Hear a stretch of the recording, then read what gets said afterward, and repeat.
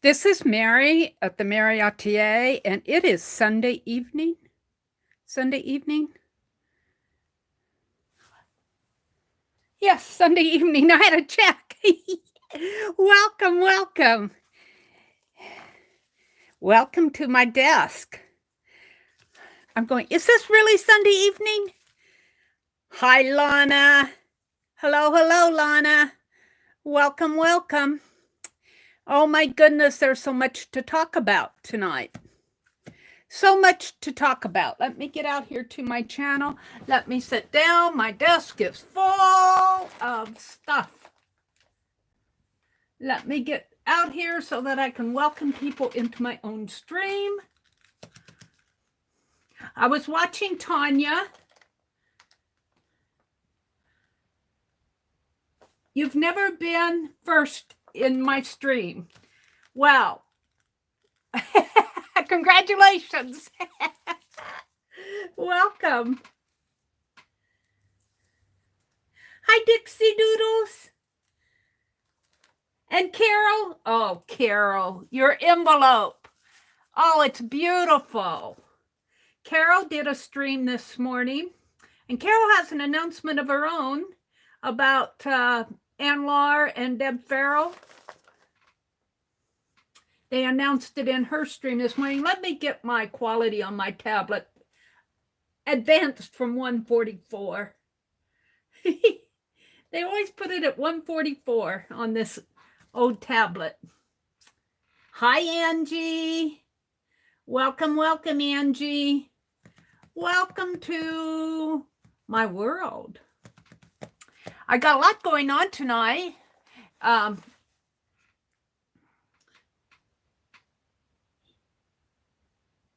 was checking chat there. I was watching Tanya this afternoon, and she did a book haul. And going, oh my goodness, she went to the library too. Look, I got a stack of books. I went to the library on a whim, and I'm sure glad I whimmed. I'm sure glad I whimmed. So, and look at this. My brother has been saving postage stamps for me. I'm going to make some postage stamps clusters. Maybe we'll get to that tonight. And, oh, you know, I bought me a little box of candy. It only had 3 pieces in there. I ate them. I ate them. I'm going to give a chance for people to get in here. Whoops, there's another stamp. Before I chatter away here. But this will make a good template for the hearts project that I'm doing with Becky. I might cut this down just a little. But I think what I'm doing will fit on here. Now, this is not my painted paper, my painted fabric one. Hi, Terry Al. Welcome, welcome, Terry. Welcome, welcome. Hi, Rhonda. Good evening, Rhonda. Welcome, welcome. This is, I'm slow on this project, but I am getting it finished. I'll probably work on it again tomorrow. I work on it on Mondays when I work with my stitching friends. Hi, Linda. Welcome, Linda. Welcome, welcome, welcome. And this is, Becky called it Hearts of Love. And I'm going to do 5 main ones and keep one for me. And I'm working on them. I'm working on them. They'll get sent out. But then I'm going to do some throughout the year too. So, yeah, these will be my template off of the candy. And here's the candy to prove there are only 3 pieces in here. And I thought, oh, look, I'm thinking a good stamp. It's got a good gripper here. It's got a good gripper. So I'm going to try to do some mark making with that. Oh, and well, one more thing before I move on here. While I was watching Tanya, I did the episode 6 with Becky's Crochet Along, and I'm doing little blocks for mine. I'm not making a big Afghan, and I think I'll roll them into. I think I'll sew them together and put them in a roll. I don't have my other blocks out here, but this is the 6th block. I think it's called the Suzette stitch. It's on, I think it's Becky's latest video. Carol's going to get her French fries. She says hi to everybody coming in. Hi, Elise.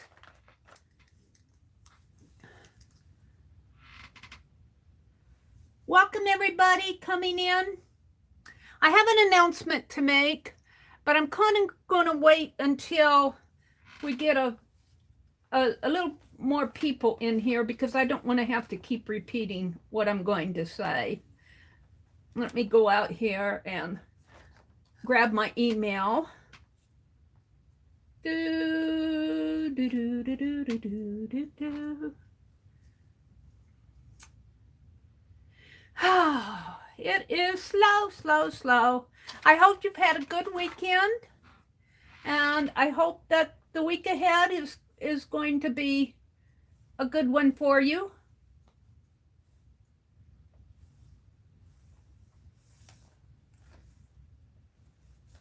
There we go. Linda's here. Elise is here. Hi, Nina. Hi, Jersey Laura. Welcome, Jersey Laura. Linda, Rhonda, Angie. Anyway, this is called the Suzette stitch. And I was working on it while I was watching Becky. It is a pretty stitch and it's an easy stitch.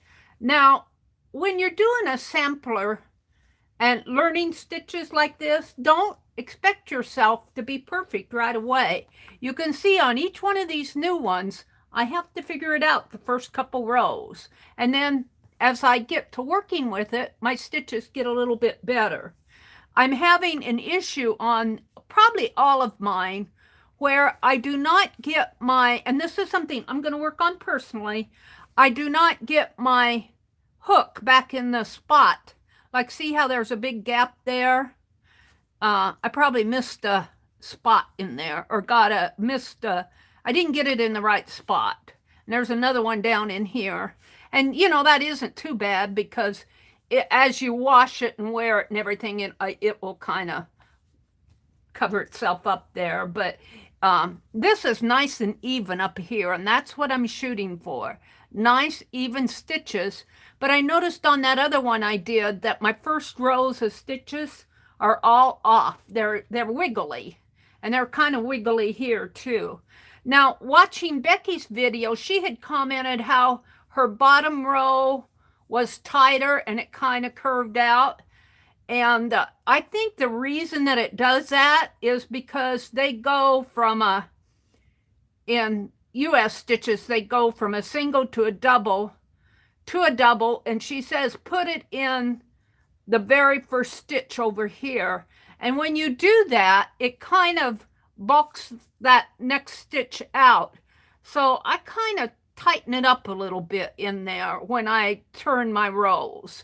And I think that has helped it not bulk out so much and keep the bottom row. It's still a little shorter, but not too bad, because it started doing that and I'm going, oh, it's bulking out because, well, you can tell right here, kind of see how bulky that stitch is. And I went back in right there and kind of didn't put it in this stitch here. I kind of worked it in there. So just saying,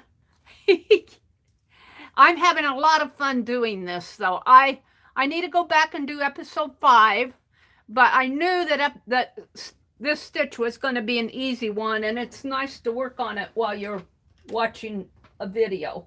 But the only thing is, my yarn gets caught in my earbuds. It gets all twisted up in my earbuds, and I'm untangling my earbuds.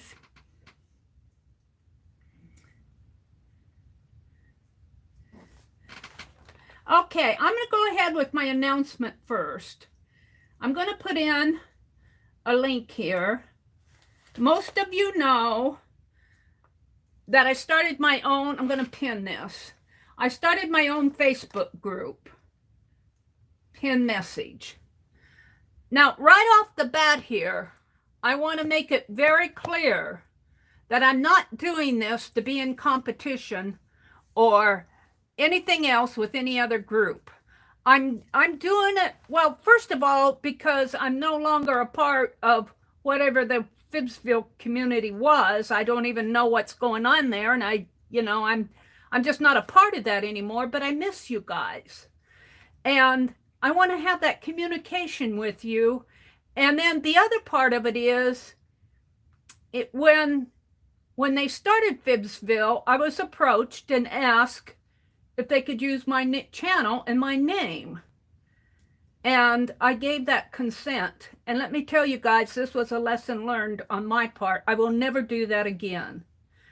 I will never, ever do that again. I don't mean that bitterly at this point. It hurt a lot, but, it was really, I learned a lesson. It was a lesson learned on my side, because a lot of you associated my name and my channel with that group, and I had very little say as to what I could actually do there. And so, and I'm just saying that's the way it was. I'm not saying it as bitterness or anger or anything like that. I'm just saying that's the way it was. And now with this group, I have a little bit more say about the direction that I want to take the group and what I can do in the group. I'm hoping to be able to do some creative things over there. Right now, I'm asking 3 main questions, of course. If you want to be a part of the group, the link, I pinned the link.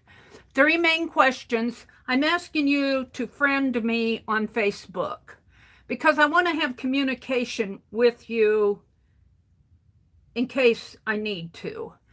And I'm asking if you are interested in art or crafts or whatever your interest is. I want to be sure that you're not some not woodworker, some mechanic or something like that out there. I mean, you can be a mechanic, but this is an art group, is what I'm saying. And then the third one was, will you abide by the group guidelines? And I do have a fairly large group of guidelines where I hope that I've spelled everything out understandably. So those are the 3 questions. We have 2 moderators, which will be, I don't think she's in here. Lala, oh, there she is. Hi, Lala. Lala Gamma is a moderator. Oh, 3 moderators. Lala Gamma is, and Arlene said she would moderate, but she said she doesn't get on Facebook as much as she used to, and I completely understand that. But she's a good one to go to for questions. So she's a moderator, and so is Diana Art. And right now, the group is just mainly getting a start. There's a lot of welcomes. Welcome, welcome, welcome. And I invited a lot of just off of my friends list, and as they accept the invitation, they come in. I'm not auto-adding anybody. I thought I could, but I can't. So I sent out invitations, and I completely understand if you saw the invitation and you're choosing not to. For whatever reason, that's your business. I don't care. I invited you. You've been invited. And that invitation will stay out there until it disappears, I guess. But I felt safe in inviting off of my friends list people that I knew had an interest in art, such as Lala. And now if you look at the link up above, I'm calling it the Meridel Atelier. And if you look at the link above, if you click on that, and you may not have been invited in the first group because we just may not have been friends on Facebook. But I want to emphasize again, this group, in no way do I mean it to be in competition with any other groups out there. There are a lot of groups out there. And when I first started streaming, I didn't want to do a group. I just felt like I didn't have the time. I didn't want to spend the effort and all of that. So, but my attitude has changed. I have the right to change my mind if I want. And but I don't want you guys to feel like I'm trying to best out anybody or try to get in competition with, because that makes it not fun. It's not fun when you do that. I just want to kind of make that clear right now. I'm doing it most of all so that I can have more say over the direction where my channel is focused, and I can communicate more with people who join the group. Those are my goals. And then also there's art. So that was my big announcement. I hope to see more of you joining. If you join tonight, give us a chance to accept your Lala's here. She can accept you if you join, but just give us a chance to get you in there. And then I want to say, you're going to see a lot of welcomes at first. There's just a lot of welcoming messages, but it will die down, and we'll get it. It's not just a link sharing group. This is an art group. I decided to include chat, and you can drop links to art videos and just general communication that we have back and forth as art groups. I want to do some other things in that group. I don't want to get you guys involved in a lot of swaps and, you know, events and all of that, because, well, there's enough going on here, especially in January. Everybody's doing something. I just want to talk to you. So that's all I have to say about that. Thank you, Lala. Meri, don't do Facebook. Oh, that's okay. But I'm glad you welcomed me in your YouTube channel. Yeah, if you don't do Facebook, perfectly okay. Perfectly okay. And, you know, I understand that, because I have to be honest, my attitude toward Facebook in the last year or so has been, I don't have time for it. You know, I did do Facebook. I had a lot of friends on Facebook, and, you know, I really like Facebook because I can get in touch with some of my old college friends, people that I have known since I was in 6th grade. You know, so I like Facebook in that regard, but I have to be honest, I don't spend hours and hours and hours on Facebook either. So if I sent you a friend request or a request and you don't do Facebook, that's okay. I probably wouldn't have sent you a friend request on Facebook or a join request if I wasn't your friend and if you weren't on Facebook. So I kind of solved that one. But I don't want anybody to feel obligated either. I expect the group to grow slow. I don't expect it to be a 500, 600 member group or anything like that. And if it stays small, I'm completely happy with that, because I can talk to you guys and you guys can talk to me. If you ever try to carry on a conversation with 300 people at this, you know, in a room, yeah, I mean, you know what I'm saying?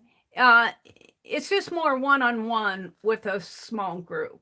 And I'm not saying I'm going to keep the group small. I'm going to let it grow to the point that it grows. But if it doesn't get big, that's not going to bother me. And I also want to emphasize one more time, I don't want anybody to think that I'm in competition or if I'm trying to best anybody else out. There are a lot of people that have groups already, and that's fine. But I'm not trying to be in competition with them. I just want to be able to take the group that my channel is associated with in the way that I want it to go and the way that I want it to grow. Carla's here. Jacqueline's here. Carol's here. Carol, I'm going to tell the gals what you said about Sunday in your stream, because I found that very, very generous of you. Carol is going to give up her time, I guess you could say, on Sundays. So Ann, Lar, and Debbie Farrow, I think they're going to go on StreamYard together. I'm not sure exactly what their plans are. Can stream during that time. So I think Carol will probably be on Saturday mornings and then her videos and everything. That's what I understood from her very excellent stream yesterday morning, or this morning. I missed yesterday because I was running to the post office. I got my little Valentine gnome sent off to Ruth and some other things I had to get done. The Bengals are going to the Super Bowl, Jacqueline says. Woohoo! Hi, Tim. Welcome, Tim.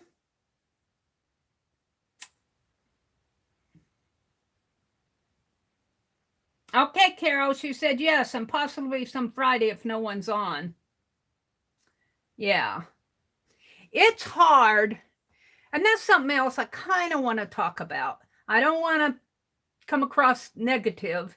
It is very, very hard now because we have grown so much with streaming. It's very hard to find a good time to stream when somebody we know is not streaming. And I personally, my own personal, this is personal to me, thought is if I see somebody like Lisa streaming or Beth Schuler streaming, I'm not going to hop on and stream at the same time she is. But that's my own personal reaction to it. But it's okay. It's okay to have people streaming at the same time. That isn't where I was going with my comments earlier. And you'll see in my description box, I had a little bit of help with writing that sentence to make it sound polite. Sometimes I write things and it's taken the wrong way. I'll tell you, it's taken the whole different way than I meant it. And I'm going, what happened there? Because I messed that one up good. So I did get some expert help in writing that sentence that's in my description box. I'm going to paraphrase it in my words. So if I mess it up and insult somebody, I apologize in advance. But what I don't care for is if people come into my stream while I'm streaming and invite somebody else over to another stream. And I'm not pointing to any one person or any one circumstance. I'm just going to say it's happened over the years. And, that personally is something I don't want to have happen. But that doesn't mean that you can't announce that somebody is streaming next Monday night. You can't say, oh, Carol's going to be on at such and such a time.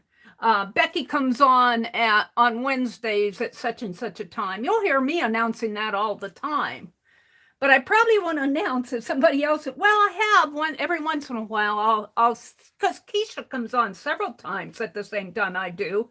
And sometimes I'll say, Keisha's on, So it's more acceptable if I say it myself than if I see people come in, and because I can pick and choose, I can pick and choose who I want to announce is on. It's coming from me as the host of my group rather than just being thrown at me.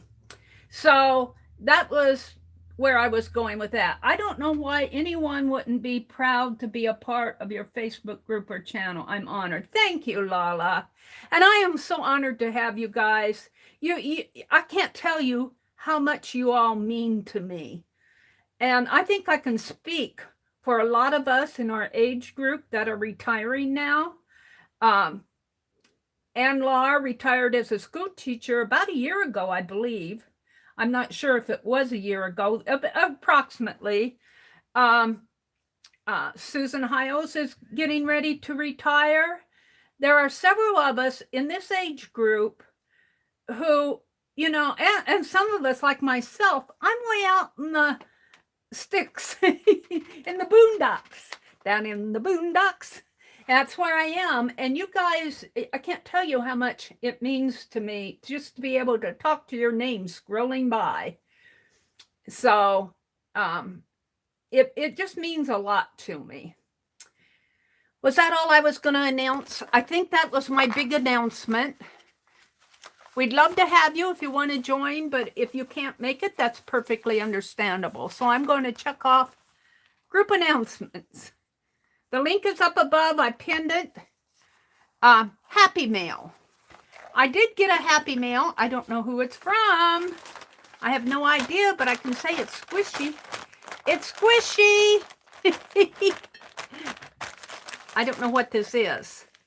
I have not ordered anything, so it's not from me. I have an order waiting to hit the send key. I haven't done that yet. Let's see what it is and possibly who sent it. I have the Gugon that was sent to me by, I'm saying A, to clean my scissors here. Clean my scissors. They're pretty filthy dirty here. And to sharpen them, I've got Riri's, the scissor sharpener that Riri, I didn't get that done the other day. I hope to get to that tonight. But A gave this to me. I'm just saying A. Thank you, Rhonda. Thank you, thank you.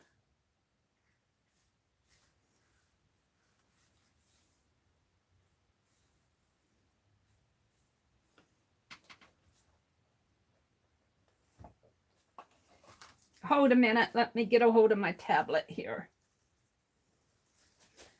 And let me report that person myself if I can.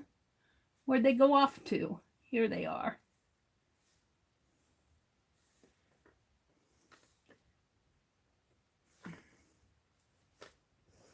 Rhonda's been whacking the trolls.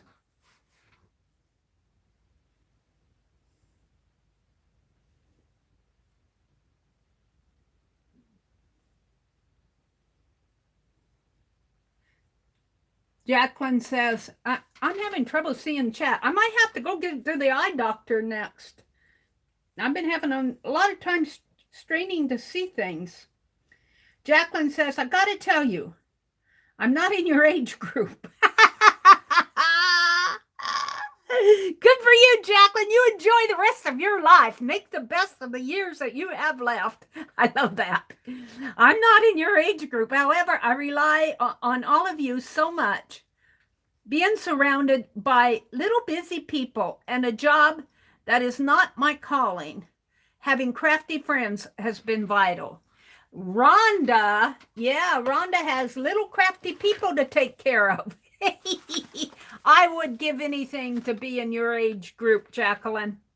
I would give anything. But you know, I don't have any regrets either. No regrets. I look back at my life and I go, well, you know, that didn't turn out the way I expected it to, but here I am and I'm not unhappy. So if you ever get into my age group, remember that. Sometimes things happen and we don't understand it. We don't, you know, sometimes I have to say, I've been put in a negative light a lot, even in my personal life. And I don't understand why, because I'm not in that sense of the whatever they were saying about me at the time. But, you know, people are people and they're going to do what they're going to do. But anyway, getting back to that, it affected my life and it affected my decisions and where I did what I did and blah, blah, blah, blah. But, you know, I look back on it and I go, I'm not unhappy. I'm not unhappy. I'm glad I'm glad I made the decisions I did. I don't have any, well, I might have a few regrets, but none to, excuse me, none to, excuse me. I could go into a sneezing competition with my brother tonight. I don't have any regrets that that's going to let me get me down. Let's put it that way.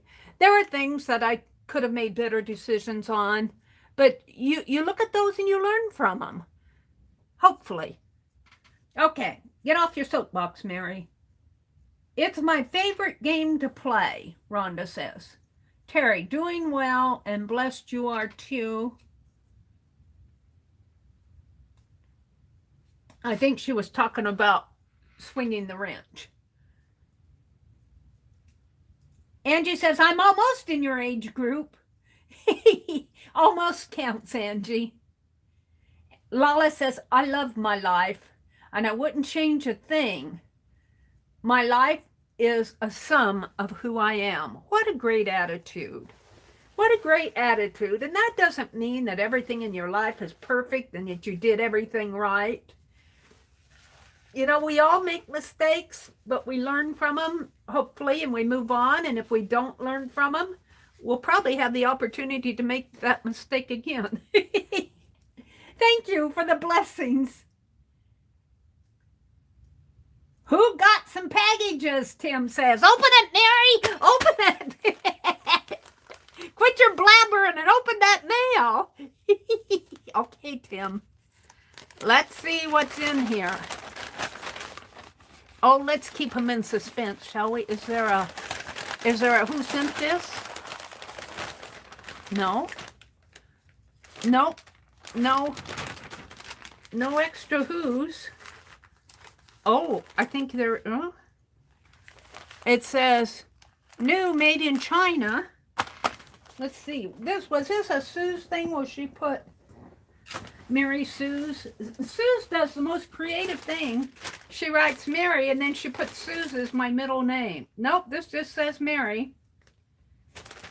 Well, this is ZNZAKKA. And it's a soft puppy. Is this black lace? Oh my gosh. Oh, look at this. Black lace for my Oaxaca doll. Oh, who did this? Who did this? Look at it. You got, let me get this envelope. Look at this.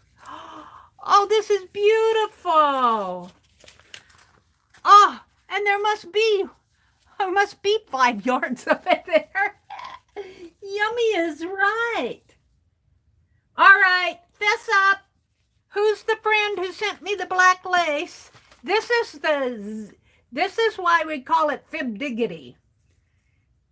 Diggity is a word. I posted that on my community tab, and it's also posted in my group. Diggity is a word that intensifies the awesomeness of the associated word. So we got intensified, awesomely intensified fibs. And this is what happens. This is wonderful. Thank you so very much. Thank you so much to the person who sent it. And I want to know who sent it. Meri, you could go to a mantilla for your, what's a mantilla? I don't know what a mantilla is, Mina. You could go to a mantilla for your doll with that lace. Riri sent it. Thank you, Riri. Riri, you are so good to me. Riri, thank you, thank you, thank you. Oh, bless your heart.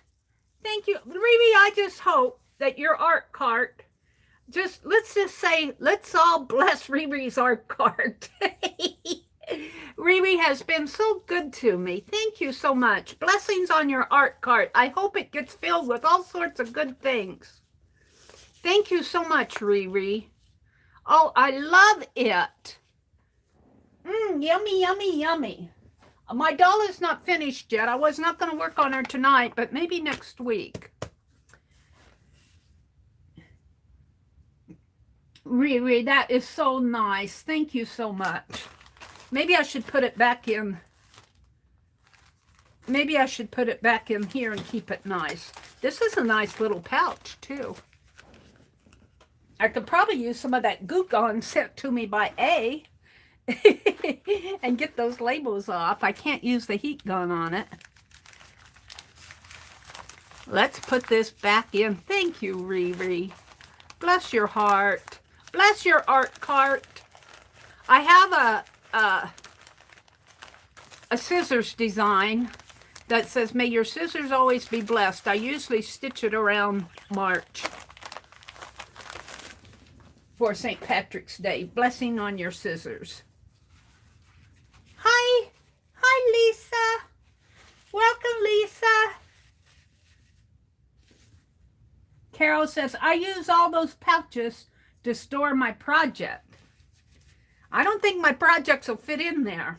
Should we do my library haul before I get started? Let's do my library haul. If you watched Tanya this afternoon, she did a library haul. Let me flip my camera down just a little. And if my camera runs out of juice, I have my other phone sitting in the wings. So if I lose connection tonight, and if it's, if it's still got time, if I still have an hour or so left, I'll plug in my other phone.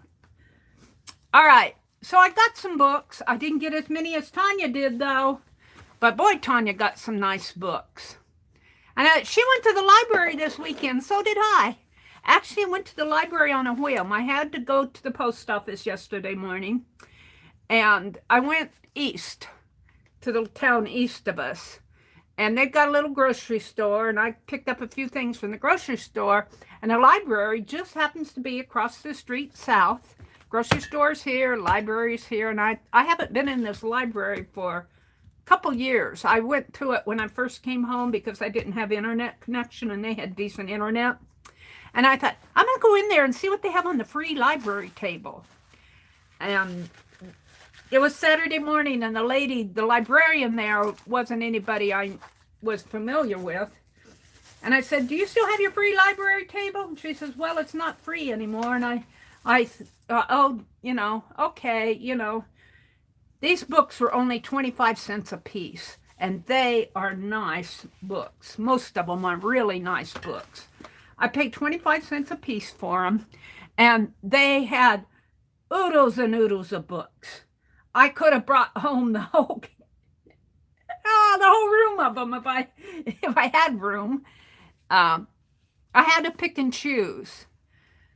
So these are the ones I chose. This one is Decorating with Grapevines. This is one I'll probably, and look, see, it has although it's not stamped or anything, it's got the library card in it. But I'll probably do fussy cutting.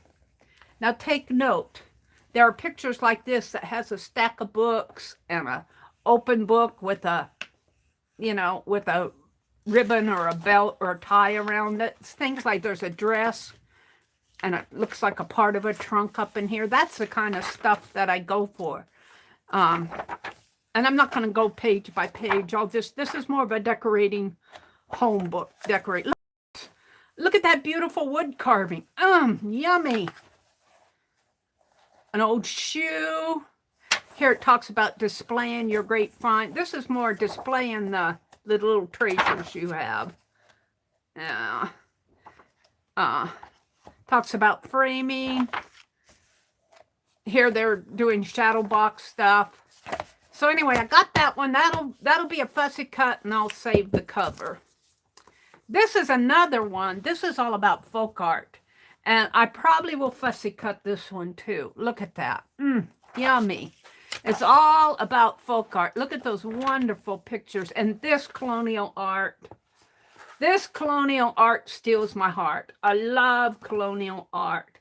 I love the simplicity of it. They're not trying to be Michelangelo or Renoir or Rembrandt or they're just doing, well, they're experienced painters, but it's more self-trained. Folk art are people who really didn't have a lot of formal training.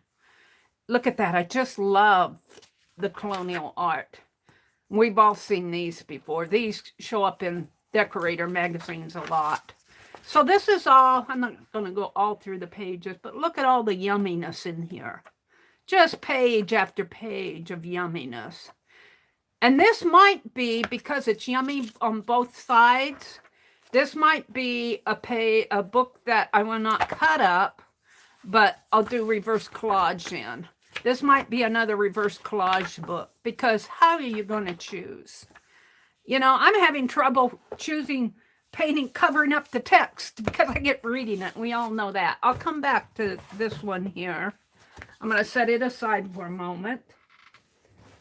And this one is going to be great for the steampunk. This is, no, it's not this. This isn't the steampunk one. There's another one down here that's, here, let's just pull it out. This one's going to be great for the steampunk. This one is all about a person that manufactures these old Hoosier cabinets. And, you know, I lived in Indianapolis, and they are on Holyoke Court. I'm not sure exactly where that is. But Hoosier, Indiana, is the Hoosier state. And these are the Hoosier cabinets. And we had one that looked about like this. I don't think it had the flour bin here. It had the flour bin here, and you'd open it up. And my mom used to put her flour sack in there, and when we want flour, we would sift it down like that.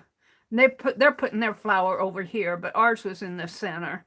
And ours, instead of opening this way, would open, the roll top went up. This looks about the same. And then this was an enamel piece. I sure wish I had that covered. My brother has it, I think. But see, look at all the pieces in here.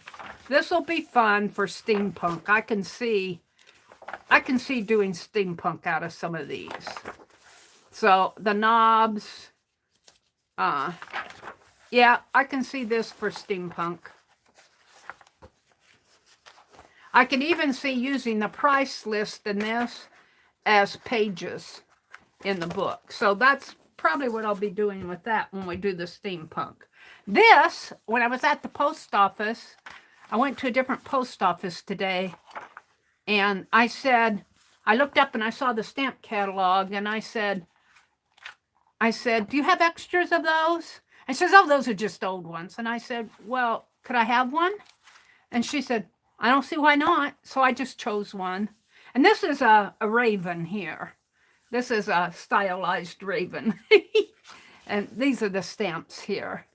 But these, like my brother gave me this whole stack of stamps that he's been saving off of envelopes when he gets stamped envelopes. He's been saying, I'm going to do some clusters. But who was it? Beth said that, what was it? Was it Beth or Nettie, they were into Star Wars. And I was wondering if they had the Star Wars page in here. I don't know. But I tried to order this from the post office, and they sent me one, and that's all I got. So I'm going to try to order them. You can order the catalogs, but I seem to got one. There's a T-Rex. There's this one's out this year. I was going to see if there was there's the droid. This is Star Wars with the droids. Who was that? I think these are Star Wars. I wonder if they'd be interested in that. We were talking about stamps. Whoever it is, let me know if you hear this. What did Mina say? I'm lost in chat. Let's stop and look at chat. Yeah, Hoosier cabinets. Hi, Lori. Linda says, I remember my grandma having one. Yeah, my mother had one. Oh, my goodness. She had that to the day that she no longer lived in her home. And then my brother took it, and I got it had a Hoosier cabinet, and then it had a little pie cabinet, you know, a tall one, like about 5 or 6 shelves. And I got the pie cabinet. My mother used to, because she didn't have built-in cabinets, so when we washed the dishes and everything, we put the plates and cups and everything in that pie cabinet. I have that. My sister got her husband's Granny Hoosier, Pink Girlie says. You can still see them in antique stores. I don't really see one in thrift stores, but you have to pay a pretty penny if you want one. But Mina says, Lala, you've heard of the Star Trek Clayons? Well, I'm a Clayon. I love all the old stuff like that. Whoops, hold on a minute. Got the menu thing. Pink Girlie says, I'm coloring and then knitting.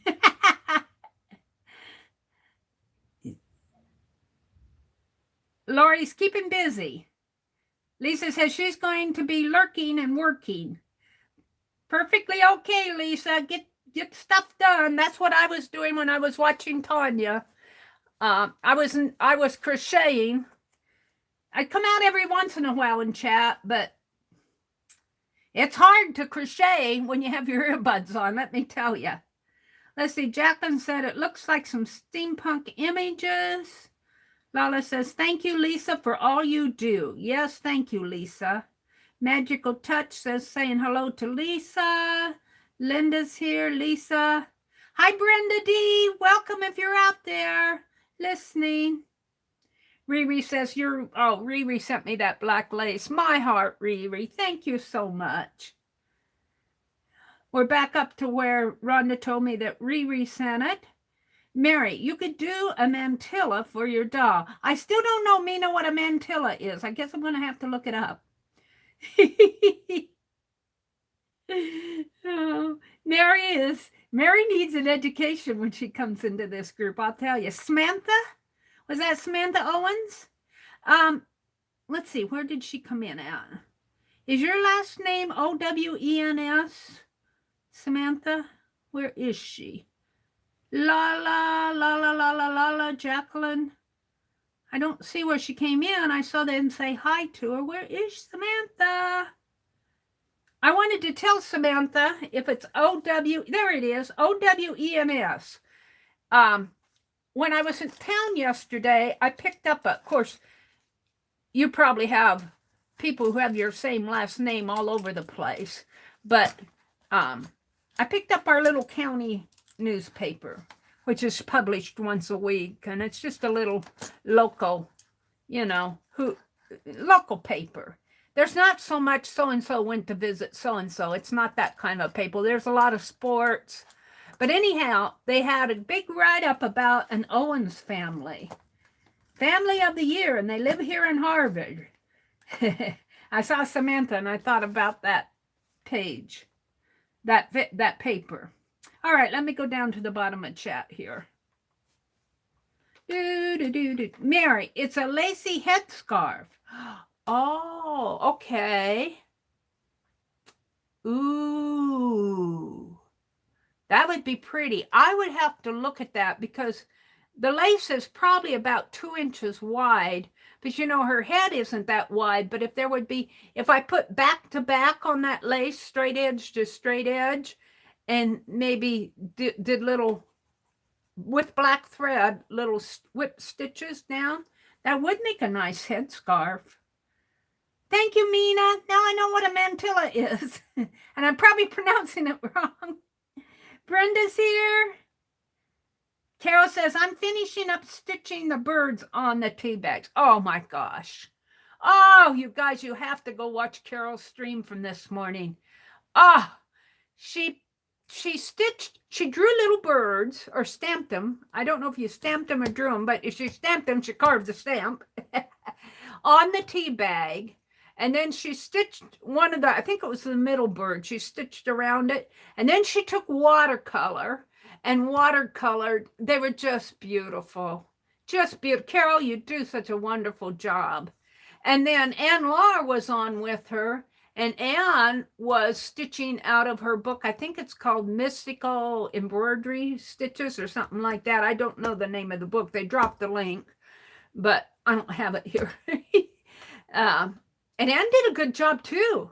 Yeah. So it was so fun to watch them. I was up real late last night because I was starting that group and I was, going out there and correcting all my errors in my posts. But that took me all night. But and welcoming people in and just getting it started. But I was up late and I go, oh no, I'm not gonna, and I set my alarm and going, I'm gonna sleep through Carol's. I'm gonna, and I woke up. I woke up at 7:30 and I'm going, because see, she comes on at 9 Eastern, Carol does, the Magical Touch, and we're an hour behind them. So if I want to watch her, I have to be up by 8. I woke up at 7:30. I didn't even need the alarm. Thank you, Rhonda. Hi, Clint.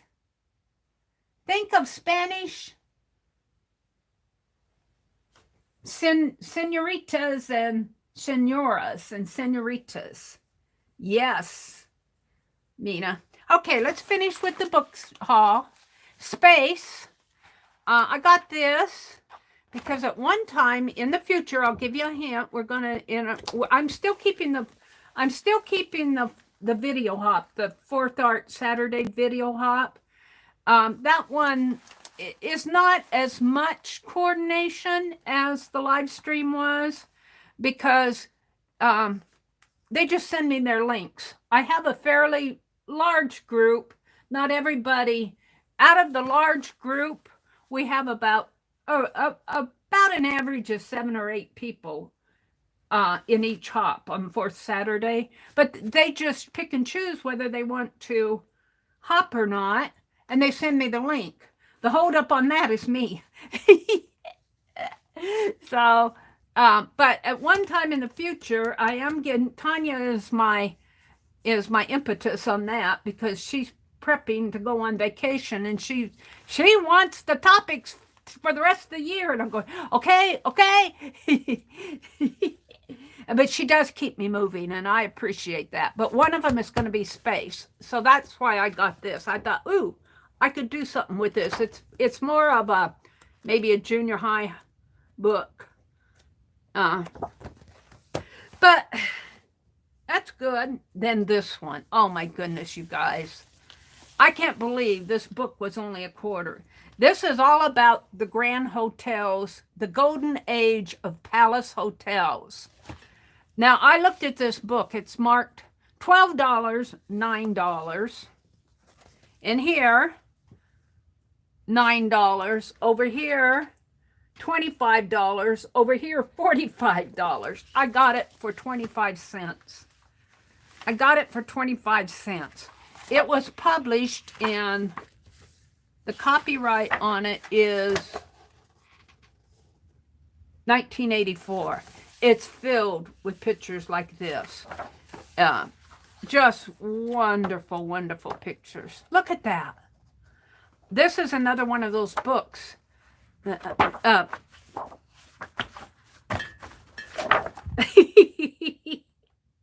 nudity. No nudity. But I do like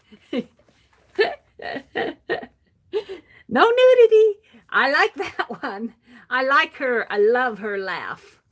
And I was looking at some of the artwork. No nudity, Meri. No nudity. I was looking at some of the artwork.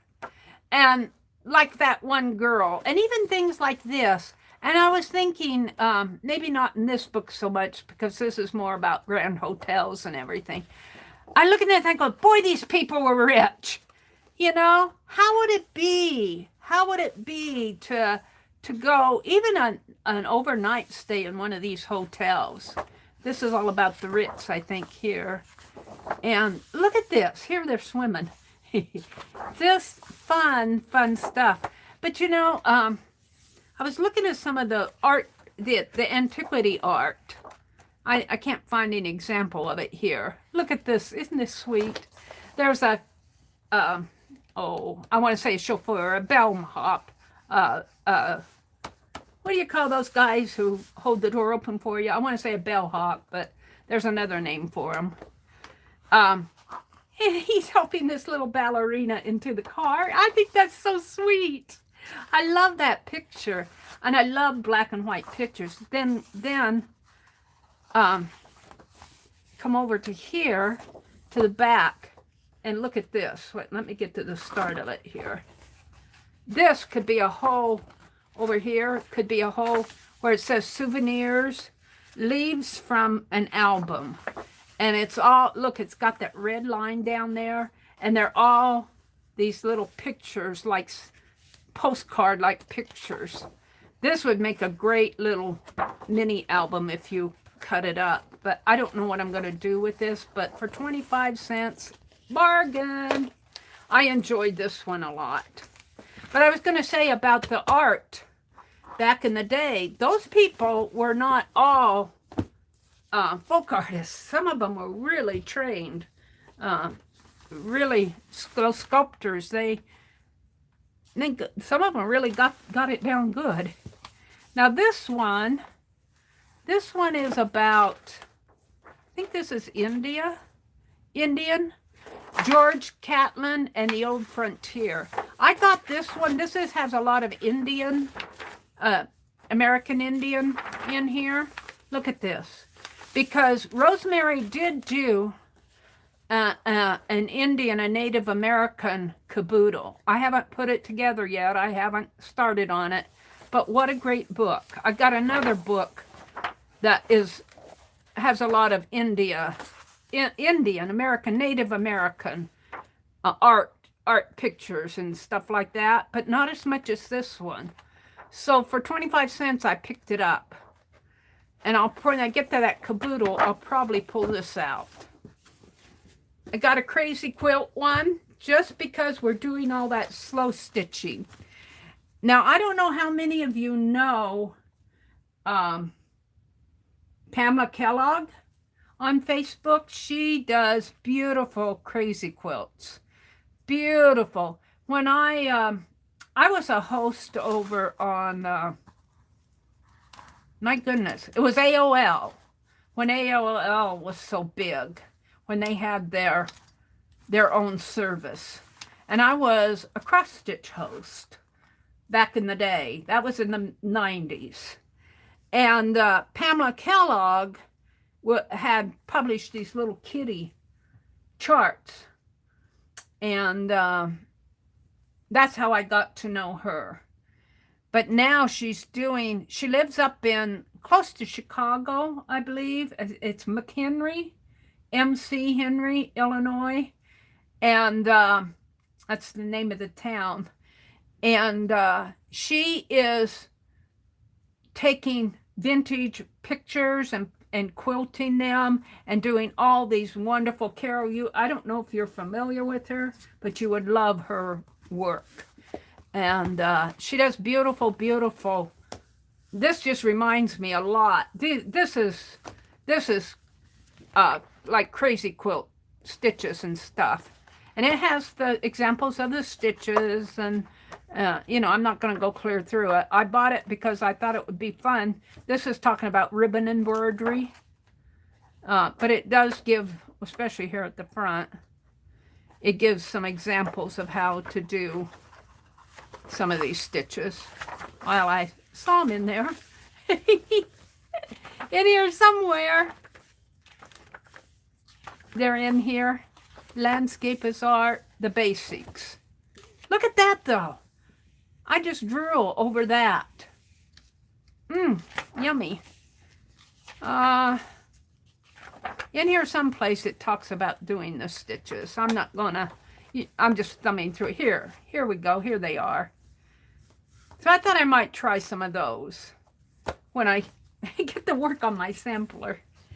And here's another one about, well, these are Baltimore bouquets. These are, this is more like a Baltimore quilt, an album quilt thing, and it's giving examples of the floral, the patterns and everything for it. I got it just because, well, also it has the library thing in there, but that isn't why I got it. I just got it because it looked interesting. I thought, interesting. Here's one on, this is a Dover book, and this is on Hawaii quilting. Now, I think by tradition, when they design a Hawaiian quilt, when they make these patterns, they take their square. You can see these are squares, and just pretend this is a square. Just pretend that's a square here. And they'll fold it all up into quarters and eighths and sixteenths, however they need. And they'll cut their little design out, and then they'll unfold it, and they'll get all of these. And it's a skill. It's a skill to make all these Hawaiian designs. Now, some of it these days may be done on computer, but I don't know if they talk about, here's where they're folding. Here's where they're folding it. See how they fold it up? They fold it in half and then in half again. And then they fold it in half this way and they get those triangles. And then they draw that little design in there. And they cut it out.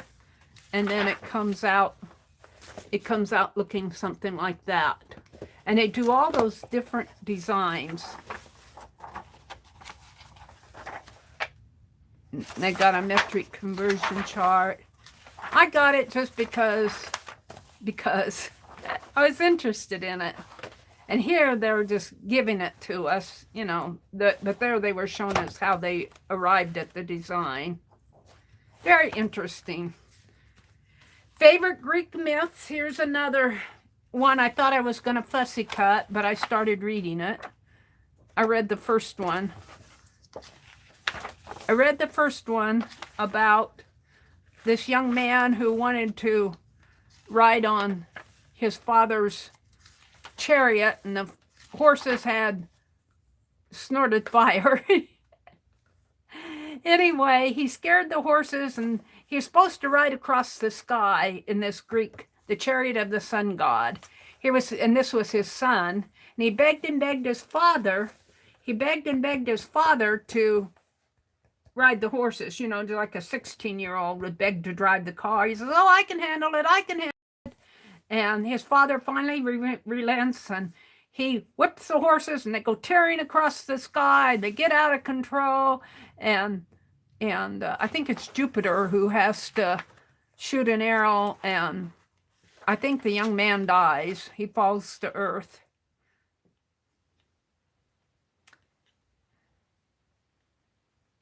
Yeah, it says,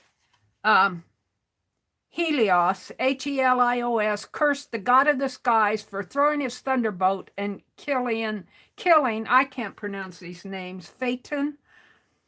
And Jupiter says, "I had no choice. The boy's ambition nearly ended the world."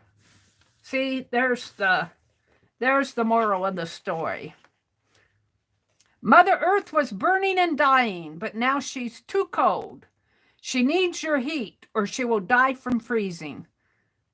"Rice, rice," roared Jupiter. "Stop blaming me for your son's death. You have work to do. The world is waiting for you." I read the first one, and here's the illustration.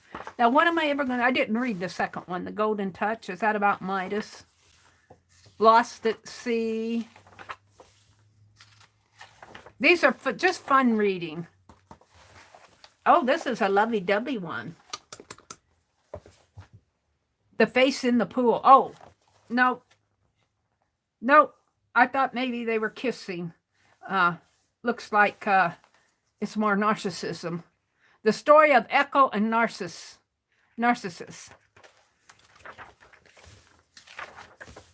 So that's not a lovey-dovey. Well, I guess you're lovey-dovey in yourself. Kissing yourself, narcissism. Ooh, look at this. A snake right here on the end of that page. That's interesting. Do they all have that at the end of the... Nope. Nope. Well, is that the end of the story? Yeah. That one had a snake at the end of the story. This one's got a heart. Anyway, favorite Greek myths. Here's another one I thought I would fussy cut. It's a decorating home and Better Homes and Garden. But look at this card all stamped. Doesn't have the card in it, but it got the date due. And it's not so much the front of it, but you get back here to some of this other stuff. And there's really some, look at that lace. And well, I saw some other things in here. Look at that. Isn't that cool? So I'll probably be fussy cutting out of this one because I love decorative items, bookcases, and here's another horse that was like on the front. And this one was falling apart anyway. See, it's falling apart. Whoops, I tore it. I tore it further. Here, see, it's falling apart. It was falling apart when look at that cottage. Look at that house. I'd love to have windows like that. I think Tanya has a lot of windows in her studio. I think this is probably a sunroom. All right. But those are fun. The one that grabbed my heart, I got to show it to you now, because this is the one I'm going to really work in. The spirit of the letter in painting. Let me come out and look here. Rhonda! Thank you, thank you. Rhonda swung her wrench again. Rhonda swung her wrench. Thank you. Let me report him, Rhonda. Report. Unwanted spam, harassment, misinformation. All of those. Should have all of the above. Was Allie in here? Hi, Allie K. Doorman. Thank you. That's what I meant, Pink Girly, when that man was opening the car for the little ballerina. Nina says, that looks like the kind of book I would enjoy. Some Post-its, Rhonda says. I think she was talking about those pictures. Debbie Epps was here. Hi, Debbie. Are you still out there? Hi, Debbie Epps. Welcome, welcome. Debbie's a busy lady. Narcissist, yeah. Thank you, Rhonda. Debbie says, the red star in Orion is from the arrow, and he has his 2 hounds behind him. Many similar stories in mythology. Thank you, Debbie. I think Debbie teaches, don't you? I think Debbie teaches. The space book. Clint says he loves the space book. Yeah. Think of, okay, we're back where Mina's telling me about the, what do you call it, Mandela? All right. All right, so let's talk about this one. This one grabbed my heart because when I still lived up in Madison, I did a whole series of letter writing. I'd sit here and I wasn't doing live streams then. I was doing uploads. And I'd put them in fast forward and I'd write my letter to you guys. Right? I wrote it in composition books. And then I'd put it in fast forward and then I did a voiceover of what I wrote. And it looked like I was writing a letter to you. And I did a whole series on letter writing. And at that time, I didn't save my research. I wish I would have saved my research. I was researching letter writing, and I think I'm going to do that again because there's tons of information out there on the internet, both in, well, used to be, in blogs and articles and YouTube videos and all over the place. There's just like we think of John and Abigail Adams. John Adams was our second president. And he and his wife Abigail communicated back and forth via letter. And I actually had a book. In fact, if you look at one of my very first videos where that romance book, I altered a book for another group I was in way back then in 2013 for an art group I was in. And the theme was romance. And I found this book with the letters between John Adams and Abigail Adams. And I used a lot of those pages in that book. It's someplace in Canada. I mailed it off to Canada. I don't know where it is now. Probably in a box at the bottom of somebody's basement. Oh dear. I'm still on Top Chat. Let me get to live chat. Okay. So I'm thinking of doing another letter writing series, and I was going to do it in just a journal, but I saw this one, the spirit of the letter in painting, and this is all about letter writing, and it focuses on the mid-1600s through the late 1800s. And they look at all these paintings, art, where there are things like, here is an ink bottle and a quill and a manuscript, or a letter, I guess you could say. And I was actually reading this. It's very interesting reading. But when I read it, it was very obvious this is an art history book written to people that are familiar with Rembrandt's pupils. I'm going, I can't even pronounce these names. But it's very interesting reading. See, here's the lady reading the letter. This is Dutch. And this talks, in this section here, they're talking about the Dutch painting, and they call it genre painting. Now, some of you probably, like Debbie Epps, understands the term genre painting. It isn't like they're painting big, beautiful palaces or anything like that. They are painting scenes of around the home. Like, I might go out in the kitchen and paint a picture of my brother eating his cinnamon roll or something like that. Well, here she's sitting here just, very, in that day, she looks dressed up here, but in that day they wore long dresses. It wouldn't catch us in long dresses. But, this was very much she's sitting in her home and she's reading a letter. And the Dutch, and in Holland, they were well known for their genre painting. And that's what this is all pointing out. I don't know if these are Dutch. I think this one is. Here's a lady sitting at her desk writing letters. They're writing. And then in here too, they're all about, I think I got this far. This is my bookmark. They're all about, see, look at that. Isn't that interesting? Writing letters. And I thought it would be so fun, because here's another book. I can't fussy cut this, but I sure could art journal it.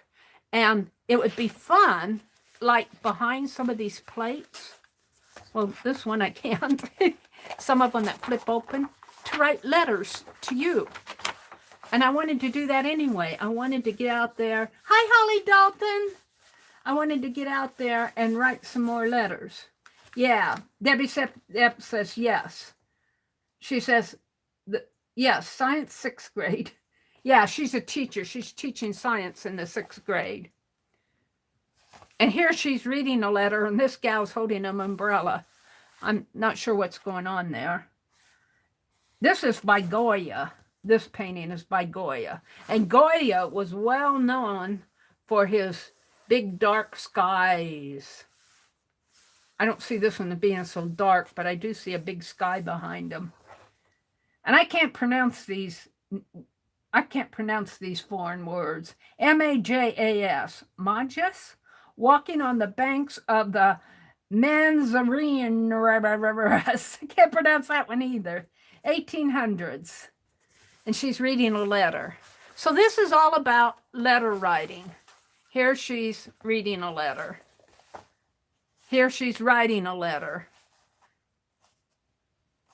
This one looks more American Civil War here. The Visit, about 1816. Watercolor. Because she's got that traditional, this looks like it might be in the mid-1800s. Now it says 1804 to 1871. Well, it might be in that. But I wanted to point out something here. Let's see, I made a list of things. My thoughts on reading the first few pages of The Spirit of Letters. The copyright was 1961. So it was before, this book was published before we had, some of you weren't even born in 1961. Some of you were. Some of you are my age. We were born, we were around in 1960. I was a child in 1961 when this was published, but certainly did not have email. We did not have social media. We might have junk mail then. But I have noted that it's long before the PC and mobile and social communications via the internet. And then they had noted in here that letter writing is a lost art. And I kind of question that, because I don't think it's a lost art. You think of letter writing as communication on paper between two people or two parties, or more than two parties. There's certainly a lot of business communication still going on by a letter. There's a lot going on email too. So our tools have changed. I don't think letter writing per se has changed. We use the internet to send email. How many of you people have your email fill up every day? A lot of it is with junk mail, but a lot of it is too. You get email from friends, you get email from family, you get email, in our case, from our art groups. It's communication. So I don't think letter writing has changed. I think our tools have changed. So I noted that in here.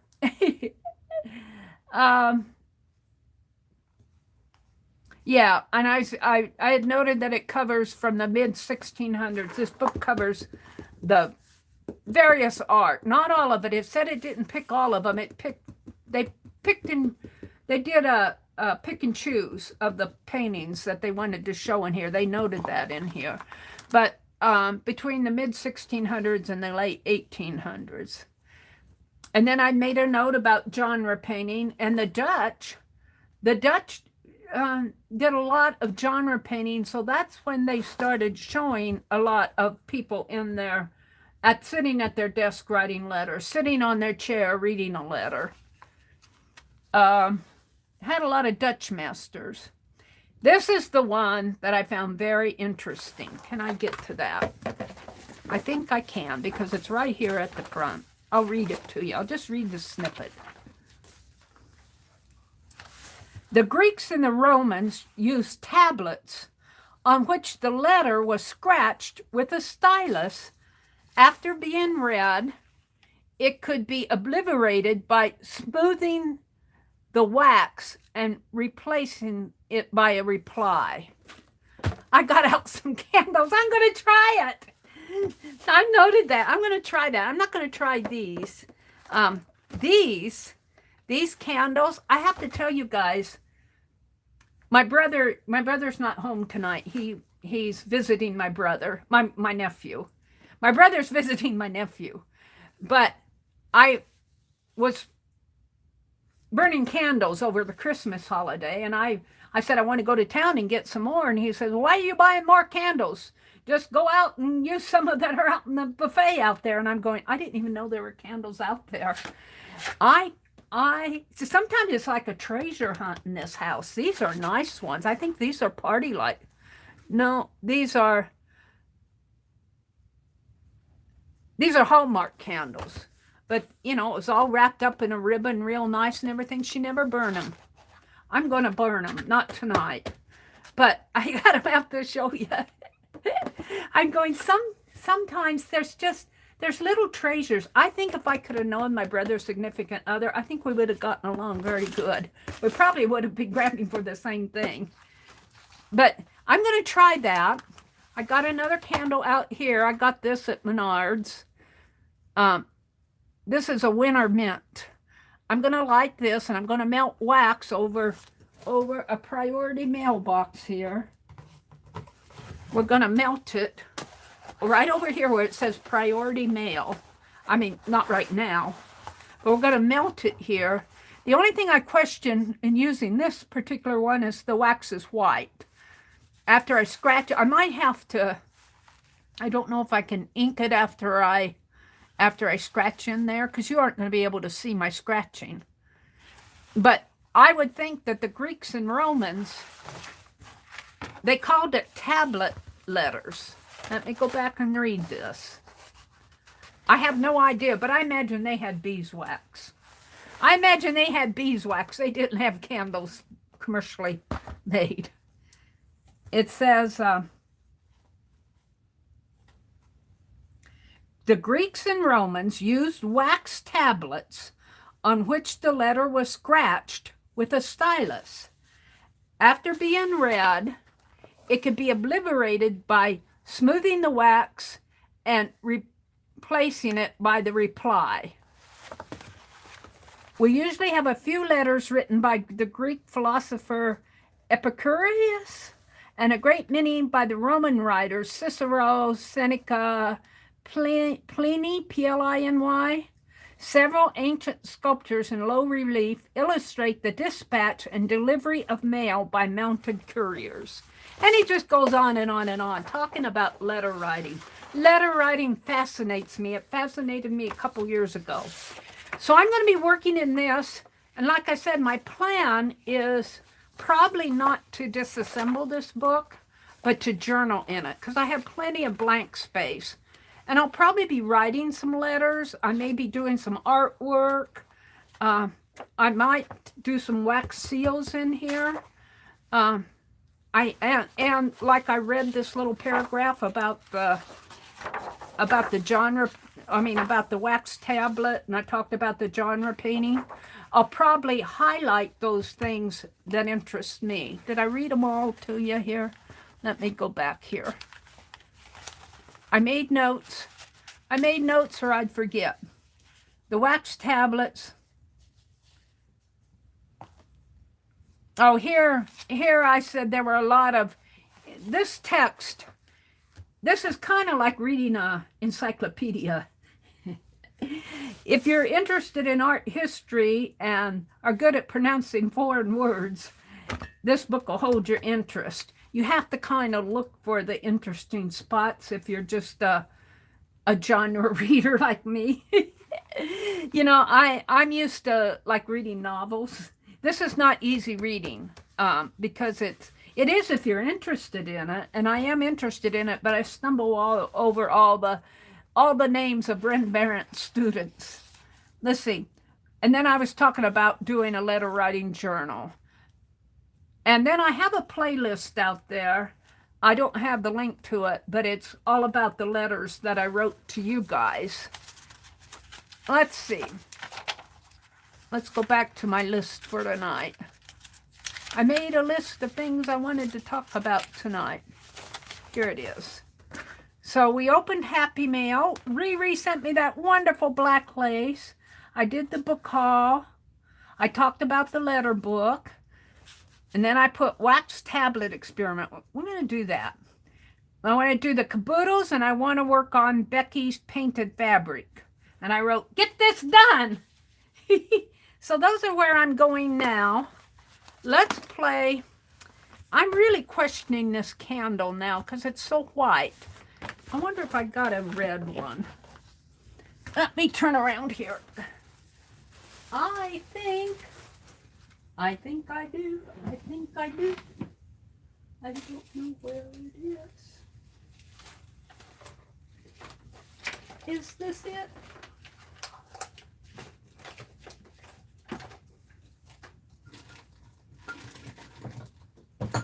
Let me go out in the living room. Wait, what's this? No, that's just a beautiful jar. Oh, here. I knew I had a red one. Here, we'll use this. You'll be able to see this one better.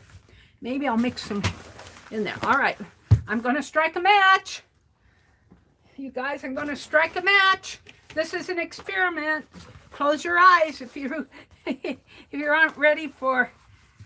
This is a priority box. Don't tell. I'm going to use it because I want the priority mail. I got this to send some stuff off. That's as far as I got with it. Don't tell. Who was it? It said that somebody had written to him. It's one of the, was that Rosemary? She got an email from somebody who said, I love what you're doing, but I'm not going to watch your channel anymore because you used a priority mailbox, and that's illegal. Let's just pretend I got this from, I figure I mailed Saturday 41 zines. I mailed Ruth Lamb's to Canada, her package. And I mailed 3 or 4 international letters. I figure the post office has made its money off of me this week. I figure the post office has made its money. And I bought stamps. I bought 2 books of stamps Saturday.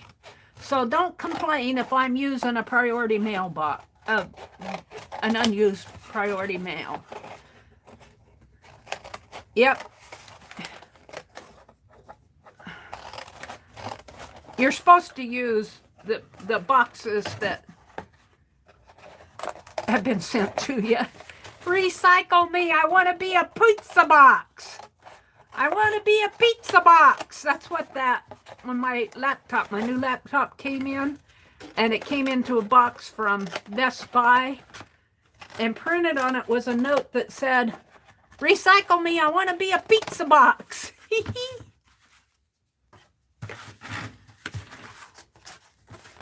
I don't understand why you can't use it. I don't know, it's their rule. It's their rule. Let's just cut it here. Let's cut it here. And all I'm going to do is try to drip wax. I might spread it out, thin it out. And I'm just going to drip wax on here. I probably should get some wax paper out. I'm going to pretend I'm a little lady in Rome. And to do this, well, you know, I could be a peasant lady. Because they probably had access to bees, don't you think? Maybe their husband had beehives. I don't have beehives. I just have candles that I got on sale at Menards. Did Sherry come in here? Hi, Sherry. All right, I was going to put a piece of wax paper down, so... And maybe we'll get Penelope out of the way so she doesn't get waxed. She says, Mary's going to wax my my pretty shabby white shawl. Mantilla. Only it's not a scarf. Okay. So all I want to do is drip wax on here and see if I can scratch. Now, I would imagine that they were not, like this is like about a 5x7, maybe a 6x8. And they called it a tablet. So I'm thinking a tablet, you probably wouldn't roll it up. It was probably, I have no idea if it was wood or what it was. They sent it by courier, and I imagine it was the upper class that did this. I think that and they commented too in that book that most of the letter writing was done by the upper class. And the people in the middle and lower classes, if they did letter writing, I got wax on here that's holding it closed. The people in the lower classes, if they wanted to send a letter far away, they didn't have a courier, you know, like a king or a nobleman or something like that did. They had to rely on somebody passing through. Now, I burned this candle before, and it's burning down, and I'm hoping that it'll melt enough around there. Maybe I can encourage it with my palette knife. I just want to get enough to scratch. See if I can scratch. Then let's zoom in so you guys can see better. And welcome. Oh, I see. Welcome to everybody who came in here. Let's see what my time is. I'm at 90%. I'm only going till 10 o'clock tonight. Let me take a breath. I got my squirt out here and I haven't even. Thank you, Rhonda. Thank you, Rhonda.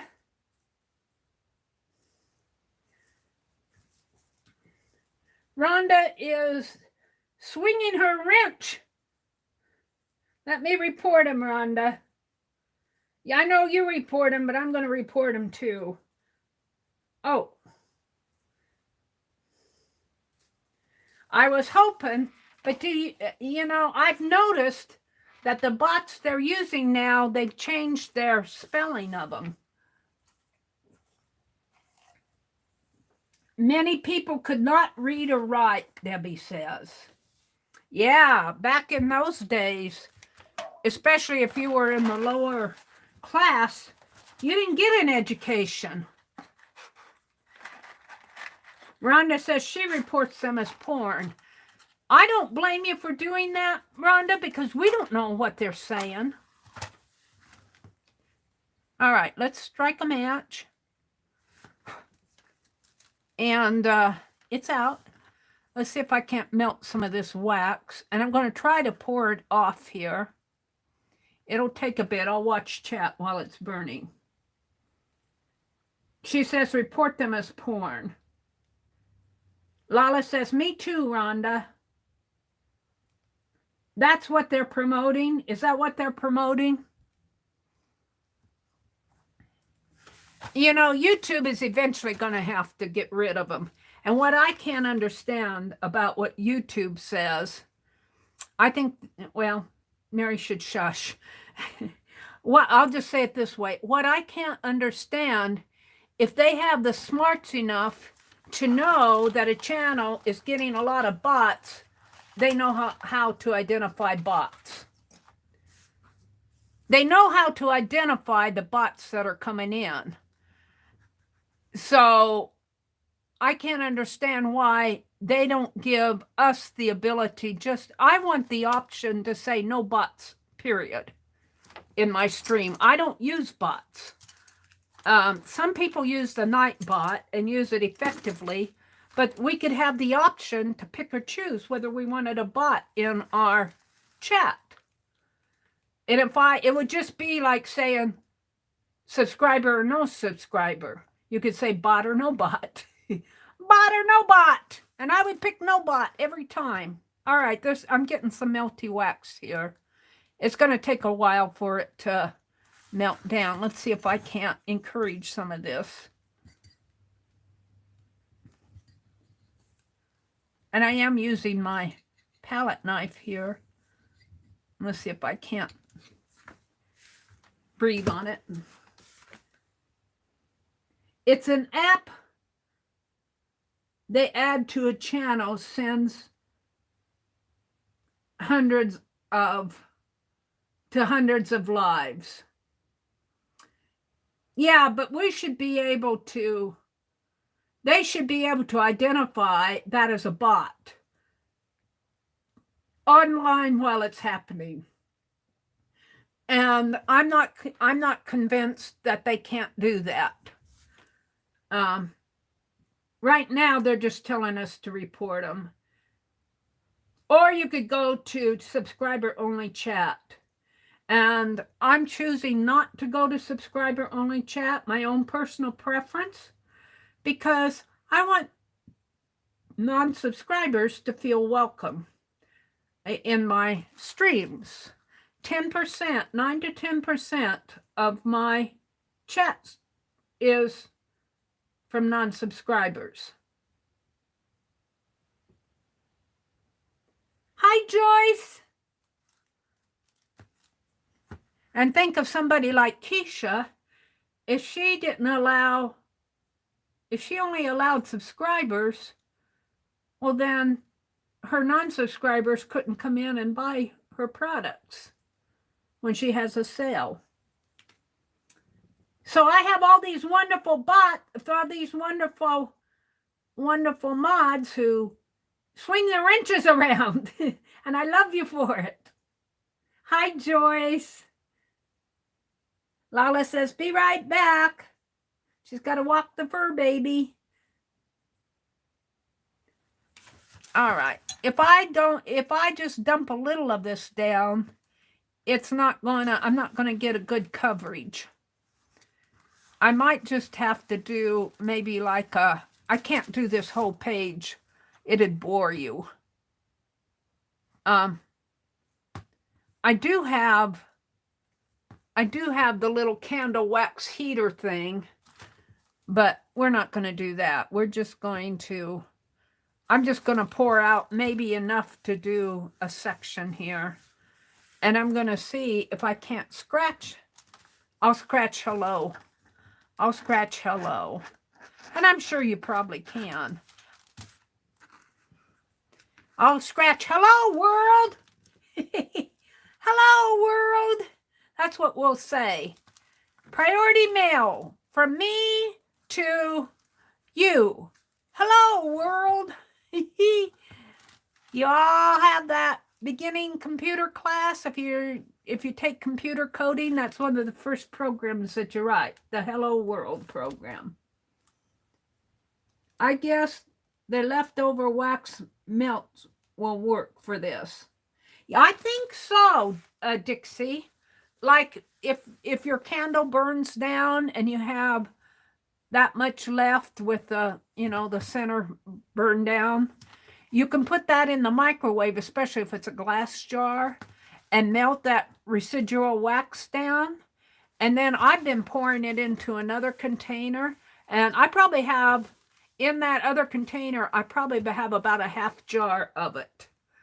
And what I'm going to do is, I've got some wicks, and I'm going to, before it gets too full, I'm going to melt that down again, and, put a wick in there, fix a wick in it, and make a candle. But I thought I would try this.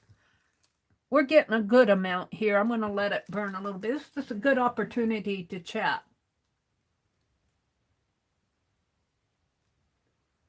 I see people are asking to join. If you are listening here, just give us some time to finish the stream, and I'll go out and check the group and welcome people in. You see, I've got the Fib Diggity, and be sure to answer the questions. And if you're not a friend of mine on Facebook, send me a friend request. You need to have an interest in art. You can't be some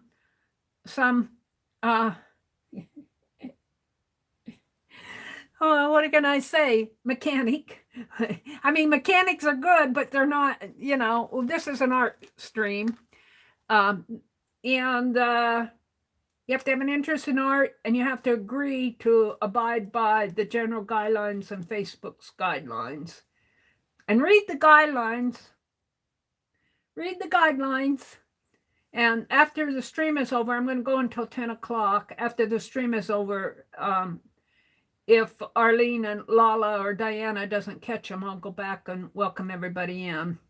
But if you're not a friend and you subscribe, if you're wanting to join my group, send me a friend request. And while we're talking about the group, let's just emphasize again, I'm not starting this group to be in competition with any of the other groups out there. I don't want anybody to think that. I'm starting it because I miss you guys. I miss the communication, and I'm starting it because I want the group to focus more on the direction of my channel. So that's kind of where I'm going with that. But, there are other groups out there. Becky has a group. Tanya has a group. Keisha has a group. Shelly has a group. Anlar has a group. Why can't I have a group?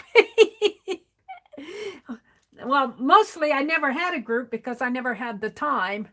But I don't want anybody to think that I'm starting a group to get back at anybody, or out of spite, or to be in competition with anybody, because that's not what I'm doing. I miss the chat back and forth.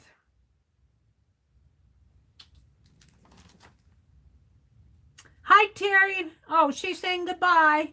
Bye, Terry. Have a good week. She says, I'm heading out. Good night to all. I'm getting a good amount here. I don't think it's quite enough to cover even a little though. And this will dry pretty fast. While that's going, let me show you. The other night when I was painting my little girl and I had to repaint her, and I grabbed the red paint to repaint the hearts. And of course I spilled the red paint. And lucky me, it didn't drip down on my rug, but it dripped on my clipboard. I got this clipboard the other day I was going to alter it anyway. I got it at the thrift store. I thought it would be good to hold some of my, some more of my, I think I'm going to have more than a clipboard here. Let's see, I thought I had a tie. I guess I put it inside. Now. Uh-oh. Oh, I'm not going to fight with that. Here. While my candle's burning here, I'm going to redecorate this. I'm going to redecorate it, not right now, but I'm going to do this clipboard. We're going to alter a clipboard eventually. I don't know if I'll get to it tonight, but it's out on my to-do list. And let's see, what else have I been working on? I've been working on this little written journal where somebody sent me this in Happy Mail. Was that you, Riri? If I don't know who sent it to me, Arlene sent it to me. But if Arlene didn't send it to me, then now I'm thinking it's got to be Suze or Riri. But anyway, these are vellum stickers, and there's a sheet of them, but you need to fussy cut them apart. Look at that little bunny. And so I've been cutting off the larger ones and putting them in my little journal here. And this kind of is inspired by Dee Dee, because she does a lot of sticker books, but she was showing a Art Nouveau journal that she's working on now. And this is not Art Nouveau, this is Sticker Nouveau. But this is going to be another little book to see, and I did some here where I fussy cut these out. And that's what I'm going to do. But what Dee Dee inspired for me to do was, and let's do it, let's let this burn just a little bit more. And let me grab a stencil here. And we'll do a Dee Dee inspiration while we're waiting. How about this Tim Holtz clock? We'll do a Tim Holtz clock behind that lady. And she used a real light touch. Let's use that light blue that's fading out on me. If I can find it here. This light blue is getting used. And we'll do the clock behind her.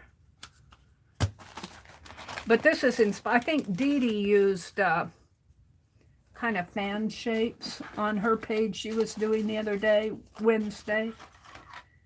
Here, I can use this.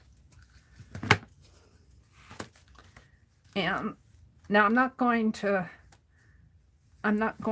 stencil on her, but you just kind of, I hope I can, maybe I need to use this side.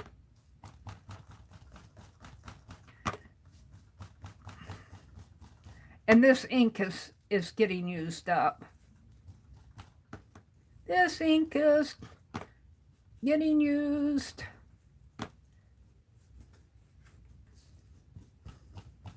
I'm putting a lot of pressure on this just to get the color through.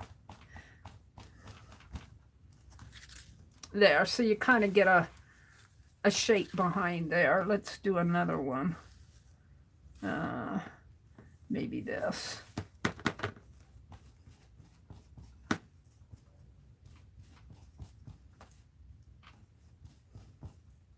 And that's really all you need to do, and then you can write your quote down in there. And so I had started doing this, and let me grab a vellum. I have some that I fussy cut, then I do not fussy cut. I think I'm going to have to dump that pretty soon or it's going to go out. I do not fussy cut out all the little things. If I do this, I'll cut it as a block. maybe a block. It looks like Chinese printing there. But all these little pearls and that, I can't fussy cut. But this lady would be nice. So I save all the little ones, and I'll use that I can't cut out, and I'll use them on ATCs or something. But let's grab a shape in here. If and I can get my envelope open this way and that way. No, it's this way. No, it's that way. No, it's this way. I go back and forth with these Ziploc bags. Let's see if I can get a lady here.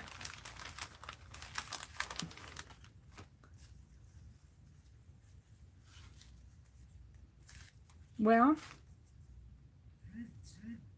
there's a lady. Here's one here. I like that one peeking out at me. She's a little larger. We'll use her. And maybe that butterfly. And what else do I have? I've got another butterfly here. We'll use those. And that's all I'm going to do. That'll be enough for... And I think I'm getting ready to dump that wax.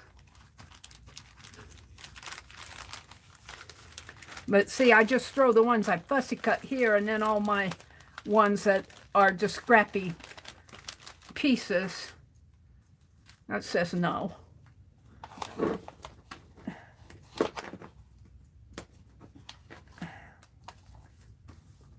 All right, hold the phone. We're going to flip the page here. Get it centered a little more.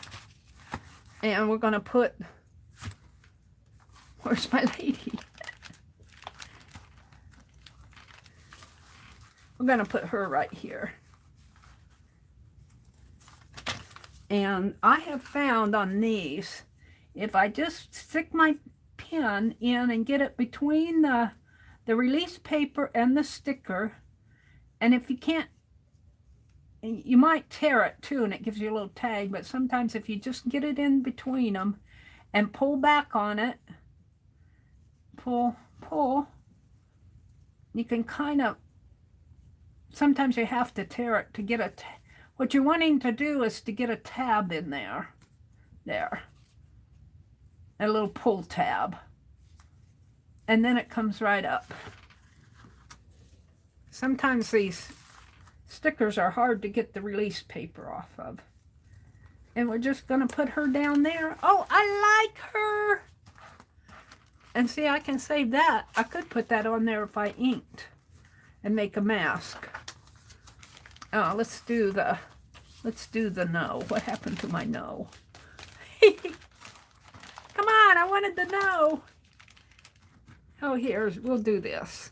This is a bow. Oh, there's the no. It's sitting right in front of me. We'll do the no. She's saying no. No.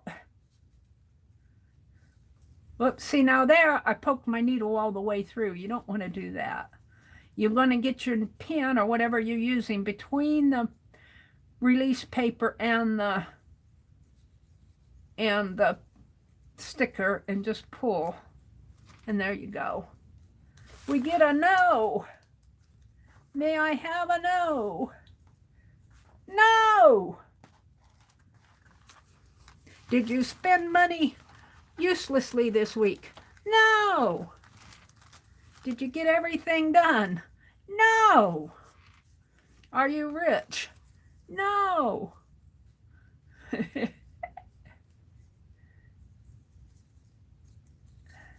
Come on.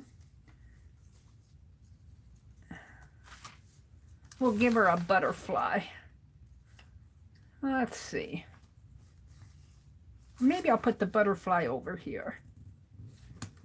And we have a bow.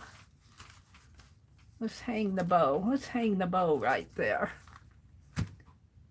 I lose more things. And it's easier than you think to get this pin between the release paper and the sticker. It usually works pretty good. And you just get it there and you kind of pull back on it, and you can separate those two papers. Sometimes there. You just kind of separate them. Fussy cutting this is a chore though. Oops, it's sticking to itself. Come on. Don't do that. We're just gonna kind of hang it right there.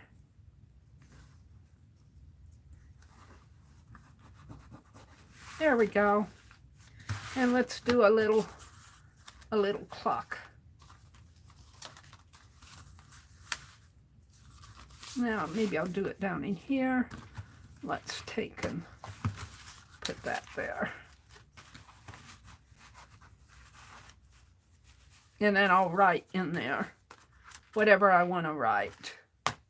And then I'll quit, because I think I got enough wax to do a sentence. A hello world. And that's all you need to do. And then you can come in and write a positive thought or keep track of your day or whatever you want. I don't think I'll save these things. These are just scrappies. We'll put them there. All right. Stencil over here. Come on, don't drop it. Ink back on the shelf. Oh, the butterfly. We'll put him back in. I had an extra butterfly. We'll use him another time. But I'm going to have fun, because I got oodles and oodles and oodles of stickers in here. Whoever sent that to me, thank you so much. All right, let's go to the wax. Let's see what's going on. Another one, Rhonda? Did you do another one?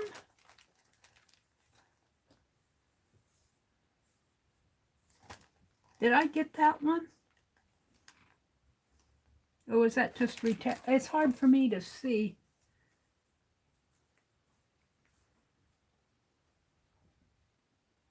Oh, I guess you just retracted a message. Alrighty. These would make good masks if you wanted to ink over those and block out your ink. Okay, we're going to try this. And I'm going to pour it out, hopefully just right in here. And I'm going to try to scratch Hello World on there.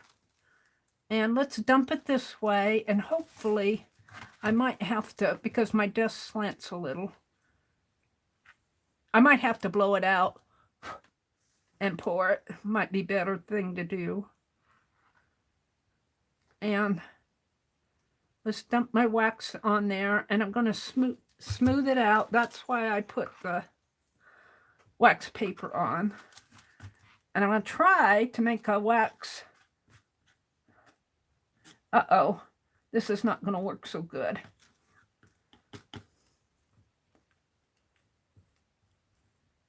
This isn't spreading very well. That's the problem. How did those Romans do that? How did they get a nice smooth wax? They probably didn't have commercial candles. They had beeswax that probably smoothed better. Let me hit this with the heat gun. That might help too. Let me spread it out a little. I could use Crayola.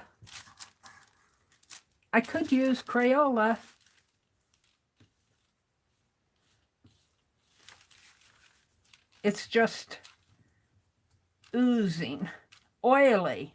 I'll bet there's some sort of oil in here to make it smell good. All right, let's clean it up a little. Who wants a dirty letter?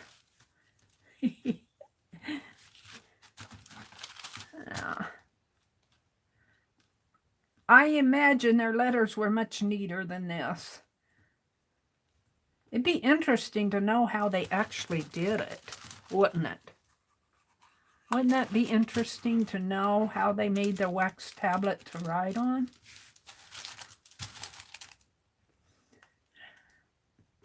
All right, I think I'm getting it. I might need to I might need to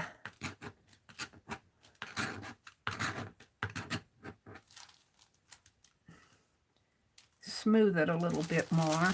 Ignore all that. I'll paint over it. I'm trying to shape it into a pretty square. I could cut that out too. It's still warm.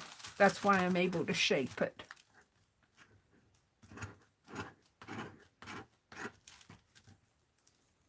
All right.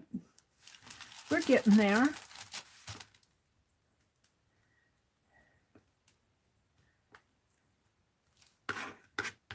Let me zoom in a little bit more so you guys can see it.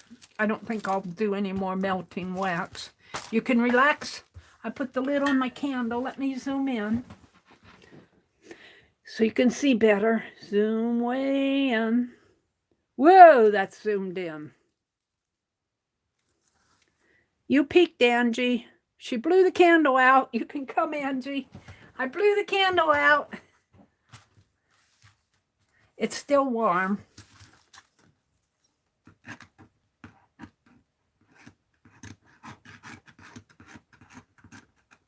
I don't know. You might want to scratch in it while it's warm. If you scratched in it while it's cold, it might chip. We don't know. I'm going to cut this out to make it look neater. I wanted it to say priority mail. Maybe I'll just paint it.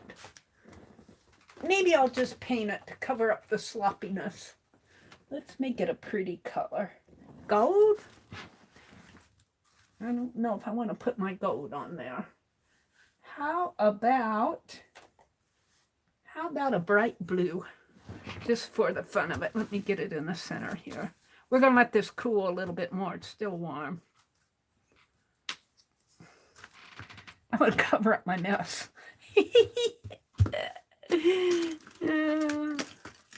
You know, I had to repaint my little gnome the other night. I got her all ready to go, and I said, let's varnish it. That was the wrong thing to do. It blurred the black permanent marker. It blurred it. Oops, we don't want that. Well, maybe I'll just paint them out. I'm covering up my mess. We'll leave the priority mail. Maybe we'll cut off the bottom half. Or maybe we'll put a picture on there.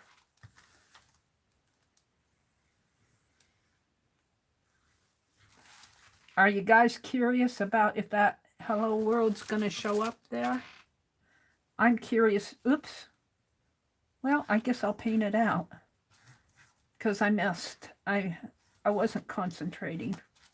I have a fragile tag up here. I'll put, please handle with care, it's fragile. Let's get some more paint on it. Oh, you guys aren't seeing because I'm zoomed way in.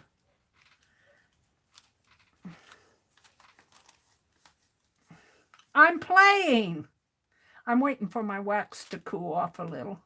It's nice and smooth now. It was kind of hard to get it into that shape.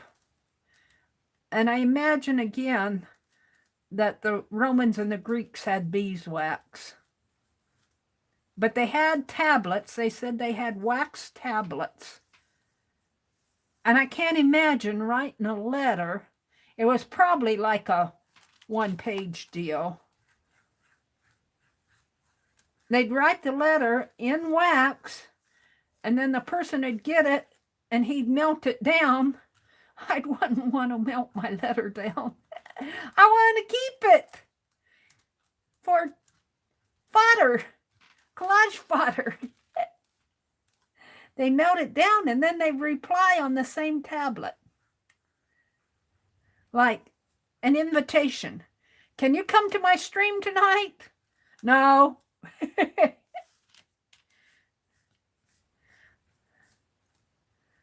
All right, we're going to let that dry a little. Hi, Jen. Let me just turn this. The page is kind of wet, but I don't care what's happening on the back.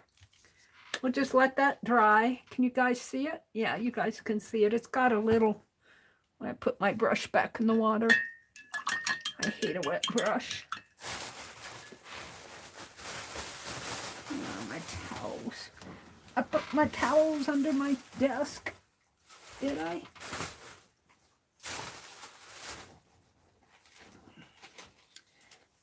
Yes. And then I kicked them further under my desk. Yeah. It's what, 8 o'clock? After I get done doing this, we're going to paint. We're going to do Becky's project, painting fabric. This shouldn't take too long. I'll wait for this to dry. I can't heat gun it or it'll melt my wax. Well, I can heat gun this down in here, but it's drying pretty fast.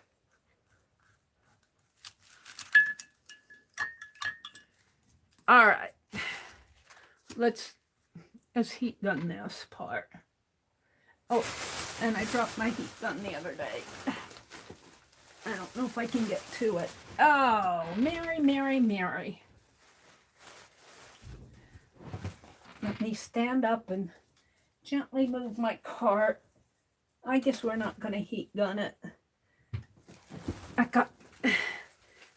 It's not going to work. Let's grab this and fan it a little. Let's set it aside. I'm going to wait for that to dry before I move on.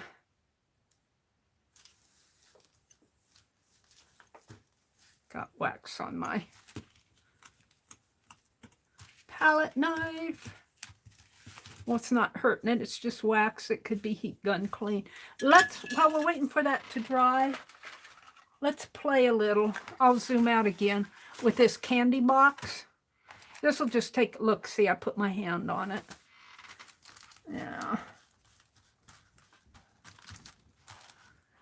Let's play a little and see if this will print. Let's get a piece of scratch paper here. And I'll use that same, we'll use this. This is my notes from, we gave my little gnome girl away. Let me zoom out so you guys can see. You had me at food, Rachel. Hi, Rachel. Rachel says you had me at food. I'm just going to smear that on with a foam.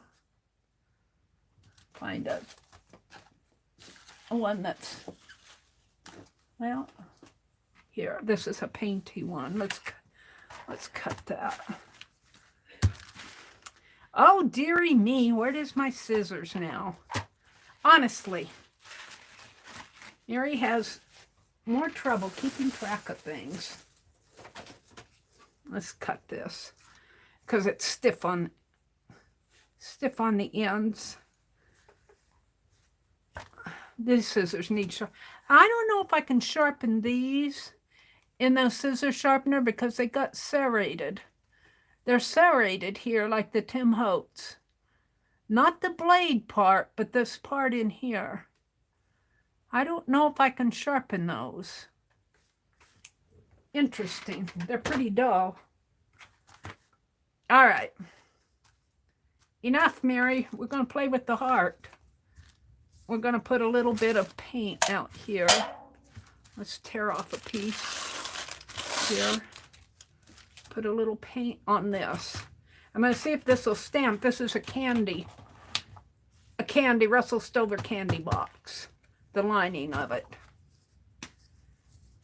And if it does, well, geez, it'd be fun to do some jelly printing with that too, wouldn't it? Well, let's just sponge it on there. Third hand. My elbow is always my third hand. It should print just fine.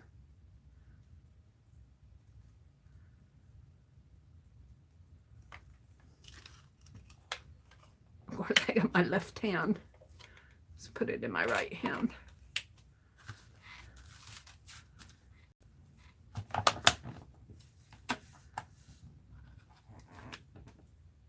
You can't get even pressure on it. I'm just getting pressure where my fingers are. Yeah, I need more of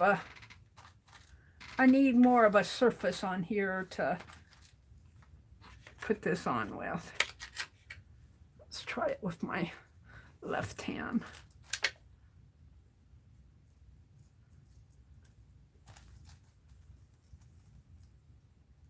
You want to get a lot of paint. I didn't have a lot of paint on there. You really need to dip this in paint, but I don't have enough paint on my wax paper. I kind of like that anyway. Let's put it next to it here. See if I can't get a little more even pressure. It's just a candy box. There we go. Oh, I like it. Let's do a ghost one.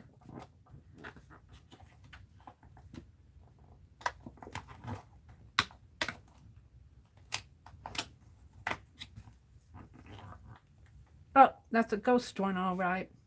All right, that was fun. Let's go back to my wax seal. At least I know how that printed. Let's go back to my wax seal and see if I can't scratch a hello world in here. Zoom in again. Is Linda saying good night? Good night, Linda. Thanks for coming. All right, let's scratch a hello world. I'm going to use my needle as a stylus.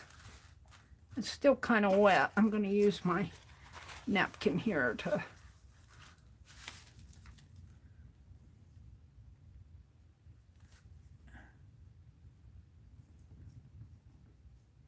I don't know. It probably took them a long time to write a letter. How would they ever have done that with wax? I'd love to see one of those. I guess I can get it dirty. I can get it dirty with the paint on my fingers.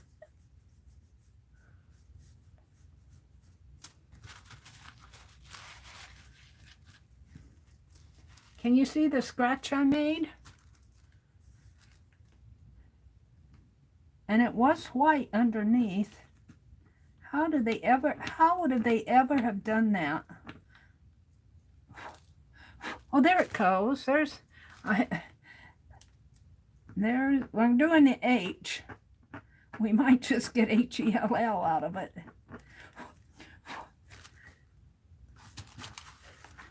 They probably had scribes. Bring out the scribes. How would have they ever done that? Of course, now they probably had beeswax too. They said they had a stylus. What did you do this week? I scratched a letter to my friend. What did you sell him? Hello.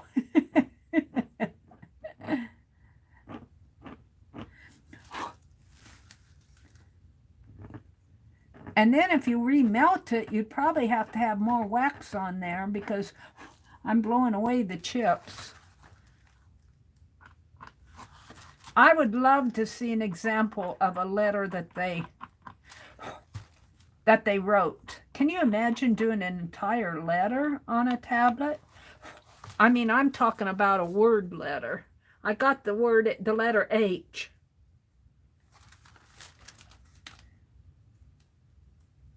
Let's do the E.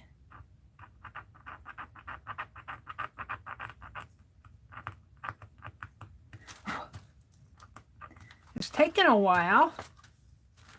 I get bored. I get bored real fast.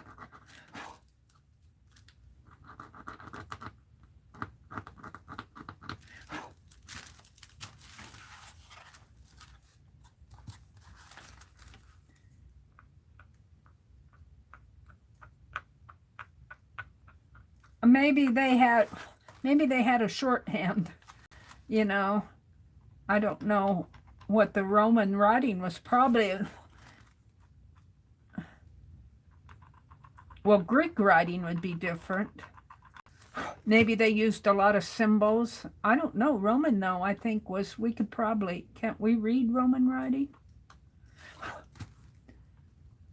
And I think Greek, I don't know if I've ever read Roman writing. Italian. It's Italian. Oops. I messed up that E. We're going to make a big fat line here. Oops. Let's see if I can't do it better here. Let's do the center one first.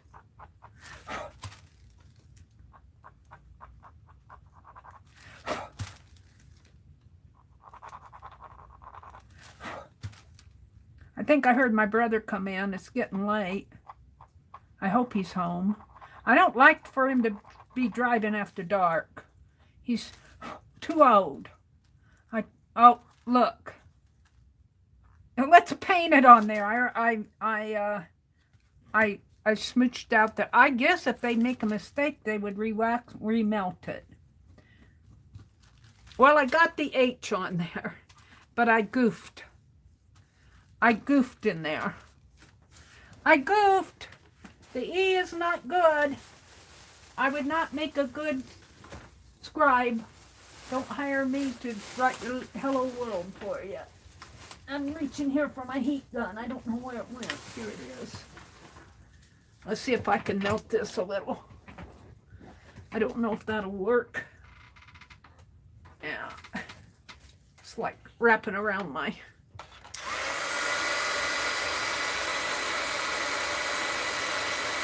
They probably did that when they goofed. They remelted it. And where's my palette knife? Put a little more wax on it. And said, don't worry, sir. We'll get it done for you. Give us some time. And they probably healed it all up again. I'm not going to do any more. I'm just healing this up. This might be too much wax. Or... I'm not sure. It's not going to go anymore. I'm messing it up. But I found it to be very interesting. I found it to be very, very interesting that they did scratched letters on a wax tablet. Maybe they had some way to cure their wax more. I'd love to know more about how they did that. Because I just used candle wax. I got the H done. Let's send them a letter that says H. That's all we're going to do. Let me throw this away. I want to move on to my fabric painting. See if I have any more better success with painting fabric. We're going to do Becky's Pick 8. Because, yeah, we got to get that out in the mail, too. All right, let's see where I am in chat. Let me put my matches away. I'll probably leave that blue out. Put my pen away. Take a sip of pop. That's good.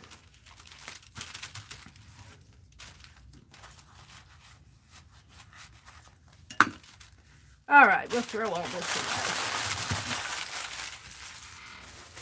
And the fabric I'm going to paint on is just going to be a cotton, because this is for their roll. This looks like it's a sheet, a cotton sheet, and I was going to use this for my roll, but I found that other fabric. So I'm just going to paint this way, and we're going to cut 2-inch strips. I think I'll cut a couple. Let me zoom out again. Let me zoom out. Welcome, everybody. The wax tablet experiment worked as far as the H. Mary, there's a link above on making a Roman tablet, wax tablet. Thank you. I'll go look at that. Let me save it in my, let me go look at it. Who did that? Who dropped that link? Wait, I'm way behind you guys over here.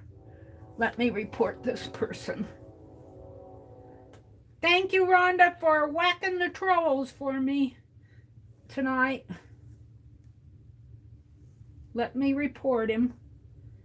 It's not a him or a her, it's an it. Report. Pornography. Report. I reported as porn. All right, Mary, above is a link on making a Roman tab. All right, let me go up to the link.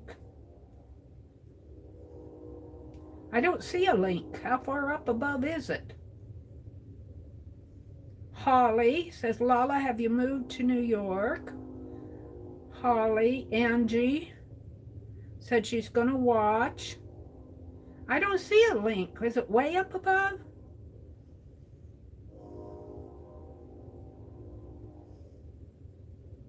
Oh, there it is. I found it. Mary, above is a link on making a wax tablet. Oh, is that a...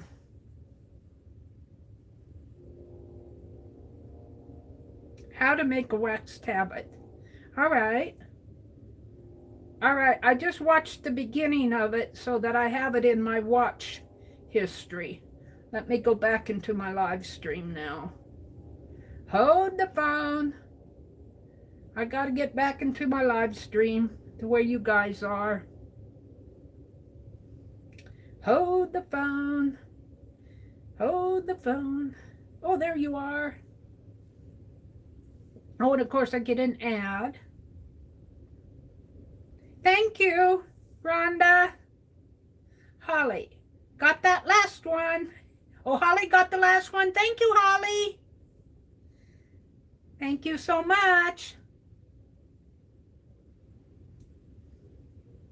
If everybody reports the bots and trolls, YouTube will eventually find the source.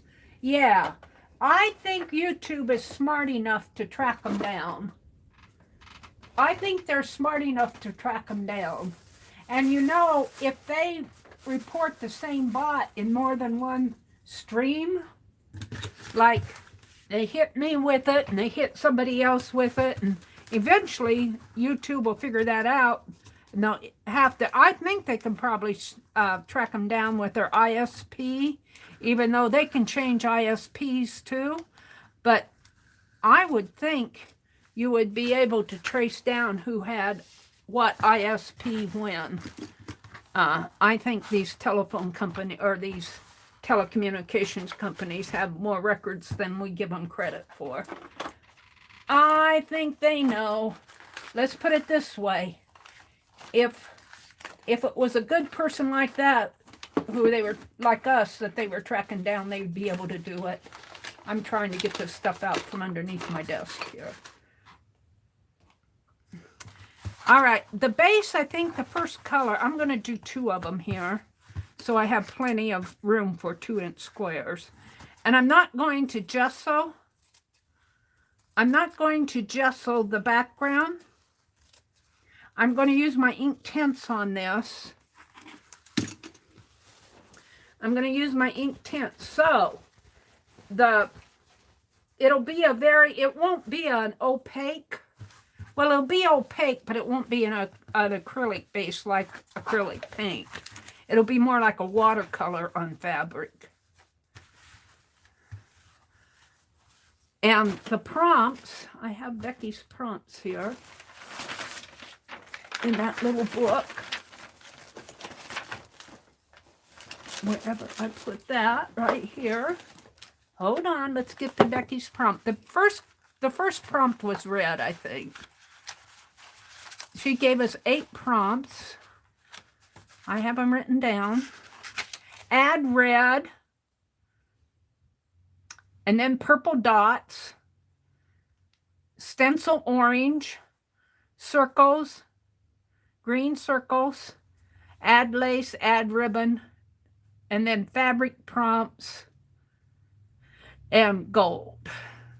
So let's add some red. And let's just add red. My reds on my ink tints, I think, are very, I think of them as being cool reds. More of, maybe I'm wrong. Let's get out my ink tints. I don't see them like being bright Santa Claus reds. Maybe that one, but see, this looks more on the, see the blues, and then it runs into the purples and kind of the brown reds. These might turn out to be a little red in here. We'll go for these. This is almost an orangey red here.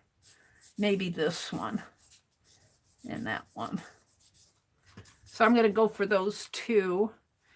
And let's take this out. And I am going to need more room. I'm not going to use that acrylic paint. I don't need all these brushes. This was a set of brushes that I got at Walmart. I haven't even taken them off of the tape. I spilled red paint on the packaging. I threw the packaging away and hurried and got the brushes out. Let's use this one. But I'm going to have to move this over a little so I have room on my desk.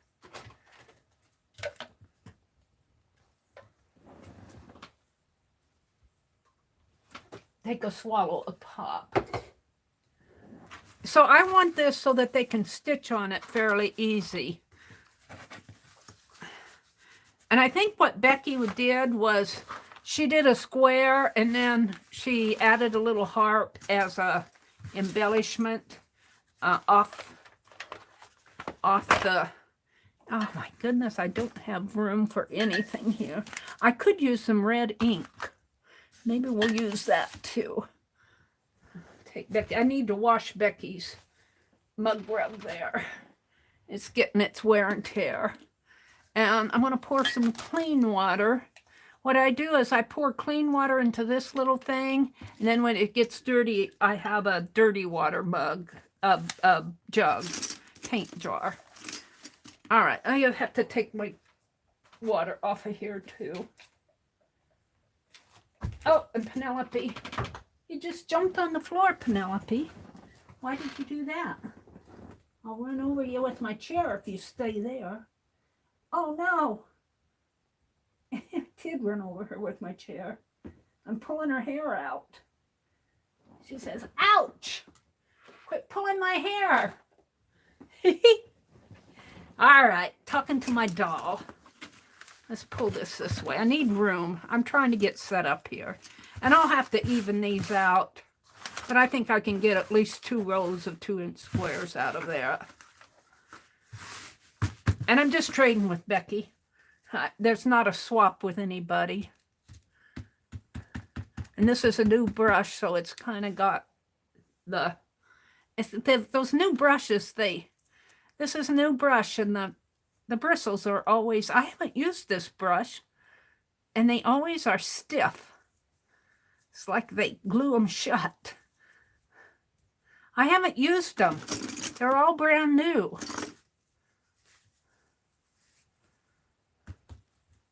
All right. Let's, and I could use, let's just wet my fabric a little here.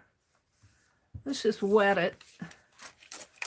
And it's got sizing on it. I suppose you could wash it and everything. I didn't do that. It's got sizing. The fabric has sizing on it. But I'm just going to, and yeah, whatever's on the bottom is going to come through. Because I didn't put wax on there. Or wax paper on it. Let's use this. I guess that's a pretty bright red. And we're just gonna kind of it shouldn't matter with that sizing on it. I don't know how. And look at the bristles in this brush. So you can tell these are cheap. You know, I don't like what's going on there. Let's take that off. Meri's got to set some wax paper down. I don't like how dirty my desk is. Let me wipe that off. I don't like how dirty my desk is. I'm going to put wax paper down on this. I got to change this paper. Should have done that in the first place. And my wax paper will float all around. I guess I'll do this one at a time. And instead of the ink tints, maybe we'll put the ink on first. Because I have red right there. And I don't know about this brush. I was losing bristles. And it's nice and wet. But I was losing bristles on it.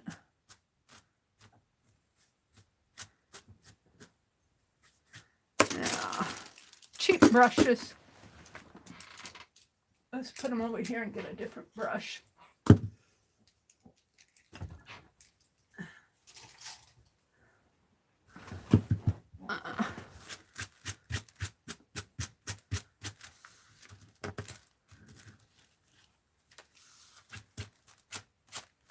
Bristles fell out the very first thing I used it.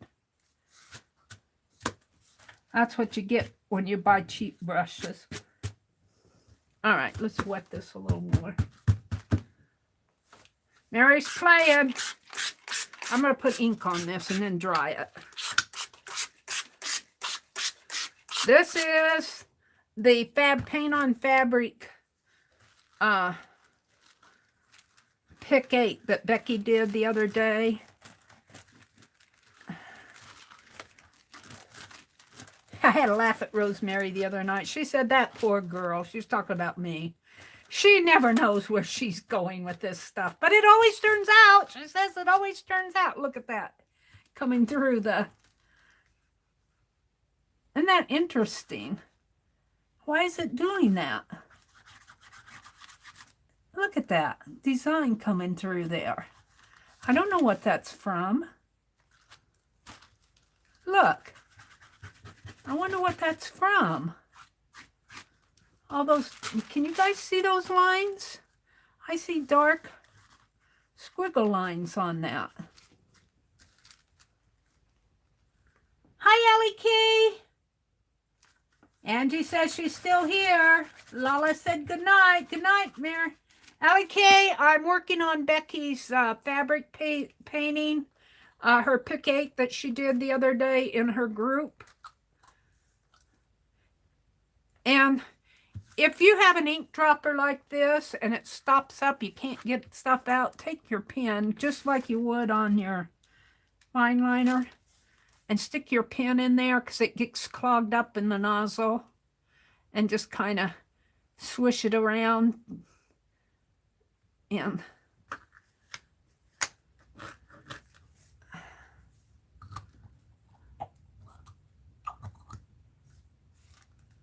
that works. Now let's swish this around fast. I want to get red on here, which looks pink to me when I water it down.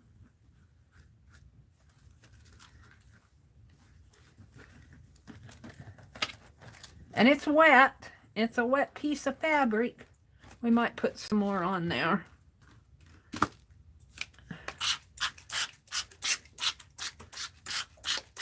Look, I can swish it. I kind of like that. I got water on there. Maybe I'll come in and blot it. I don't know what I'm doing. I don't know. I have the slightest idea what I'm doing. But that's what makes it fun. You're like a kid. Let's see what'll happen if I splash it rather than paint it. Let's just see, when you paint it, you're moving that around and it's The sizing's kind of resisting it, I think.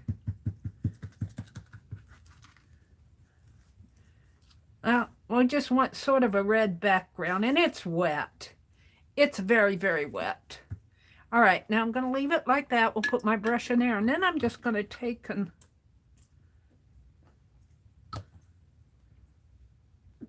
a bubble.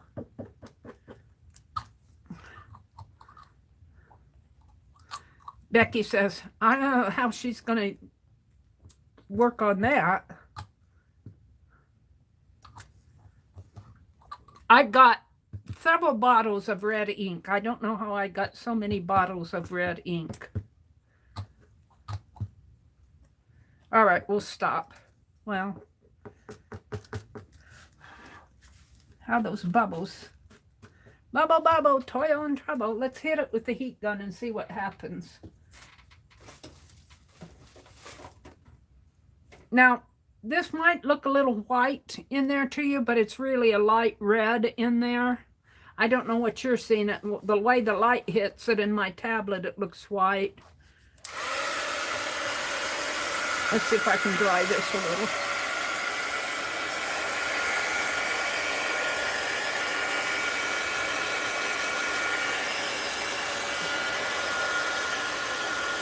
It didn't have to say that it has to be solid red. You just have to get red on it.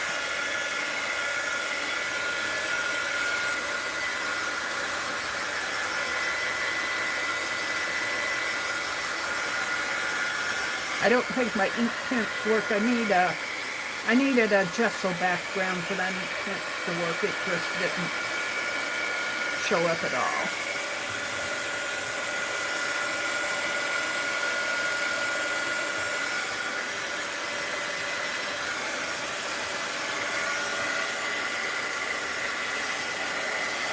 How's your patience tonight?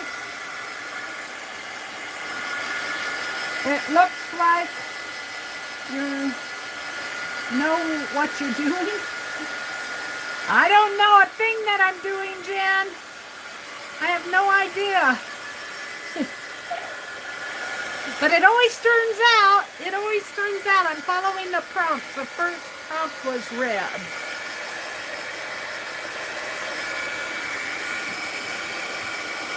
The first prompt was red. And it is very, very wet. I could probably, let's just continue drying it here. I probably won't get it totally dry.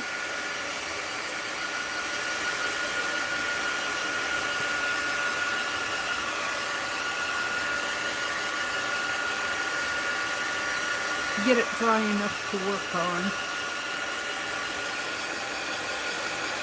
But you know what? It's going to totally soak through both sides. Maybe not as much on the underneath, but it's soaking through.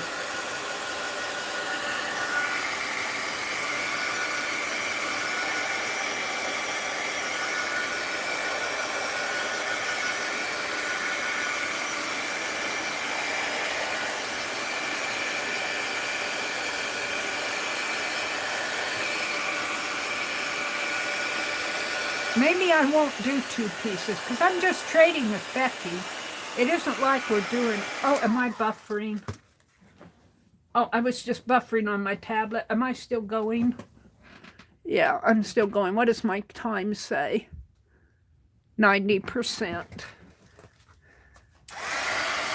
I got to get my nut top hooked up.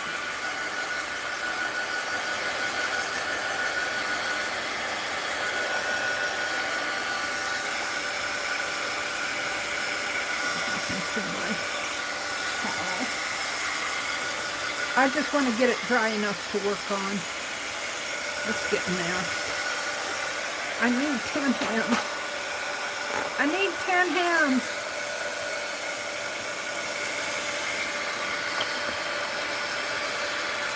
This side is, so I'm just going to trade with Becky. I'm not going to worry about 20 million people. This I'm going to sop up with that other piece, I think.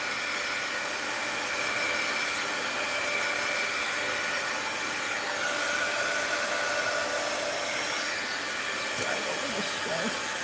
That's fairly dry in there. Not totally.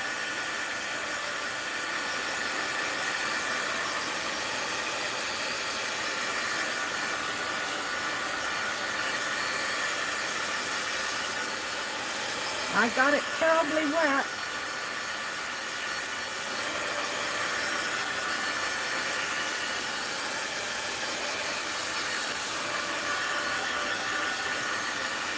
Let me set this aside for a moment and pick this up and put it over here and grab this piece and sop it up. Woo! This is what a kid would do, huh? Let's play, Mom. Ooh, that's kind of pretty.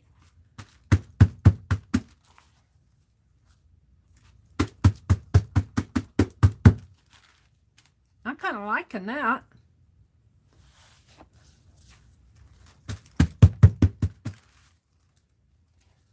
Let's get the rest of it here.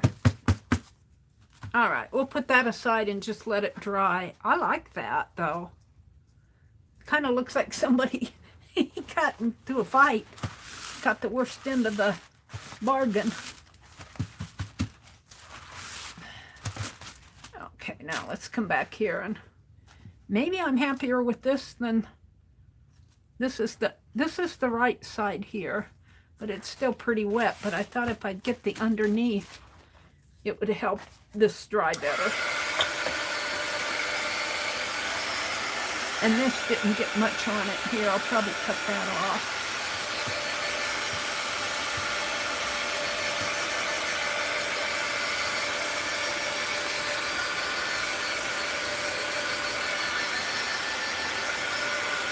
Now, I'm not sure how red you guys are seeing this.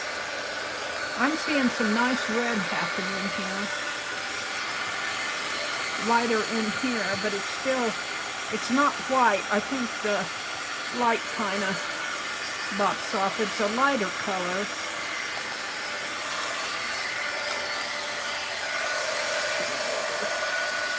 Kind of like the back of it, too.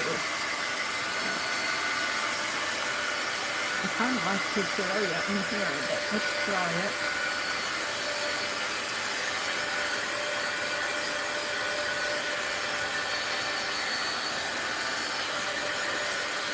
I have an hour and a half to work on it. I hope you guys are patient. Now, if anybody needs to leave, don't feel bad. Leave if you need to go to bed. I understand perfectly. When I attend streams, sometimes I get pulled in 10 directions. I'll be back in a minute.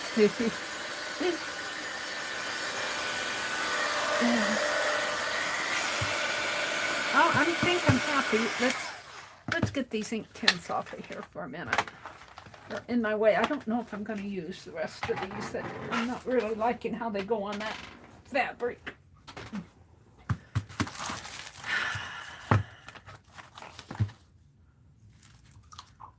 Oh no, Mary, what are you going to do?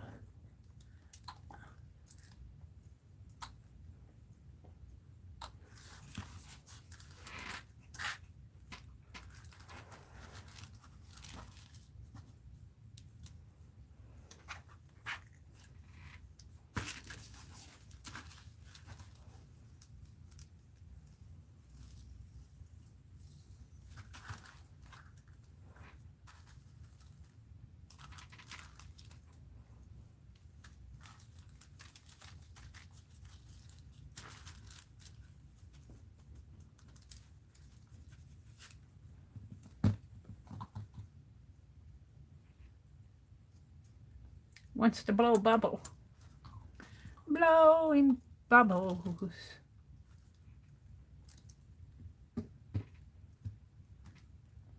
Yeah, now you don't work.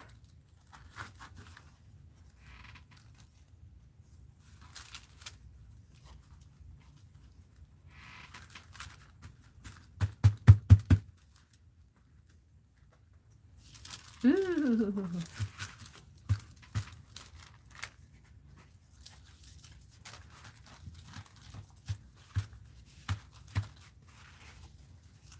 Yeah, I'm kind of liking that. I'm kind of liking it.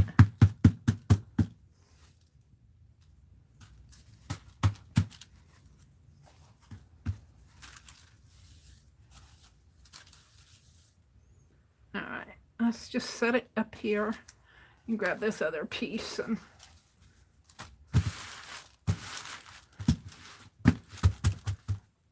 let's not spill my ink, what's left in it. I got several jars of this. I think I found it on sale, so I grabbed several of them. Now I had that sale. I kind of like that too. All right, I'm thinking I'm liking this. This is the back and this is the front.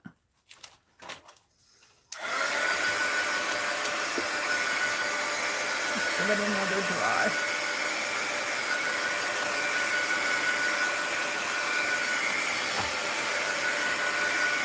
I might send her a couple pieces and say, do you like the variegated or do you like the solid?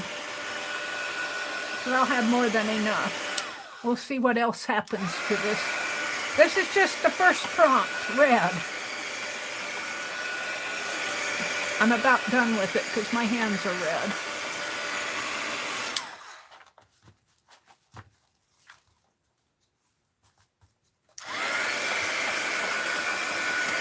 All right, let's move on. I think it's dry enough to work on.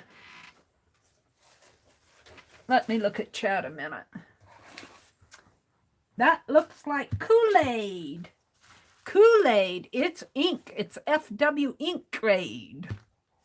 FW, it looks like somebody wiped up the kids' Kool-Aid spills, doesn't it? And got their hands all yucky.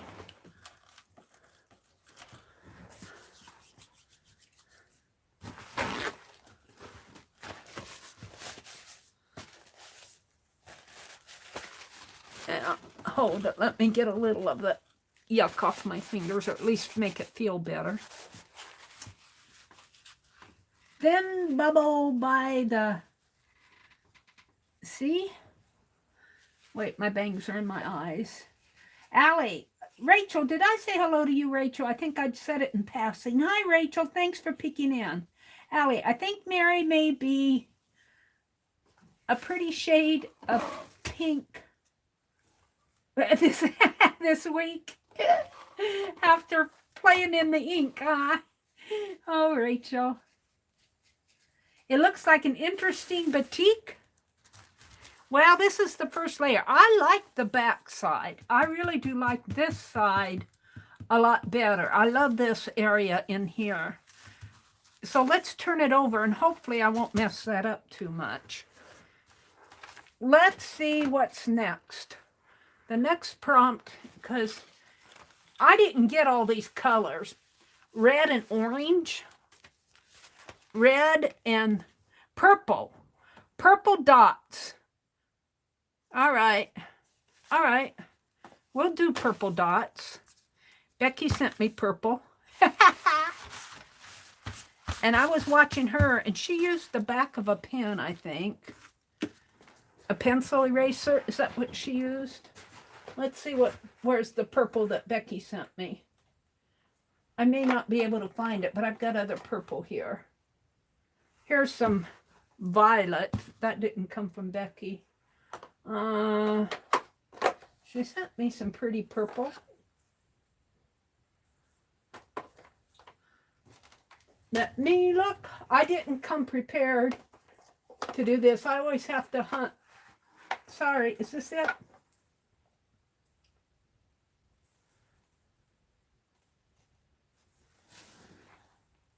That's espresso. That's not purple. It looked purple.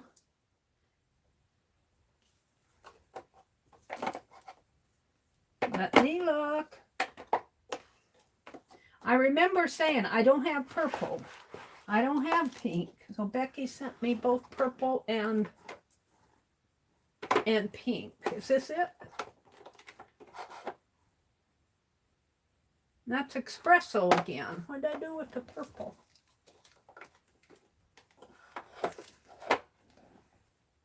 That's Tuscan red that Karen K sent me.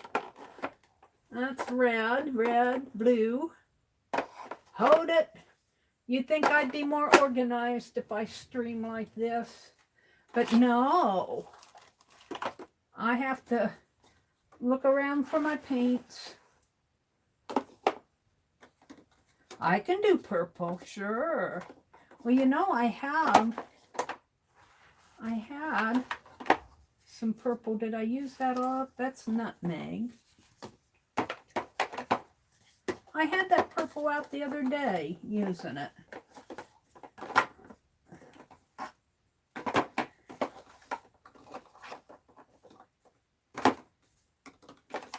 I'm frantically looking for it. Purple, purple. Honey brown. Maybe I'll substitute another color. If I can't find purple, I might use blue. I might use blue if I can't find purple.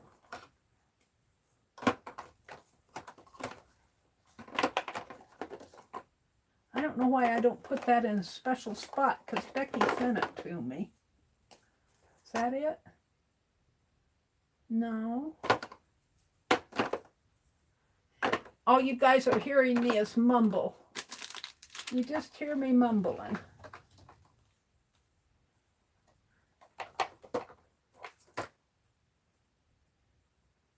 Here I got amethyst.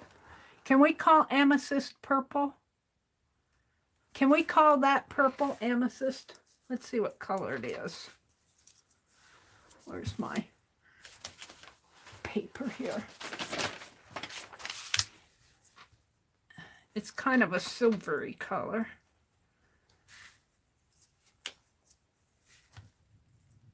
Oh, that's kind of a dark purple, isn't it? I'm going to have to shake it up a little bit more. I might have to add something to it. Meri, mix red and blue and it makes purple. Yeah, Holly, red and blue should make purple, but my red and blue make brown. This is purple too. This is violet, but it's about done for. I guess I'm going to have to buy me some purple.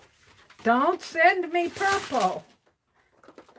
Becky sent me some. I just can't find it. I know it's up there. I don't want to spend all night looking for it. We'll use that amethyst and I'll mix a little of this violet with it. Oh, and I mix it. It must be the colors. You know, the paint, it depends on your paint, what color you get. Sometimes I mix red and blue and it gives me the yuckiest brown color. Let's add a little of this. That's purple. And let's put some of this with it. This is a little darker color. A little more metallic-y.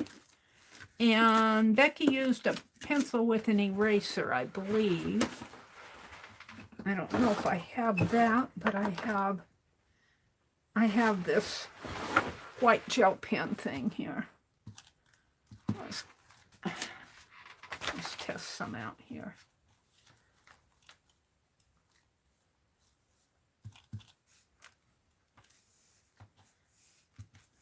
And my dots don't have to be beautiful dots. All right, we're gonna dot it.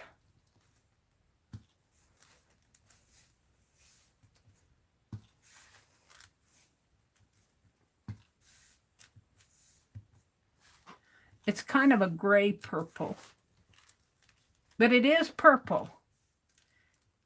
It's a, yeah.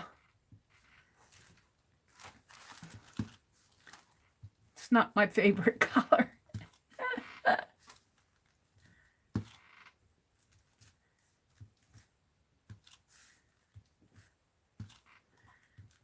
not my favorite. It's kind of tending toward the grayish color, but it's amethyst and violet is what it is.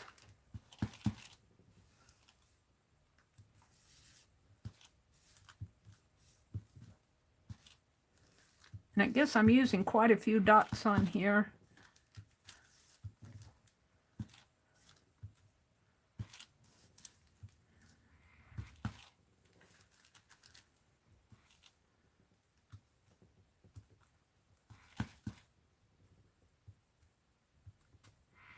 All right, we're going to call that good.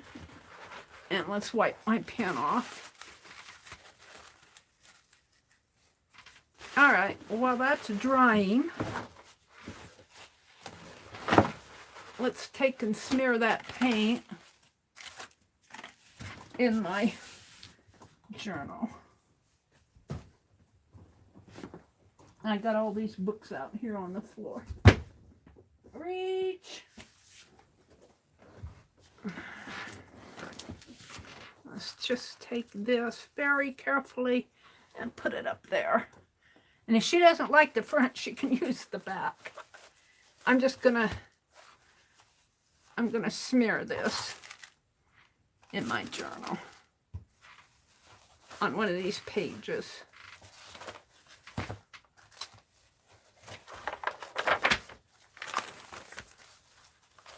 And let's pick a page. See, I've smeared this one. Shall we smear the one next to it?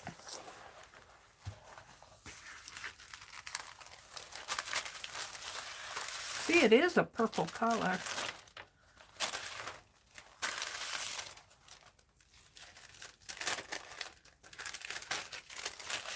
This is the smashing something. Ew. We'll just leave it like that, and I'll come in with another color like I did the yellow here, and then I came in with the orange. Maybe we'll come in with a light blue or something later on where it's looks like a stormy something or other. Stormy day. All right. We'll just put this behind me and let it dry. Now, and put the lid on my paint. I'm going to have to get me a pretty purple color. We'll be going to town again this week. My brother said he has to go for something or other. I'll ride along with him. Let's see what's going on. Hi, Becky. I'm doing your fabric painting. So far, I got red ink and purple dots. Those are purple. I don't know what they look like to you, but they're purple. Let me dry this a little. And it's not a solid red, but I kind of like the texture of it. If you could see it, maybe when I get it done, I'll hold up. We'll see what happens next. I'm not hep on putting orange on this and green. That color palette does not ring with me. I'm wondering if I can, well, can we call Georgia Clay? Can we call Georgia Clay orange? I could see using Georgia Clay on this. It's kind of a clay color. Can I call that orange? I think I will. Green. See, that's just not my color palette. I don't know.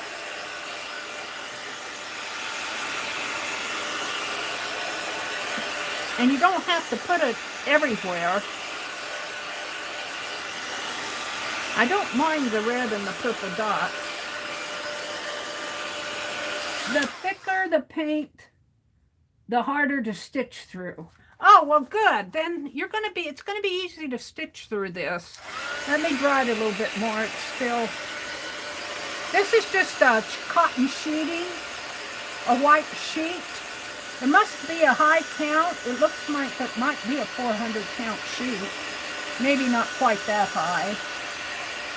Maybe at least a 300 count. It's a nice sheet. It isn't a low count sheet. Might be 400 count. I did not gesso it or anything. So we'll turn it over and show Becky the back of it. I think I'll leave the back alone. If she doesn't like the front, she can turn it over and use the back. This is the back. Oh, well, the purples are showing through on the back, but I like the back better than I do the front. I like all the variegation of it. All right, we're going to call Georgia Clay orange. The next prompt is, I don't know if it's orange or green. The third prompt is stencil orange. And I'm going to call Georgia Clay orange. I can put Georgia Clay on this if I can find it.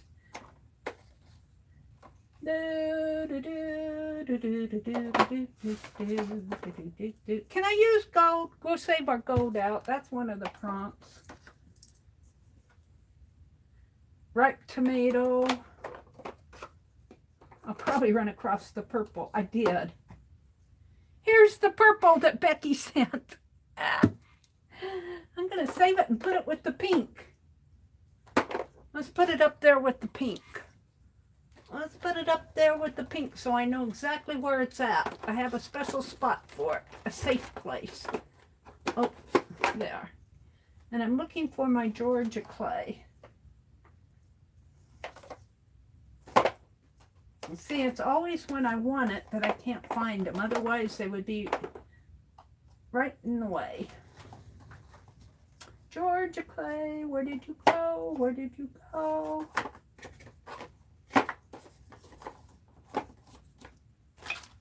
See, I should have picked these colors out. I should have picked them out. Here it is. Georgia Clay. We're going to call that orange. It's kind of a clay orange, kind of a brick orange. It's not a bright. I could mix some orange with it. We could do that. I just can't. Purple, red, and orange and green just don't really ring with me. It's not my color palette. But if I mute it down, I can live with it. Maybe I'll give it a gold wash. Give it a gold wash, Becky. I'll give it a gold wash when I'm done, like I did on my China caboodle. I'll give it a gold wash. Well, we're going to stencil. I'm going to mix a little Georgia Clay with a little orange. And clay is kind of a reddish, dark red orange. And I need another sheet of wax paper. I shouldn't put my wax paper box away.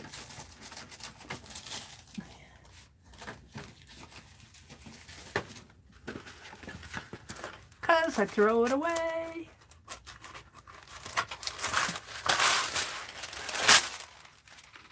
And I'm going to have to stencil it.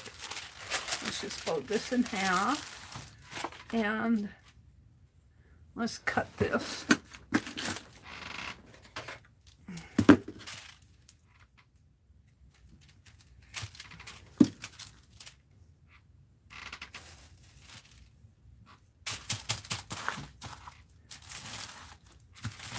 Now, I don't need,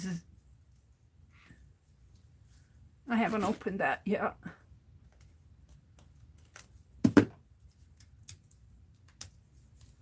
Come on.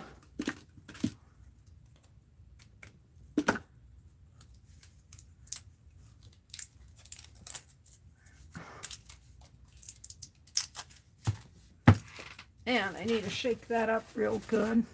I do love my Georgia Clay, but I don't know how it's going to look on here. I better shake up the orange.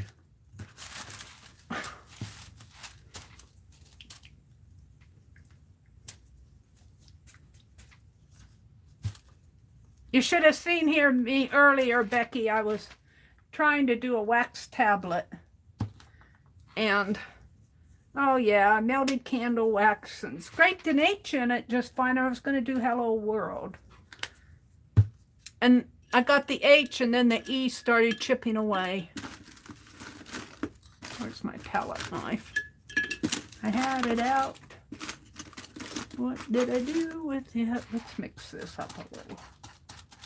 Make it a muted orange. And we need a stencil, and I don't have hearts here. Shall we do a little time? I'm stuck on that clock tonight. I'm stuck on the clock tonight. I'll try the...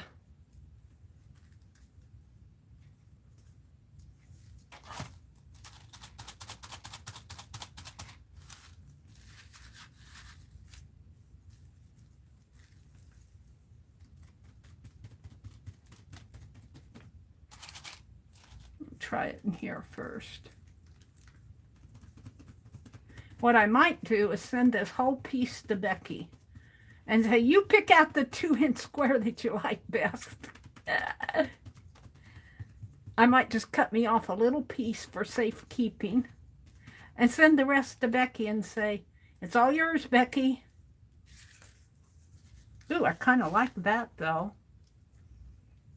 Shall I zoom in a little so you guys can see it better? It looks so far away on my desk. Maybe a little bit brighter orange. Let's add just a little bit more orange. That's okay if that falls in the background.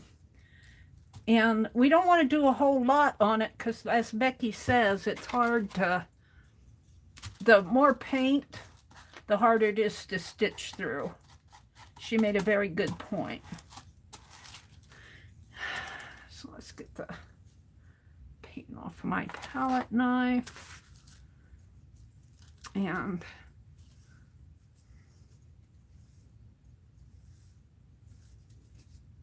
no, maybe right in here. Let's see how that works.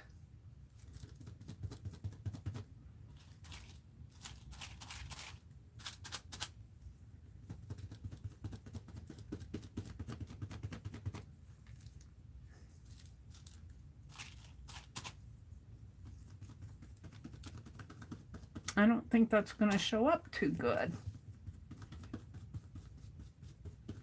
We shall see.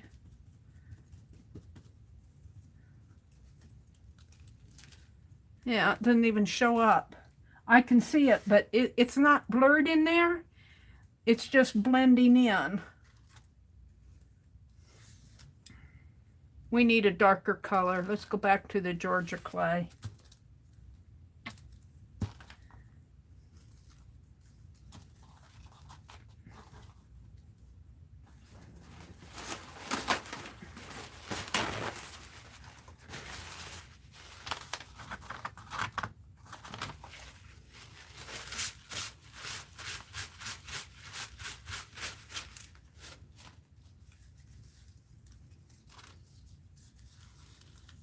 I don't want to do it too much because like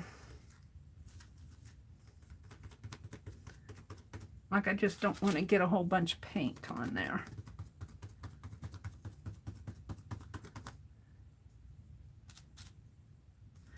Well, I'm going to violate my, because it just needs to show up more. This one showed up fine, but I'm going to add some dark to that. I just can't, we'll add some. Hold the phone. I'm not happy with it. I'm going to make myself happy. I can't live with that. I can't live with it. I'm going to add some navy. Maybe.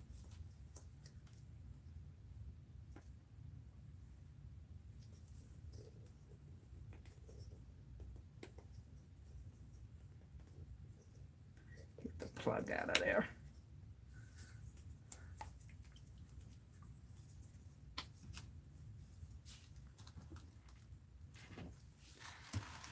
I put orange on it right there. Now I'm going to do what I want to do.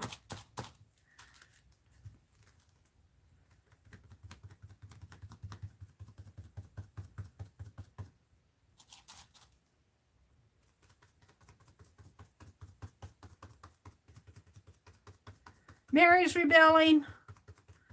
Kick Meri out. She's rebelling, but she's much happier.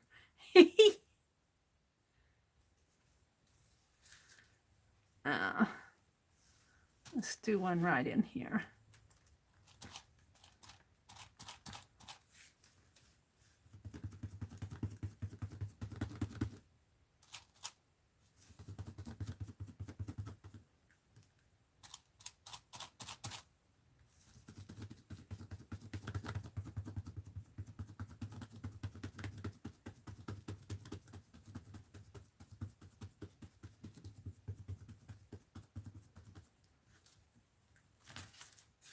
Yeah, I'm liking that. Now let's come with a little of that brighter orange maybe down in here. Hopefully my sponge won't mess it up too much.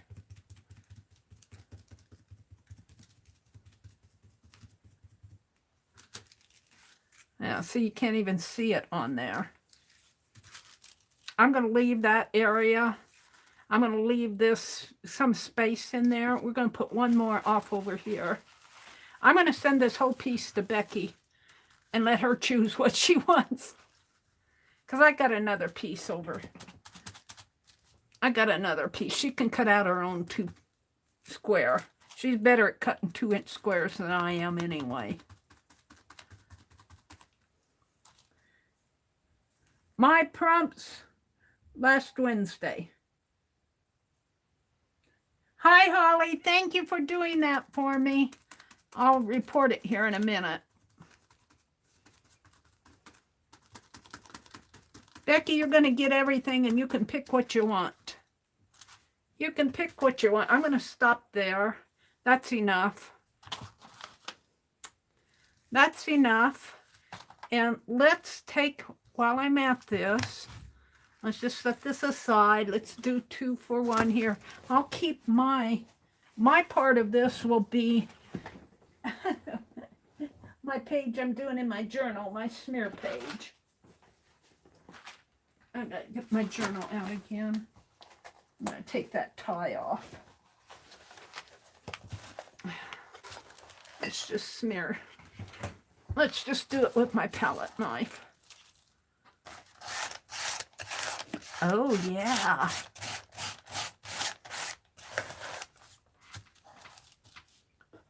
Get up a little so you guys can see it. Push everything off my desk.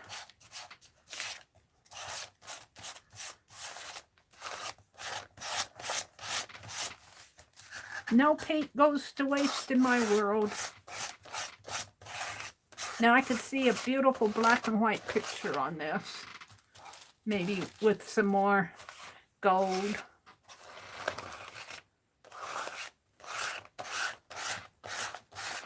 You see how translucent this paint is.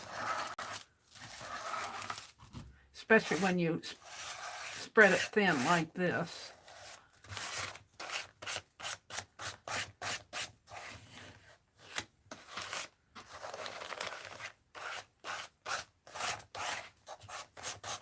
Now let's put some blue on it.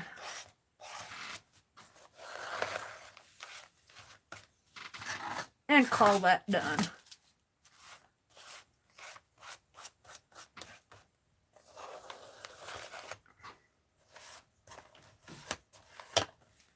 All right, let's go to the next, maybe dry it a little.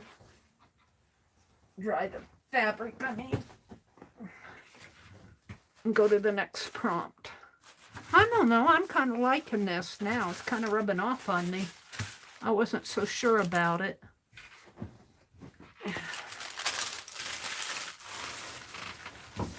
It's under my desk. Priority mailbox. Throw that away. All right. Let's give it a dry. I don't know about this part. We might work on this. Kind of looks like somebody spilt. Kind of looks like the wheel is going through a mud puddle, a red mud puddle there. I think I had it this way though, didn't I? That doesn't look so bad that way. That mud puddle's up there. We'll look at that area. Good, we leave that area alone. It needs some sparkle. It needs some gold. It's all too flat. Let's look at the back and see what the back looks like. I still like the back better than anything. All right, the next prompt is, it's not bad. My orange turned dark though. My orange wasn't showing up against this red, so I made it a dark color. Green circles. Okay, well, we could put some green circles in here. Let's get rid of this. I need to clean all my stencils. Again? Again, Meri? Yes, again. If you just see how things are falling over here. Oh, dearie me. Try to put too much there. Green circles.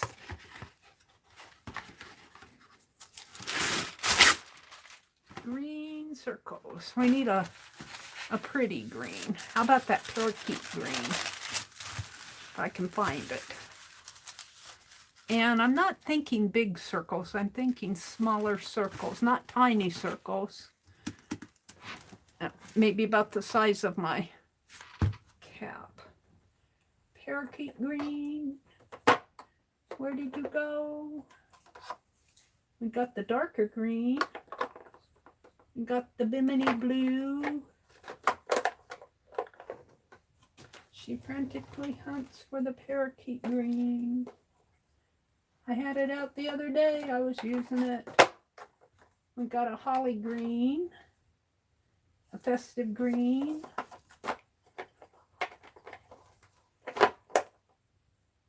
Shamrock green.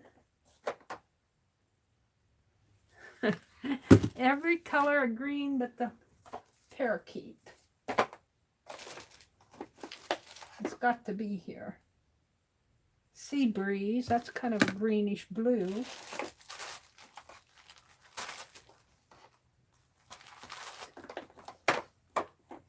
See, that's how it goes. You guys must be bored out of your board while I hunt for paint. Ah, what's this? Bimini blue. That's a pretty color though. That's gloss.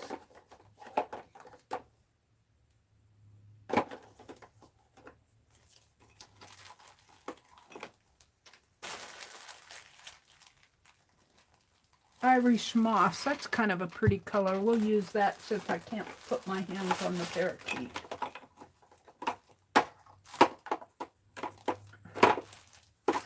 We'll use the Irish moss. I can live with that. I should put all my greens in one shelf. I had it that way, but it doesn't stay that way when I stream. When I stream, the pinks get put back into wherever they fit. And that's how they get all mixed up.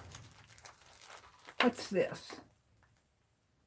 Parakeet green.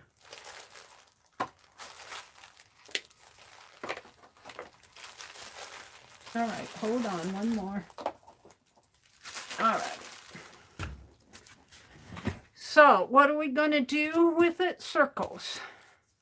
I do like the parakeet. It's a brighter color.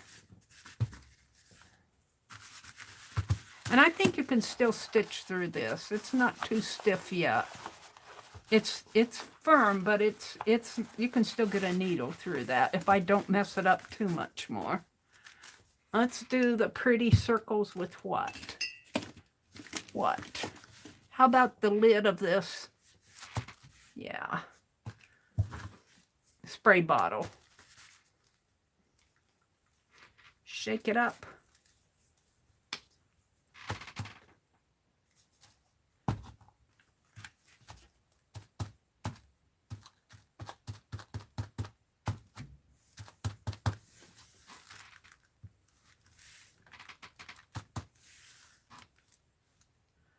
And I don't like it looking like bubbles. So I'm going to make it look like a chain link here.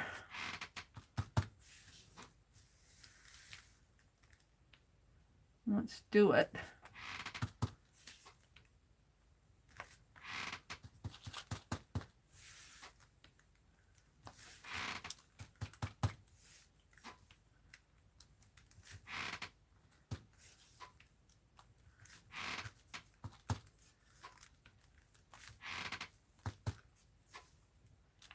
And there it's kind of breaking apart.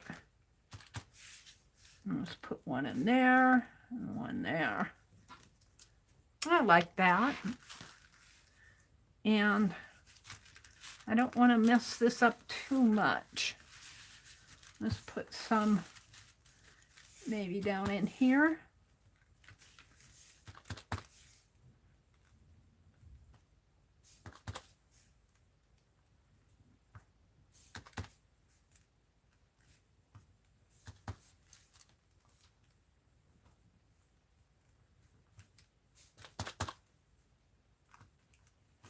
I'm beginning to like it, Becky. And this is a brighter. I don't know what you guys are seeing because my tablet is not, it doesn't have good graphic capability. This in here, and when I look at my tablet, looks brown. But when I look at it in real life, it is red. The clock faces are kind of a brownish color.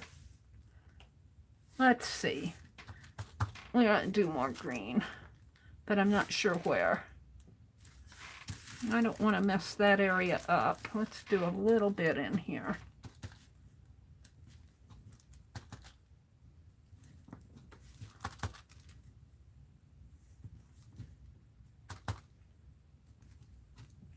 So I want her to be able to pick and choose areas that she likes.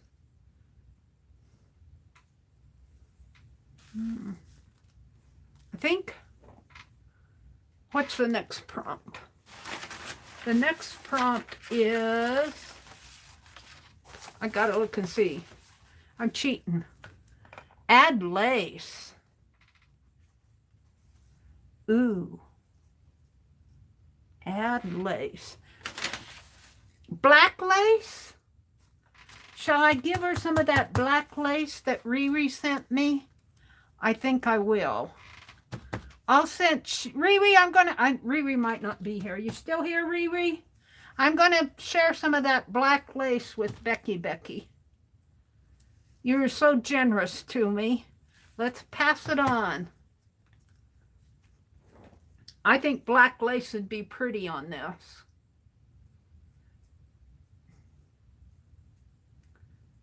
I'm trying to decide if I want to attach it down or if I just want to send it to her and let her attach it. Becky left. She said good night. I'm talking to her and she's not here. She says Scott's on days for the next month, so gotta get up at 5-ish. Good night, all. Well, Janet Nash is on tomorrow morning. I'm going to leave that the way it is. This could really use some more red. I might, well, we got the gold yet. Let's set this aside. And let's smear my green in my book here. Oh, let's do green circles on here instead of smearing it.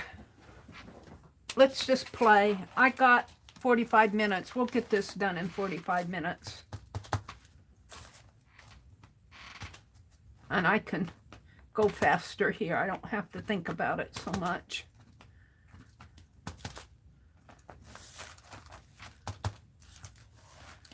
Come up a little more.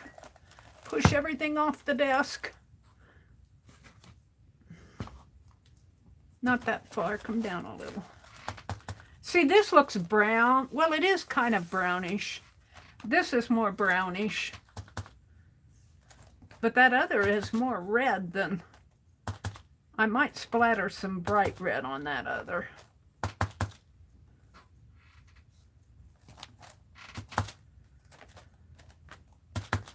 we'll just do this whole side here in green circles.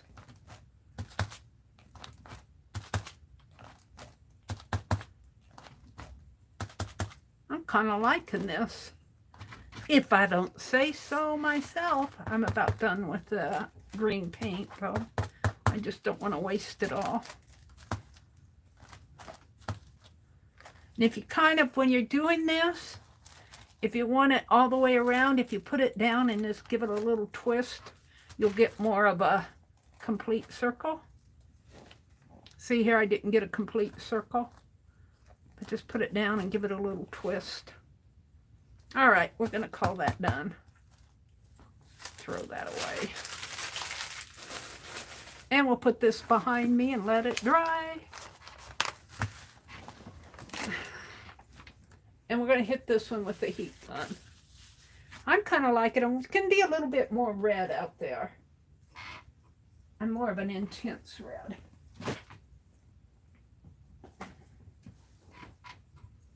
You don't want to see behind me. It's a disaster. Books all over the floor.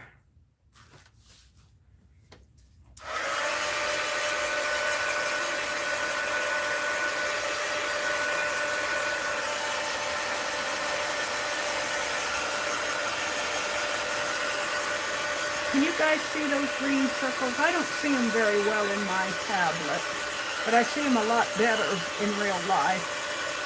They're looking good in real life.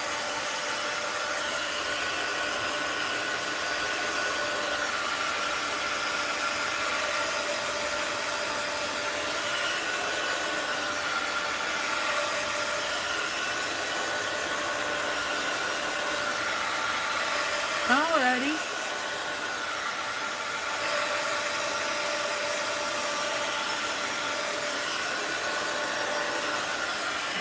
Let me go down to the bottom. Good night, Angie. Good night, Becky. Good night, John Boy. Angie says, I'm going too. Good night, all. All right, the next prompt, I peeked and I forgot already. Add lace. Yeah. Let's just give her some of Riri's black lace. So she gave me at least what? I would say, I want to say 5 yards. We'll share some of this with Becky.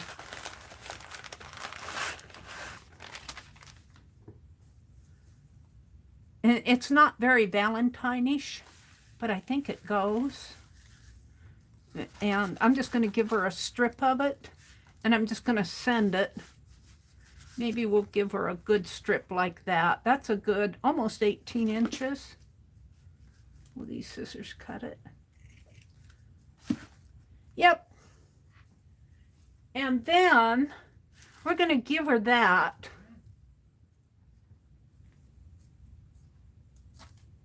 I see people out there asking to join the group. Be sure that you friend me. Send me a friend request on Facebook if you're listening in. Because I want you to be friends, because I just need that communication between us. Boy, my friends, they're gonna think, wow, Meri's getting a lot of friends. Now I want to do something else with lace though too. I'm gonna send this to her, but it's not very Valentine-ish. So what we're going to do here, lace. I'm still wanting this a little more brighter red. Well, I gotta see what you guys are seeing. See, you see it's pink. It's kind of a pinkish red. I want a red. But see, it's soaked through. That's why it's not. This is I used this red, which is a bright red, but when you get it on the fabric, it goes pink. And I like that, but I'm almost thinking red lace. Do I have any red? Help. Meri's turned around and go, where am I going to walk? Let me see what I have here.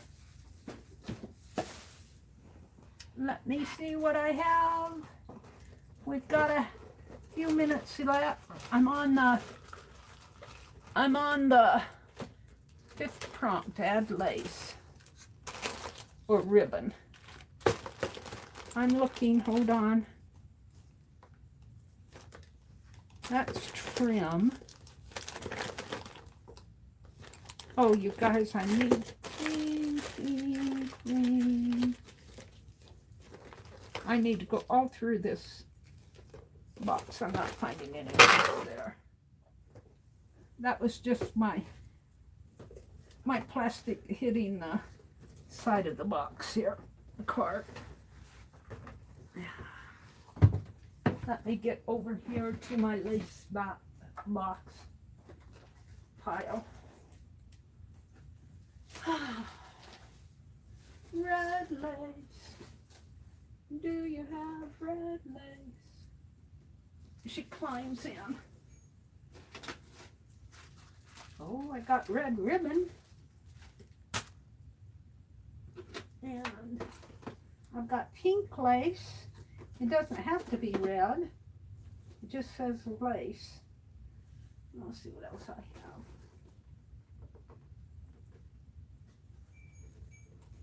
That's not, those are bling. Is this lace? I've got some red ribbon.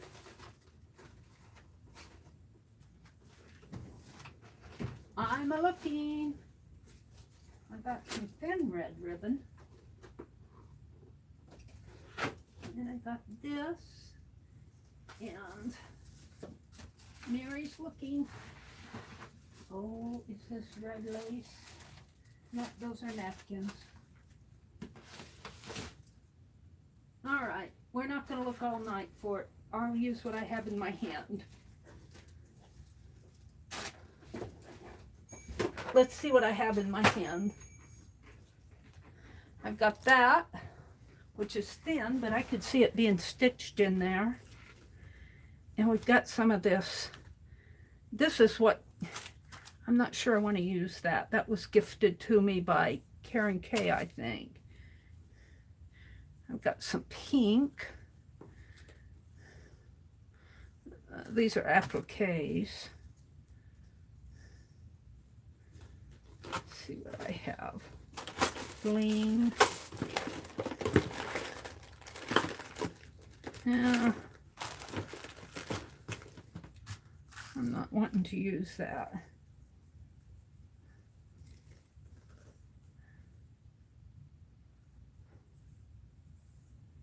I'm looking.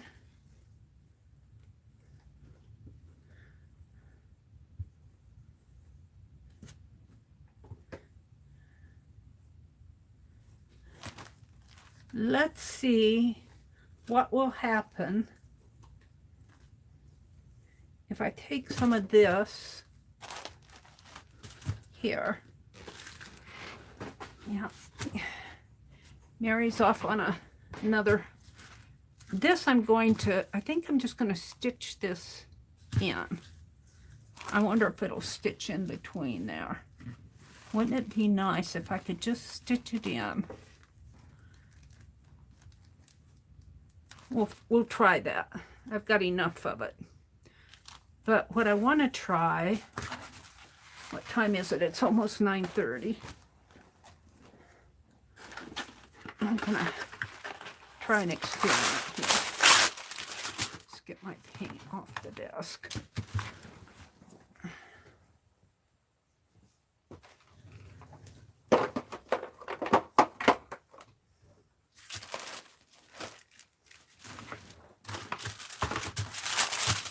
And let's grab a piece of this. Maybe a couple pieces.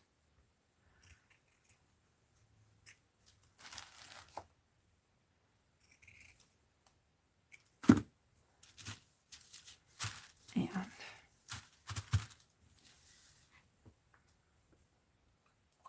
there she goes with that ink again. Should have gloves on. I should have gloves on for this mess.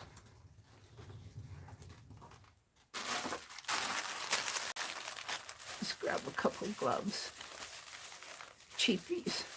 Dollar store gloves.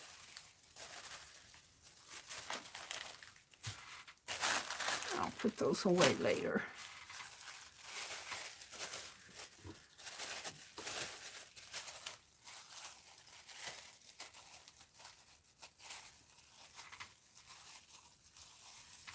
Have I bored you guys totally silly? Can't get this open.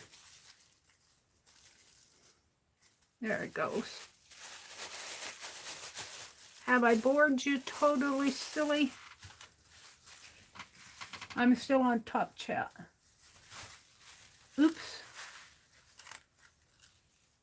Live chat. Meri, that's lovely. That ink's gonna spot on there. I don't care. It'll be part of the fun of it. All right.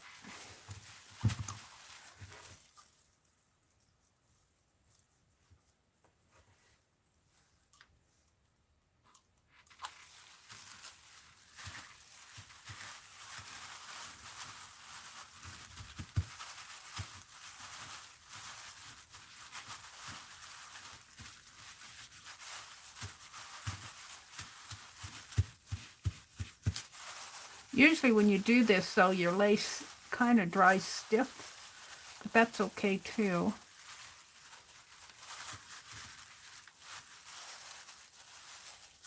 Just lay it out flat and get more on there.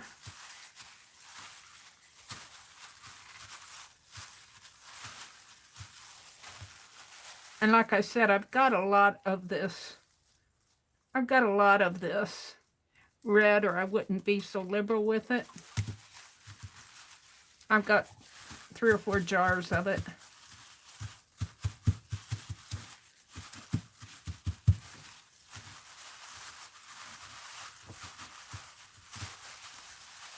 Oh, that's getting it good, isn't it? Getting it pretty good.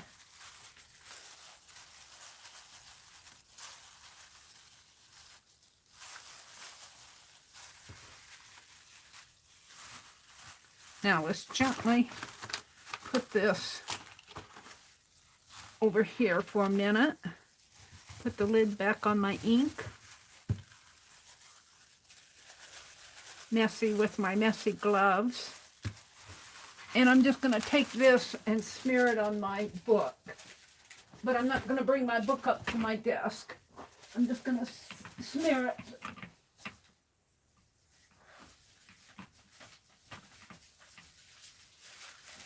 Because I don't want to waste it. And then I'm going to throw the rest of it away. Well, maybe we'll put this back down and dry it. My clothes falling off my hand. Falling off my hand. This is still wet. I'm going to dry my lace. Got a little white spot in there. Check it out here. If you don't have red lace, make it.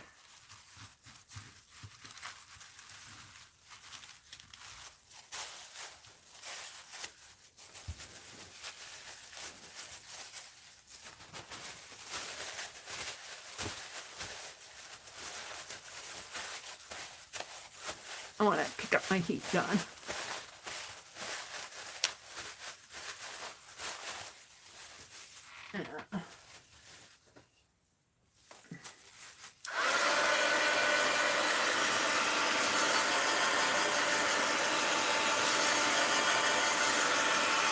And I'm afraid to get this too hot because it'll melt my lace.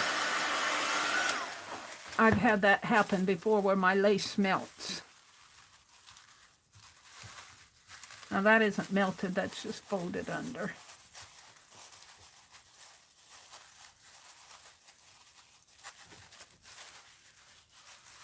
If you get it too hot, it'll melt your lace. This is synthetic thread.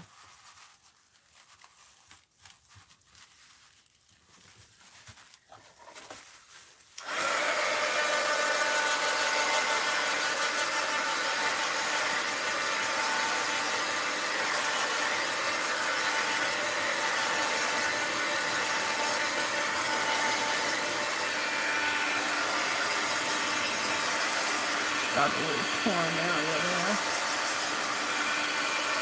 That's where I cut it off. This was ruffled lace. That was the top edge, and as I cut it off, it tore a little.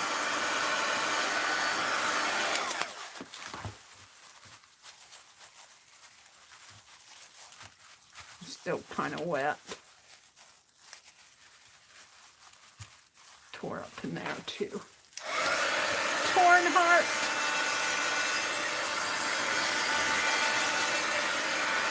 Now Becky wants some hearts though, so maybe I'll do something with a heart in addition to this. I might have something I can send her.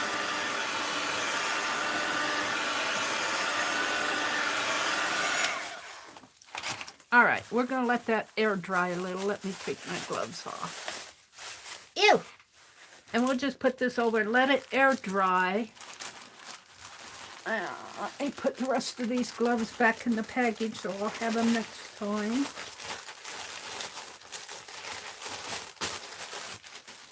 And while these are air drying a little, I'm going to try to take this ribbon. I've got quite a bit of it. And I'm just going to hopefully running stitch it through. I don't know if it'll work. Where's Penelope? She says, Meri, I ran away. That's not the needle. What'd you do with my needle? This is it. She says, you always accuse me of eating your needles. And if that doesn't work, I do have some red thread. On the floor behind me, I think. Might do that anyway. All right. So let's start on the outside and see what I can do here. Just eyeballing it.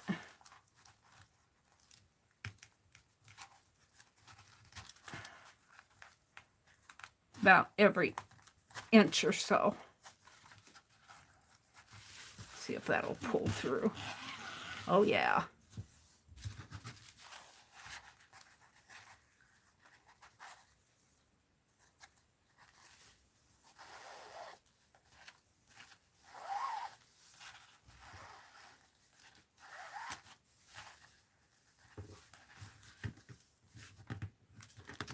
Now, Becky will probably take this and make something beautiful out of it. This is like, send me your ugly fabric, Meri. She's right about thick paint, hard to stitch through.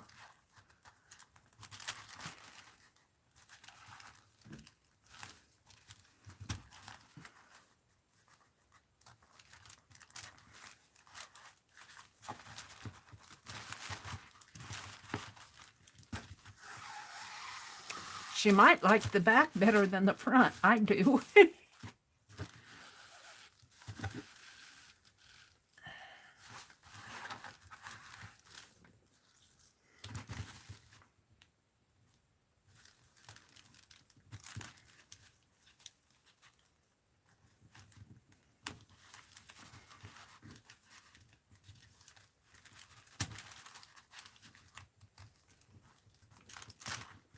Who got that one? Thank you, Holly. Let me take a picture and swipe him. Report him, I mean.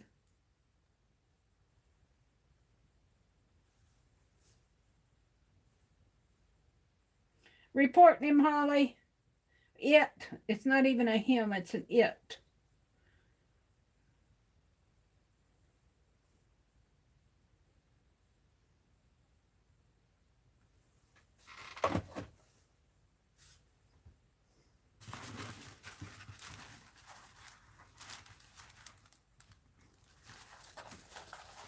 Get this through.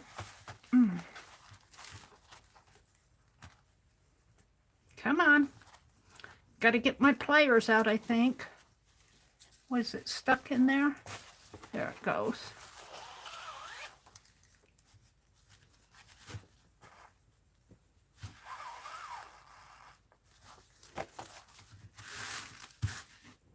I kind of like it.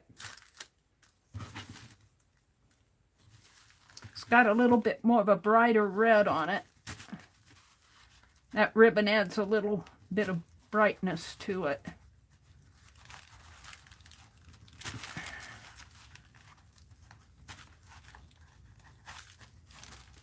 And if she doesn't like it, she can pull it out. It'll still have holes in it. But, ooh, I like that side. Becky says, I'll use the back and do my own thing, Meri. You know what would be nice is to... Ooh, I got this.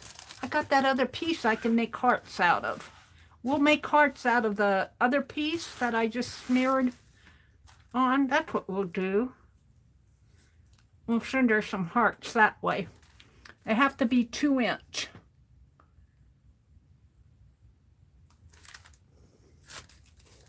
Meri's getting enthused now. What time is it? 9:42. I might go a little bit over 10. I was going to leave at 10. I like to try to leave earlier. I don't want to be up all night. But I do want to get this finished so I can send it off to Becky. I do want to get it finished. Boy, I can see some gold smeared on here. I can see some gold put on here. Maybe I'll mask off the ribbon so I don't get gold on my pretty red ribbon. I see gold splatters. Could you see gold splatter?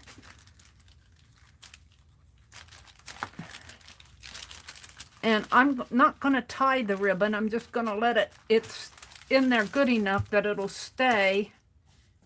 And I'm not sure how she's going to cut it. 2-inch pieces.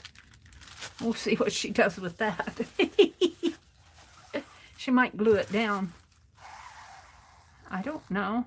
I'm just doing my thing here.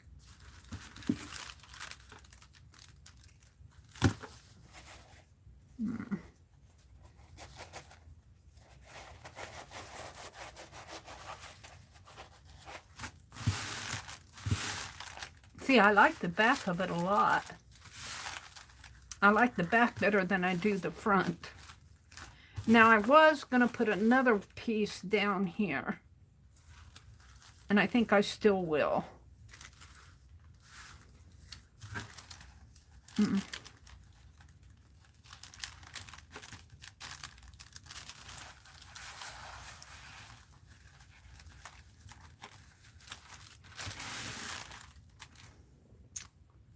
I think I still will. And then the center will be, in case she doesn't like the ribbon, she can grab something out of the center maybe.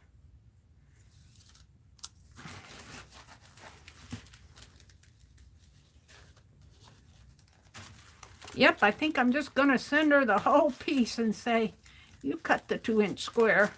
You can cut better 2-inch squares than me.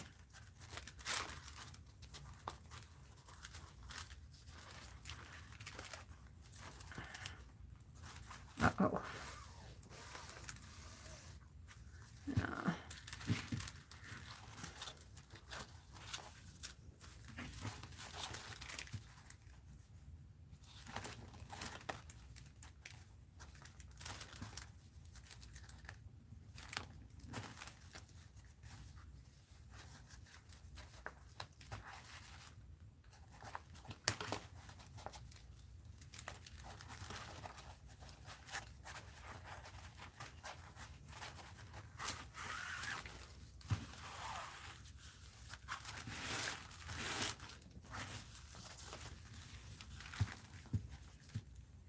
Now, where are you going to put the lace? I don't know. I'm thinking about it. I might not put them on as strips.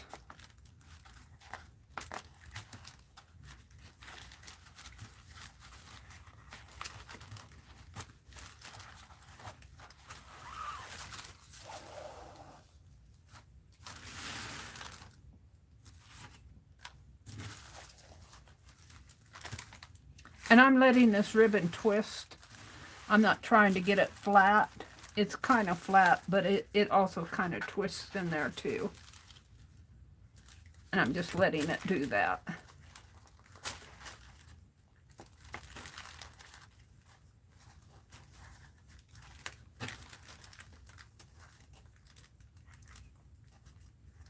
And if she wants to know where the orange is, it's right here.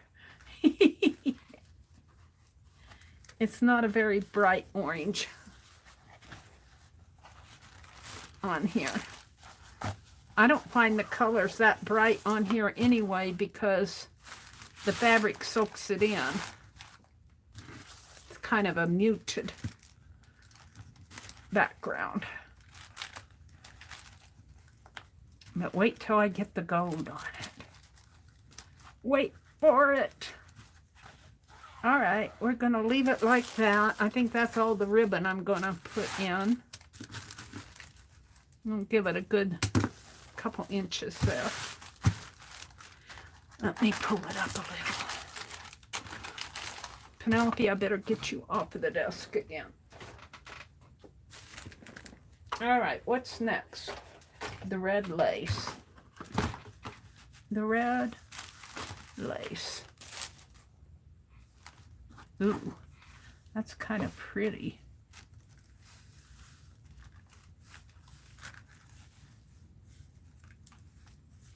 I don't know what I want to do with it though.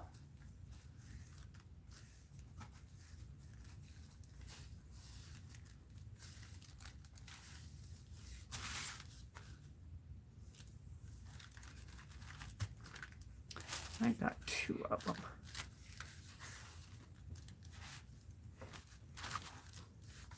Is it another one or is that?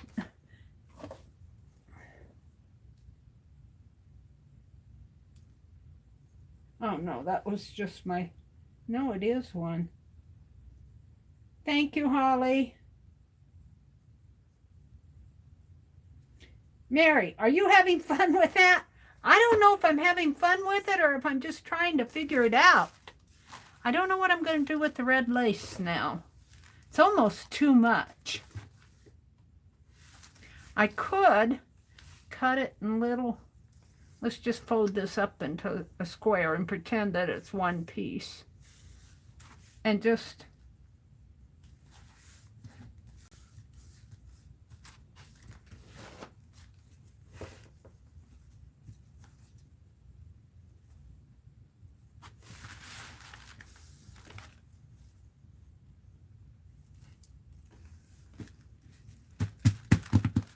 what's the next prompt? Maybe I need to go to the next prompt and come back to the red lace. The next prompt, oh, I got the ribbon. So it's add lace, add ribbon. I got the ribbon, and then I got fabric prompts. Oh, add fabric and gold. Well, she said, the fabric, let me have a drink of pop. Let's do the gold before we do the fabric, and I'll come back to the lace. I want to add the gold next. I got a little bit of ribbon left and my needle. Let's give Penelope, oh, what did I run over? Let's give Penelope my needle.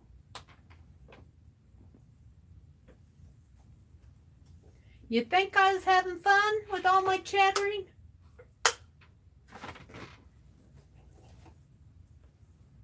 Yep. Let's do the gold. You know, and if the front doesn't jive, the back does. I like the back a lot better than I like the front.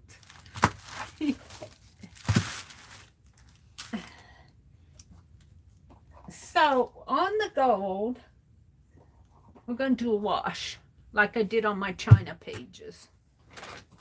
And the thing about doing a wash with metallic paint,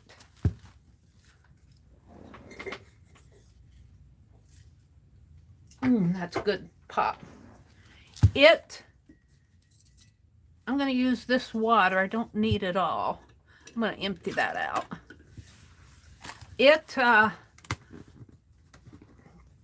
get it out of the way. Metallic doesn't mix with water that well, but it will mix. And I'm just going to take some gold out of my jar and put it in here. And we want a thin wash. Maybe a little bit more gold.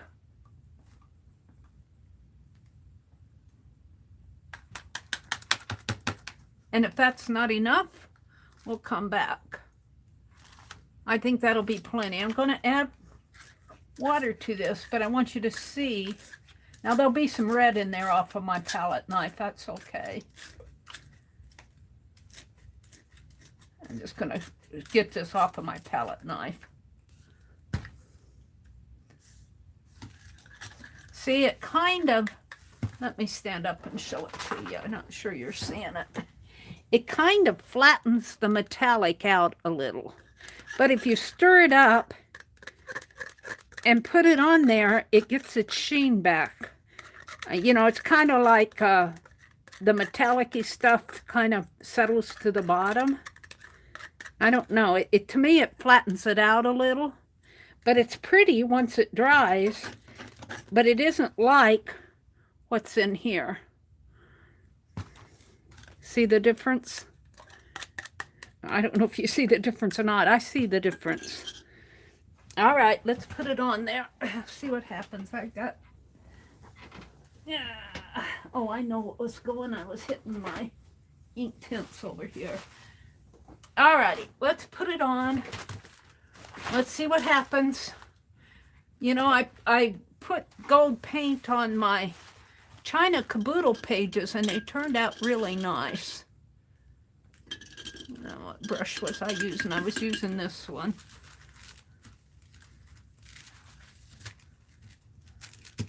Yeah, Jen, I'm having lots of fun. Just like Meri knows what she's doing. See, I stir it up, and it kind of gets its sheen back again when I stir it. But it just seems to me like when I add that water, it does something to the metallic paint. I don't think you're supposed to add too much water to it. But when I get it on here, oh, I'm going to have to be careful my ribbon. See, it sheens.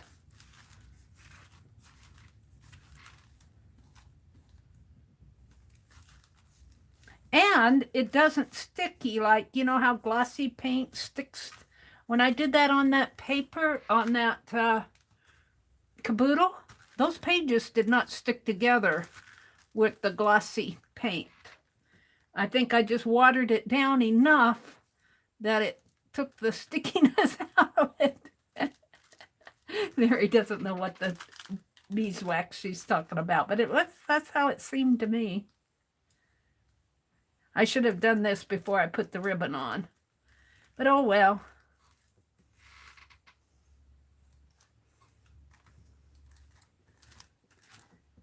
And I'm going to have plenty left over. Maybe I'll try to save it, or maybe I'll just paint it on something.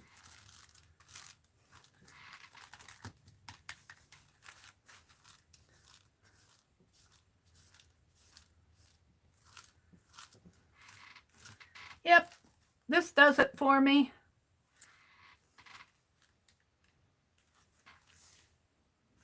Let's see what it looks like when I dry it a little here. I can find my heat gun. I got so much stuff out on my desk, it's not even funny.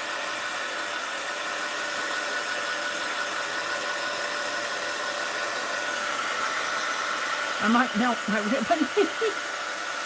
Sometimes you think you have a cloth ribbon and it's made of plastic, nylon or whatever, and it just melts.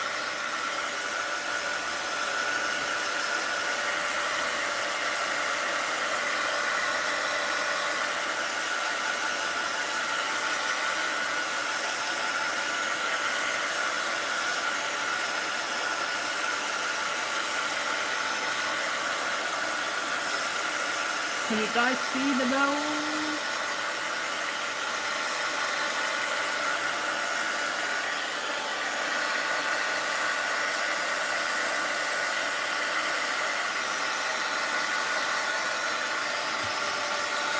but we're not done.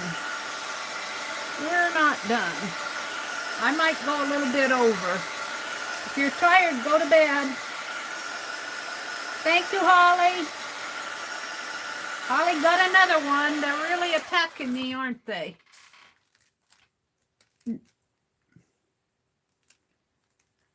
Was that the same one? I guess that was the same one. My chat isn't moving. Everybody's tired. Ha! We're still back to where Angie said goodnight. Hi, Leslie. If you're still out there.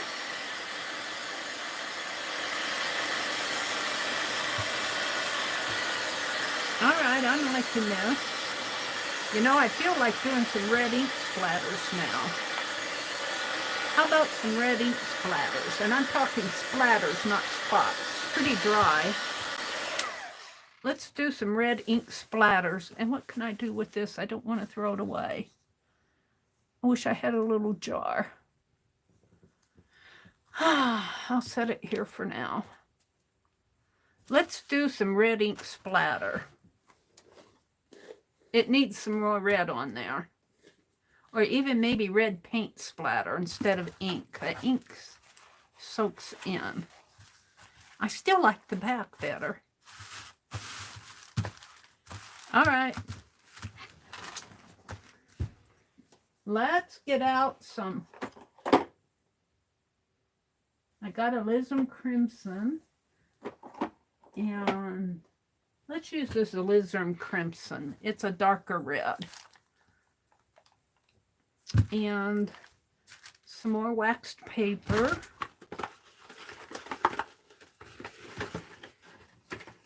Yes, to the red ink splatter. Hi, Leslie. Same one. Okay. No one's talking. I bored them all with Holly. Holly's awake and not at the helm. Thank you, Holly. Sure do appreciate it. I still haven't figured out what I'm going to do with the lace. I might, oh, I think I know. We'll just hold it for a sec. We're just going to send this whole piece to Becky. she can figure out what she wants to do with it. If I were Becky and it was sent to me, I'd cut out this side. Although some of this isn't bad. Let's see what happens when I do the red ink splatter. We still have the fabric pieces to put on. But I think I know what I'm gonna do there too. Oh, that's more than enough. You know, as much as I don't want to throw that away, I'm gonna throw it away because I want the container.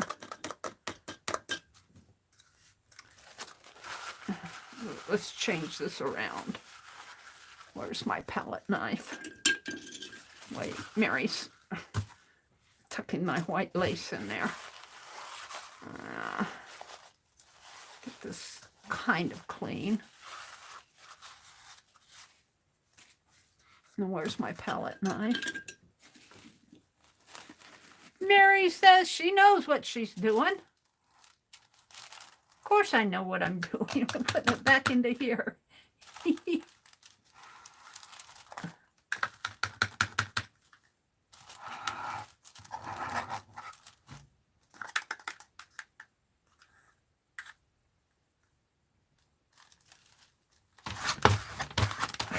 You don't know what to do with it, spread it on your desk. Let's just fold that in half. I didn't want the wax paper. I'm just going to put a little more paint in here. That should be enough.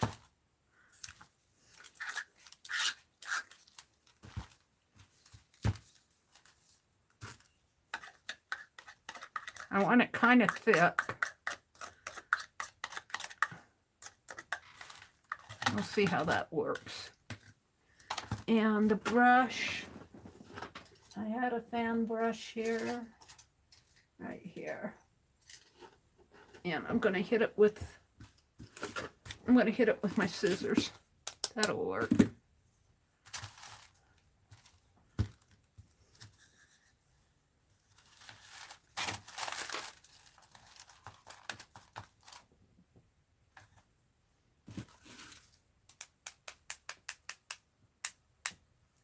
I'm going to need, well, it shows up, but it's not very, I'm going to need more. Hold on.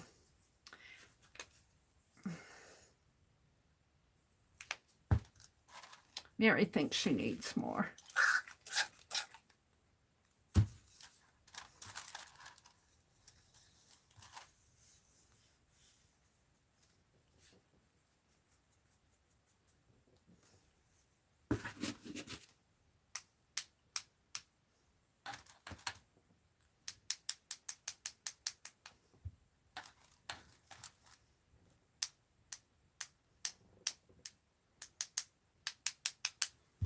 Is that enough? I think so. I don't think I want to do much more. And I've got all this. I'm going to save that. I'm going to wipe that off on my journal page. And the thing about splatter is you got to dry it because you want it to be splatter looking. So heat gun alert again. Sherry Van says, I'm still here, Meri. Thank you, Sherry. Kitty Jen says, February. And Leslie said yes to the red ink splatter. I kind of like the red ink splatter. Now, you were here when I first started painting this with the red ink. You know I have another piece. So let me dry this a little so that the dots won't drip. And I'm going to get out that other piece and cut some hearts. And we're not going to attach the hearts down. We're just going to give them to her. And let her decide what she wants to do with them. But it'll look something like what's on the back of this. That other fabric, if I remember right. Do I remember an hour ago? I don't know. Splatter takes a long time to dry because it's a wet blob. I just want to get it dry enough that it won't run. And get the top layer of it done, and then the rest of it will set and air dry.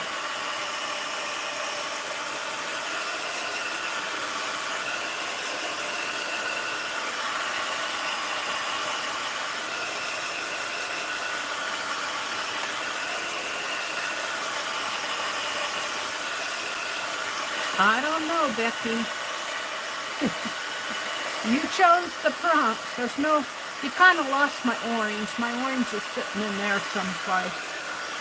But I'm not so hooked on orange anyway. Orange smart? Orange tired? Alright, I think it's okay to move it now. I think. Yeah, see the back of it, I like the back a lot. All right, so we have another piece over here somewhere. Let's get it out. We got fabric. We got our fabric prompt yet, too.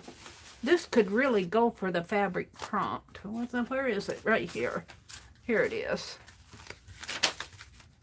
So here, we're going to cut some hearts out of here. And I might just cut this part off. I'm not using these scissors.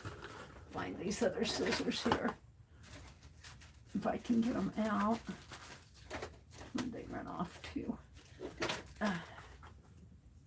Let's move this. Let's see. What part do I like? I kind of like this area. So let's just cut it.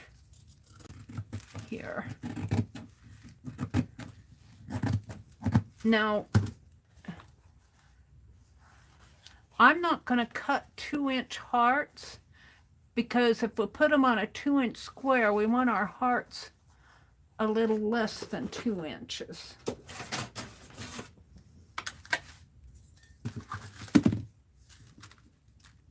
So maybe 1.5. maybe right in there. Hold on, hold your finger there, Meri. It doesn't have to be exact, right about there.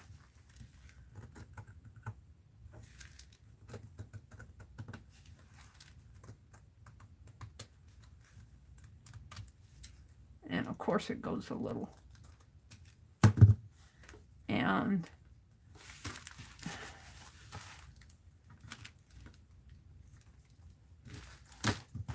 right about. Well, the way to do that is to fold it this way to get a square.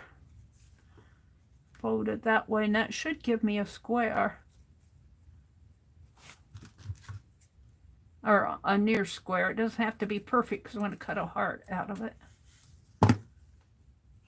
That's an experiment. It's got too much white down there. But then I'm going to fold this in half this way and see if I can't cut a square. I mean a heart. And it's not going to be a perfect. I should cut one out of paper and then draw it on here.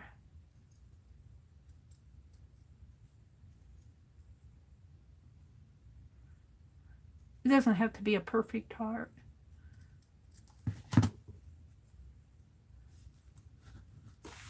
Now, where's my,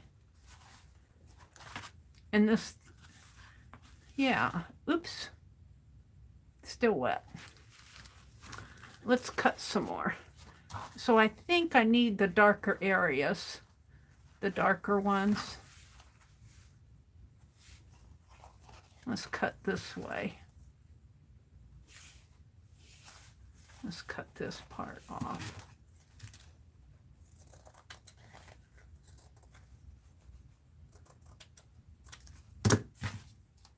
Oh, I kind of like the negative. And I'm cutting it 1.5 because if she puts it on a 2-inch square, she needs like a 1.5-inch heart. About right there.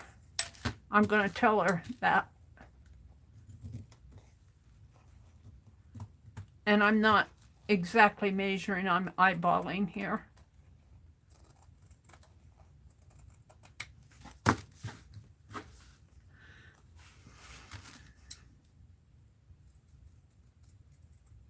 And this, of course, is the back, and this is the front. Now let's fold it this way.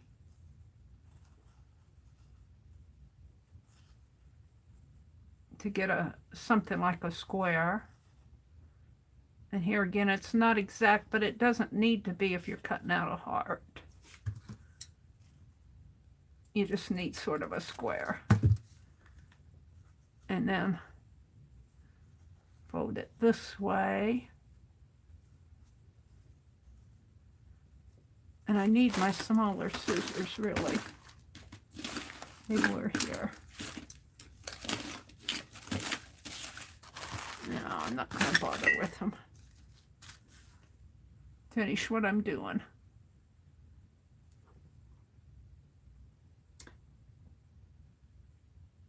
Jen says February and the chat stalled. That's okay, you guys. I understand.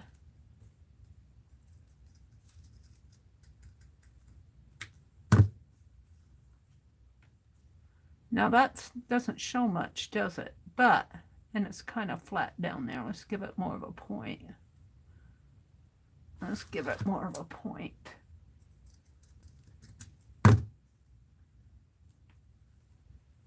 But once you put it on here,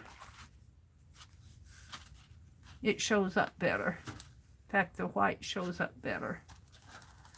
And I think I'll just send this to her like that, and she, you know, she may want to do something with that. I like this area a lot. I might keep something for myself, a little snippet.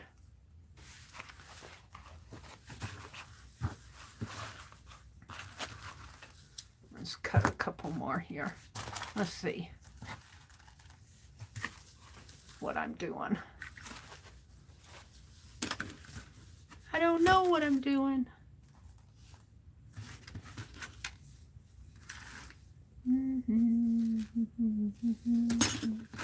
The bear went over the mountain to see what he could see. And you know that bear got to the other side of the mountain?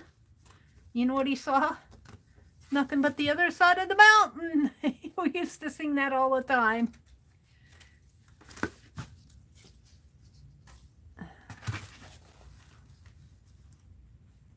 Was all that he could see.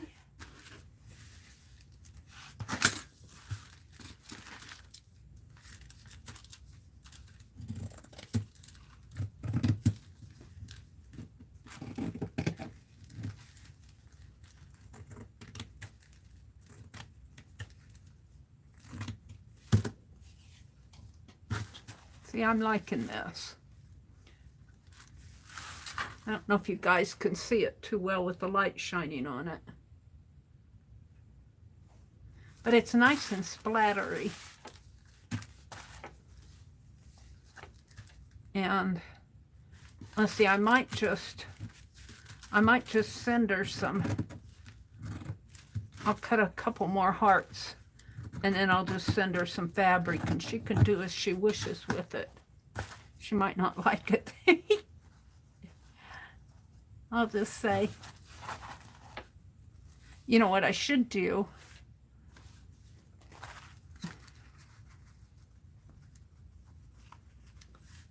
Is dry this off a little more.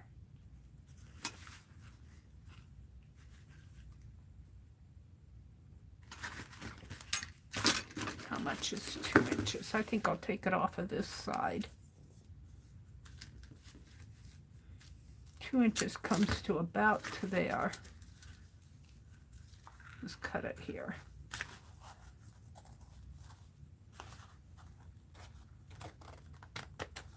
Even through the wet ink or the wet paint.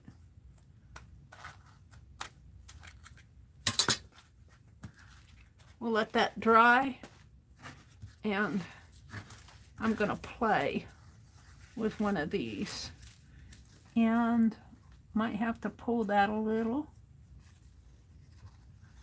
and pull that a little.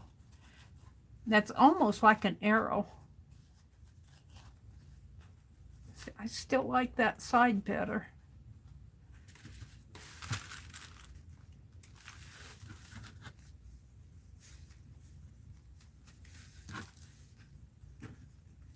And let's get the piece of that red lace. Red lace.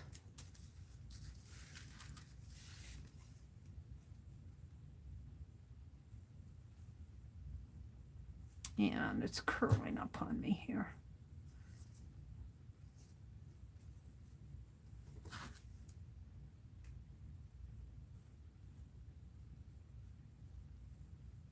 Now let's make that point a little pointier. Kind of flattens out down here at the bottom.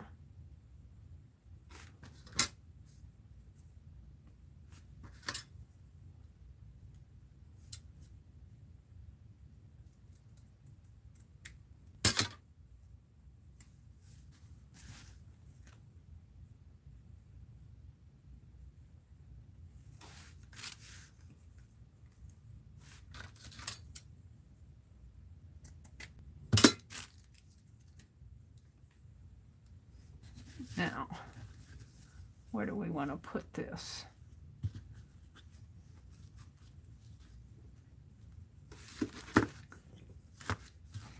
Let's turn this over and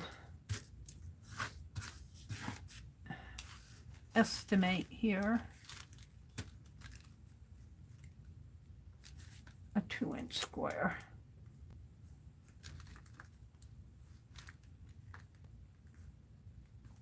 Maybe from there, from here to here, and that's about 5/8 of an inch.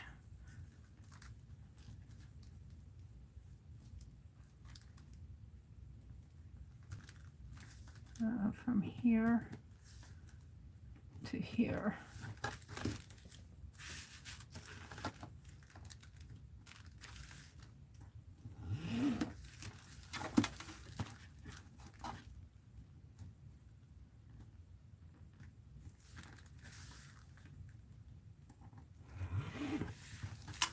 And we're going to call this a straight line, almost.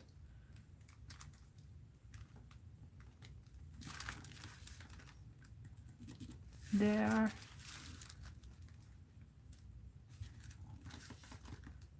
And there.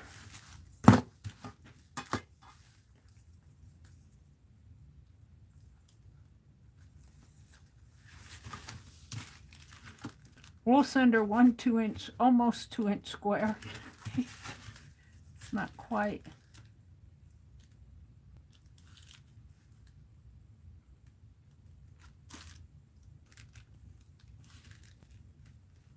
No, that one's right. This might not be perfectly trimmed here. I'm gonna leave it like that. Because she has better measuring devices than I do. And that's why I'm sending it all to her. She's a quilter. And I think I'll keep this piece for myself. And let's cut out our 2-inch square here.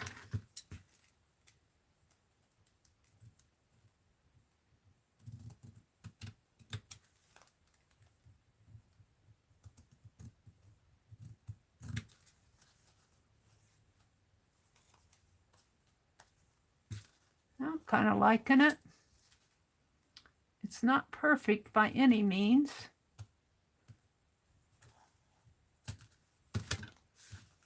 And I'm going to pull that ribbon a little this way just so it'll stay in.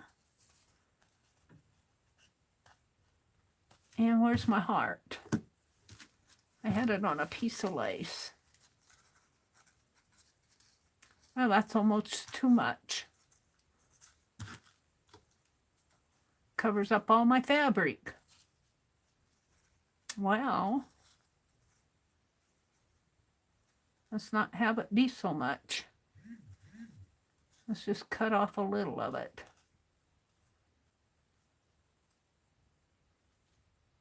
Do I want that, or do I want the darker one?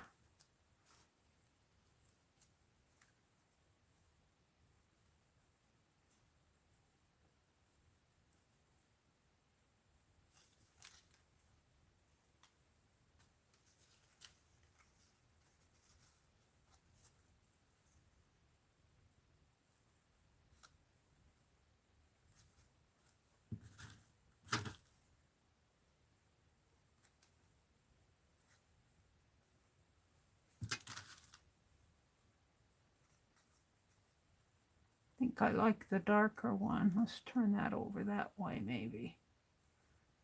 Maybe like that.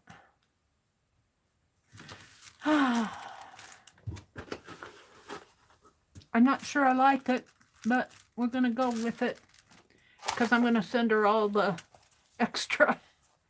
And I'm going to send her this to play with. She said, what a mess, Meri.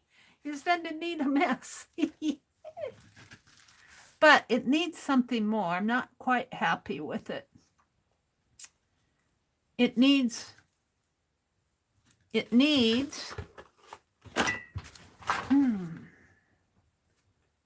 turn around. What did I do with it? It's right here.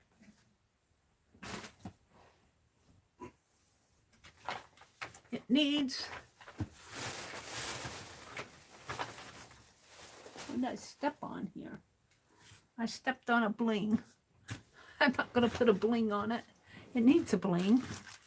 It needs, let me get it out. It needs a fabric scrap. That's where I'm going. Hold it. Let me get a fabric scrap. Let me find a good one.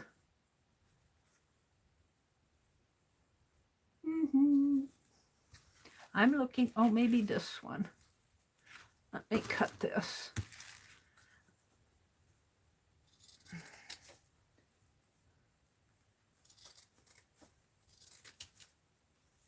So you get an awful lot into 2-inch on a 2-inch square. I'm going to try to put a postage stamp on it.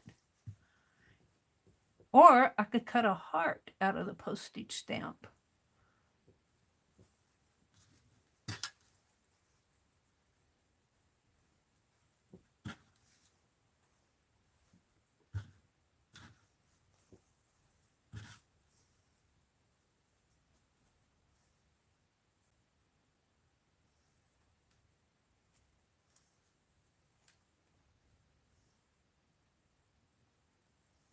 How much would that look like, though?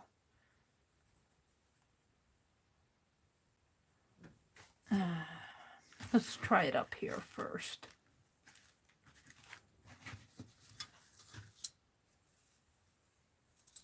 I'm just playing. This is what you do when you have enough to play with. All right, we're going to cut our heart. Let me fold it like this in half.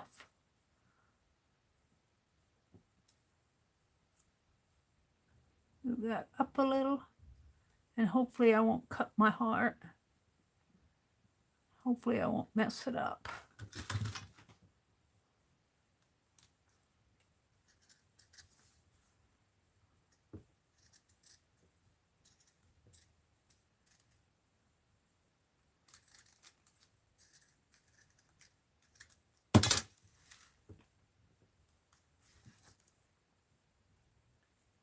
It needs more of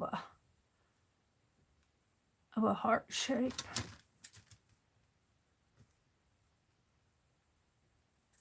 Are you guys bored? Probably boring you silly. This was a test one. I do think I like that a lot better. So let's try to cut it out of one that's printed. That was, let's try to cut it out of that Eiffel Tower one.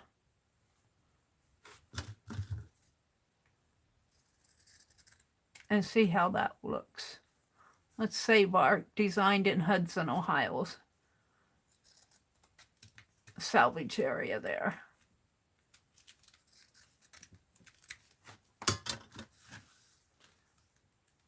And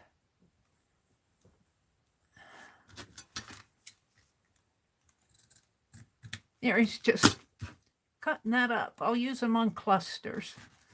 All right, we're going to fold this in the center here. Right down the center of the Eiffel Tower.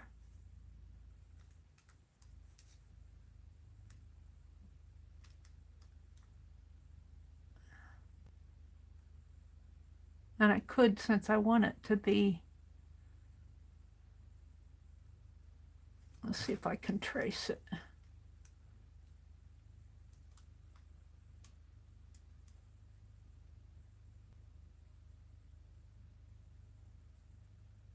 Maybe like that.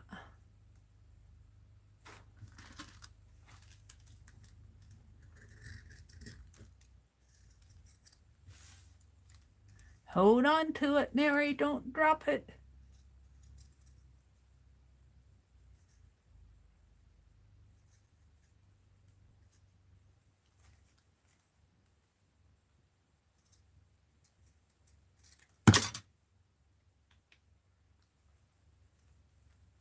Oh, there we go. We got the 35 cents on it. Oh, I'm liking that. Can you see it? I'm kind of liking that. Another one, Holly? Or is that the same one? Holly says, I'm not bored. My head hurts from my cold. Oh, Holly. Let's report that guy. Or let's report it. Report.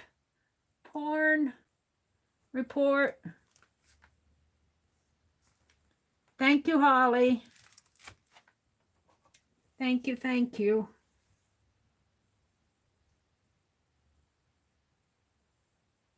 You love it? I think it's turned out better. I think it's turned out better with doing that heart with out of the Eiffel Tower stamp. So as a result of that, I think I better send her some stamps. So let's just cut right across here and we'll just send her this little scrap of fabric. Let's just cut across here and say, Becky, this is, Becky, this is what I have left. You can have it.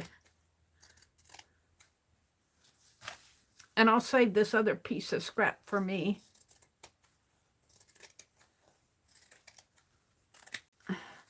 I'll save this one for me here.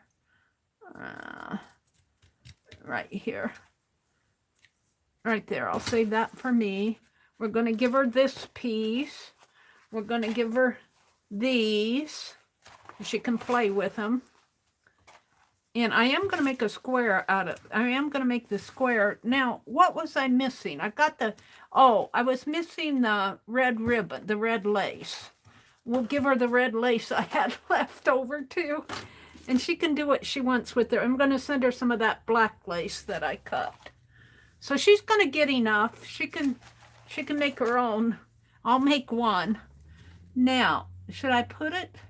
I think now I can put it on here and maybe just a little bit of red lace. We don't want to cover up all of our fabric. So maybe just about like, maybe just a little bit here in the corner and I'll cut that part off. I think so. Now, how am I going to attach it? My heart says I should stitch it. My brain says, no. My brain says staple it, but I'm not going to staple it. We got to attach it down somehow, though. I think stitching it will take too long tonight.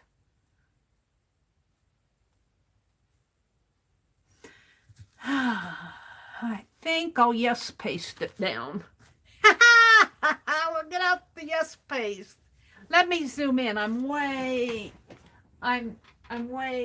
zoomed out, and I need to see how much juice I have left on my phone.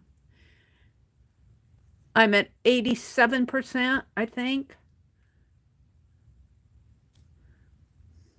So I think, here, let's put this.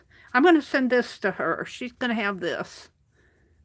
She's going to have, I'm going to send her enough extra and get rid of it.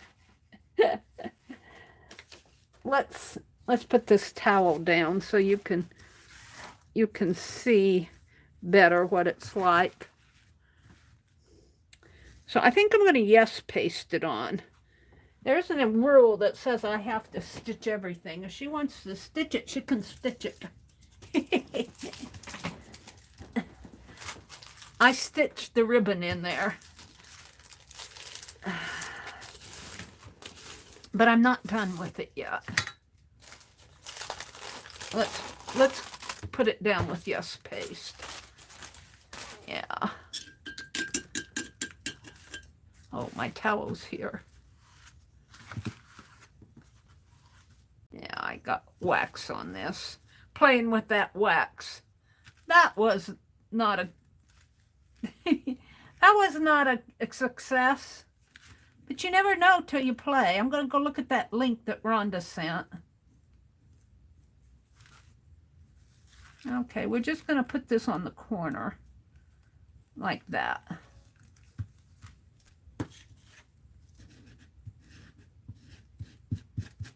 And we're going to put yes paste on the back of my heart. Yes, I'm yesing my heart.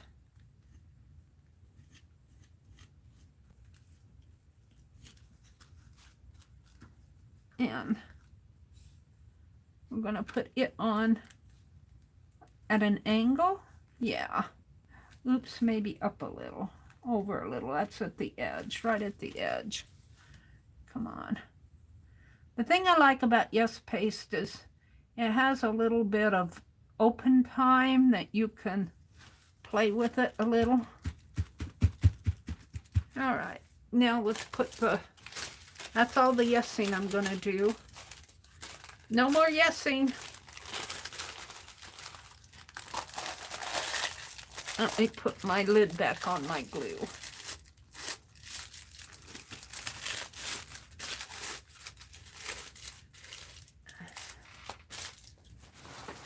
And let's cut the corner off of this.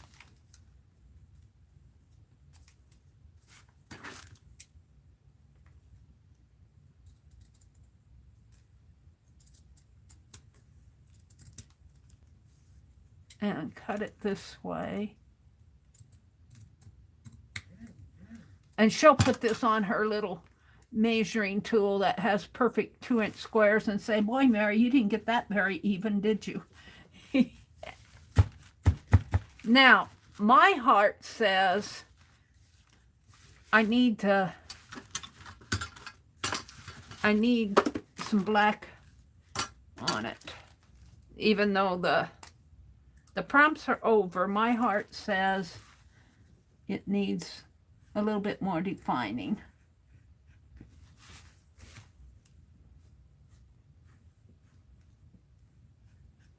And I might mess it up, but we'll see.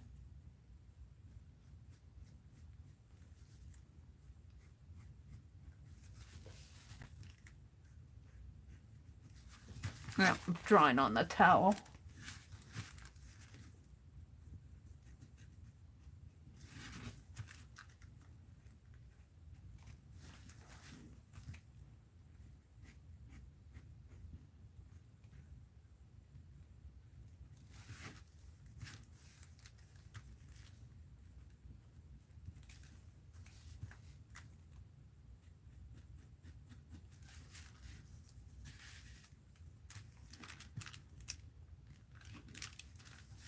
Two-inch square is not very big, to tell you the truth.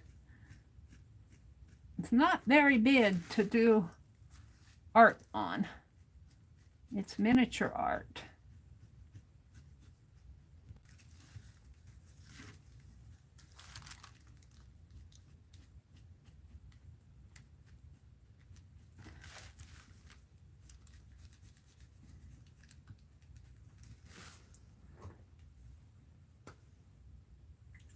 Now, let's see what I have. Let's see what I have over here. I don't know if I have anything out. Let's see what I have in here. I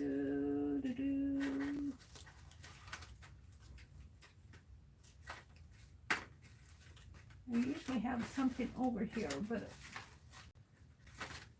I have messed this up so much.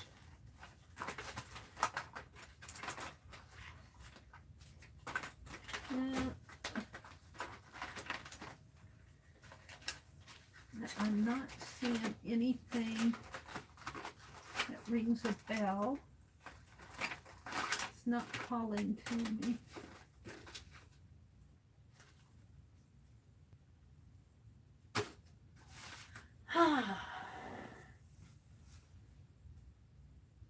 I'm thinking, what do I want to do? I feel like I need to do something more to this. I'm not sure I like this, but it is what it is. I'm giving her extra. The ink kind of bleeds in.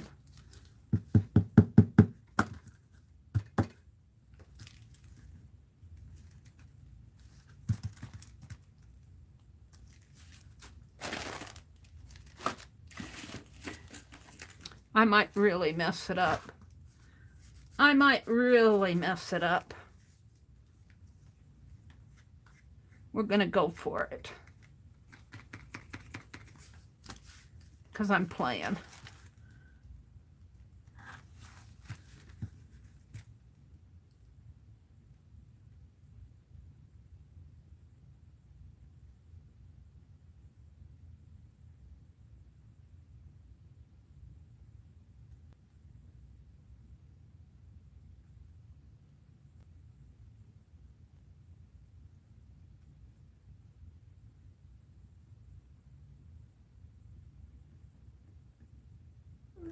Yeah.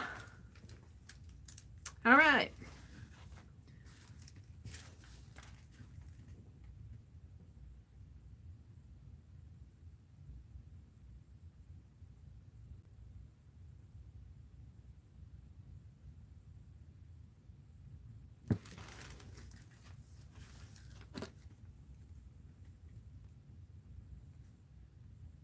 She's going to have fun stitching on this if she wants to stitch on it. She might just be better off just pasting it in her art journal.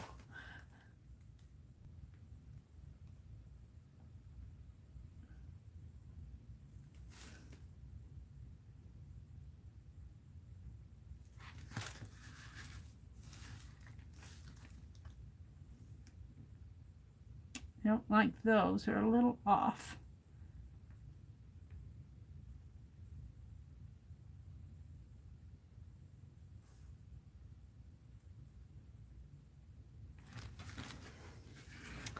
I think I'll leave it alone. Maybe.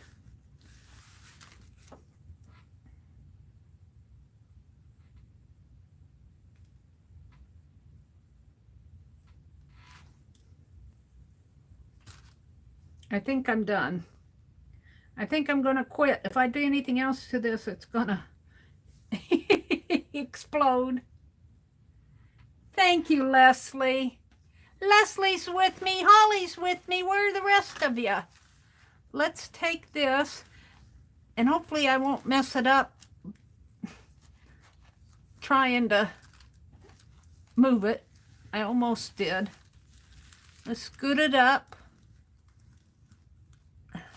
Let's squish this. I'm keeping all the scraps for me.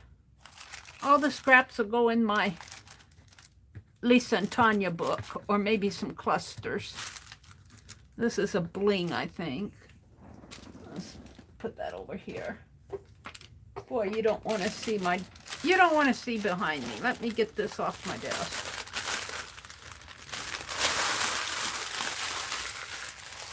All right, so I'm giving her this and this. These are all scraps. I'll have to zoom out. Hold on.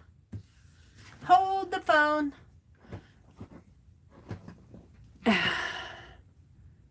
Oh, you can see this much better when it's zoomed in. Look at this. This is the fabric. Whoops, that's the lace. I'm going to give her some of Riri's lace. See, here's the fabric that I'm going to send to her. And she can play with that however she wants. I'm happy with it now. And I'm really liking the back. The back is very muted. And this is the front. Okay, now let me zoom out.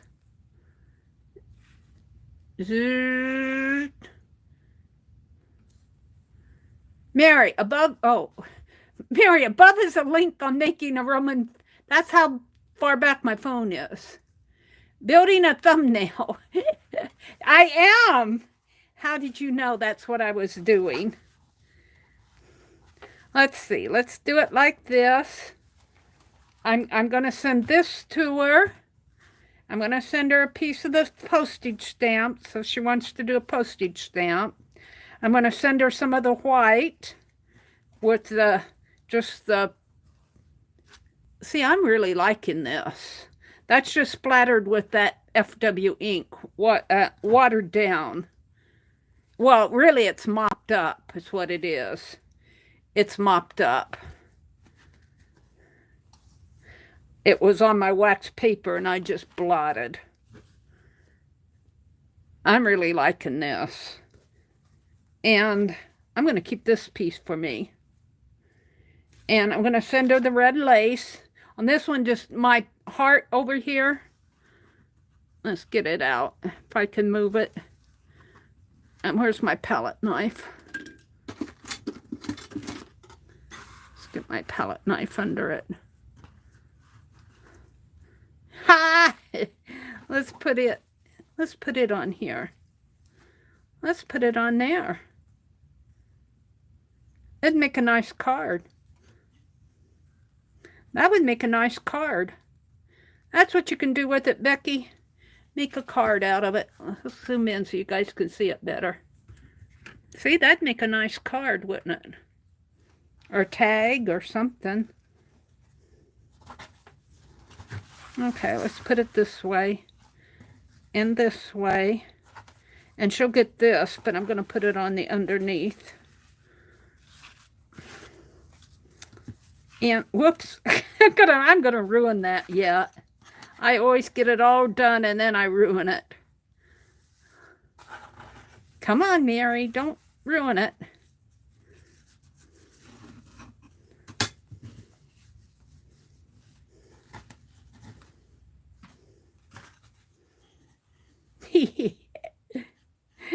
And she's gonna get the leftover red lace that I made out of white lace.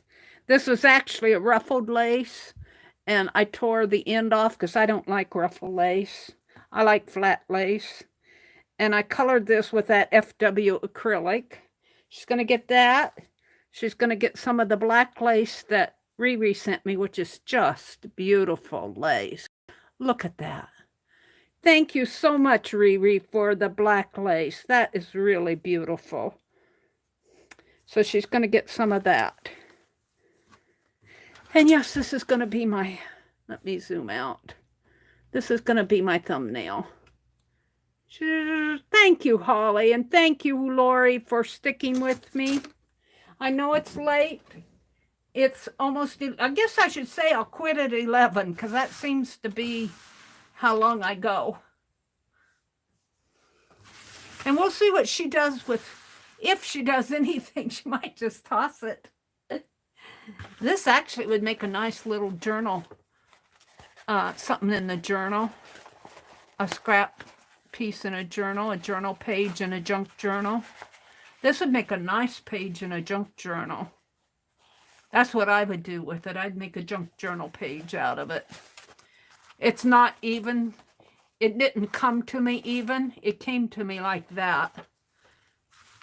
And I just used it how it came to me. Okay, you guys, thank you so much for sticking with me. I got to go approve people to the group. So have a great week coming up. Tomorrow's Monday. Janet Nash will be on tomorrow at 9 Eastern. And Dee Dee Willingham comes on at 30 Eastern. Janet Young comes on, I think, at 1 Eastern, if I'm right. And then the afternoon, I don't know who comes on until Lisa comes on, I think, around 6 Central. So have a great week, and I will see you Tuesday morning.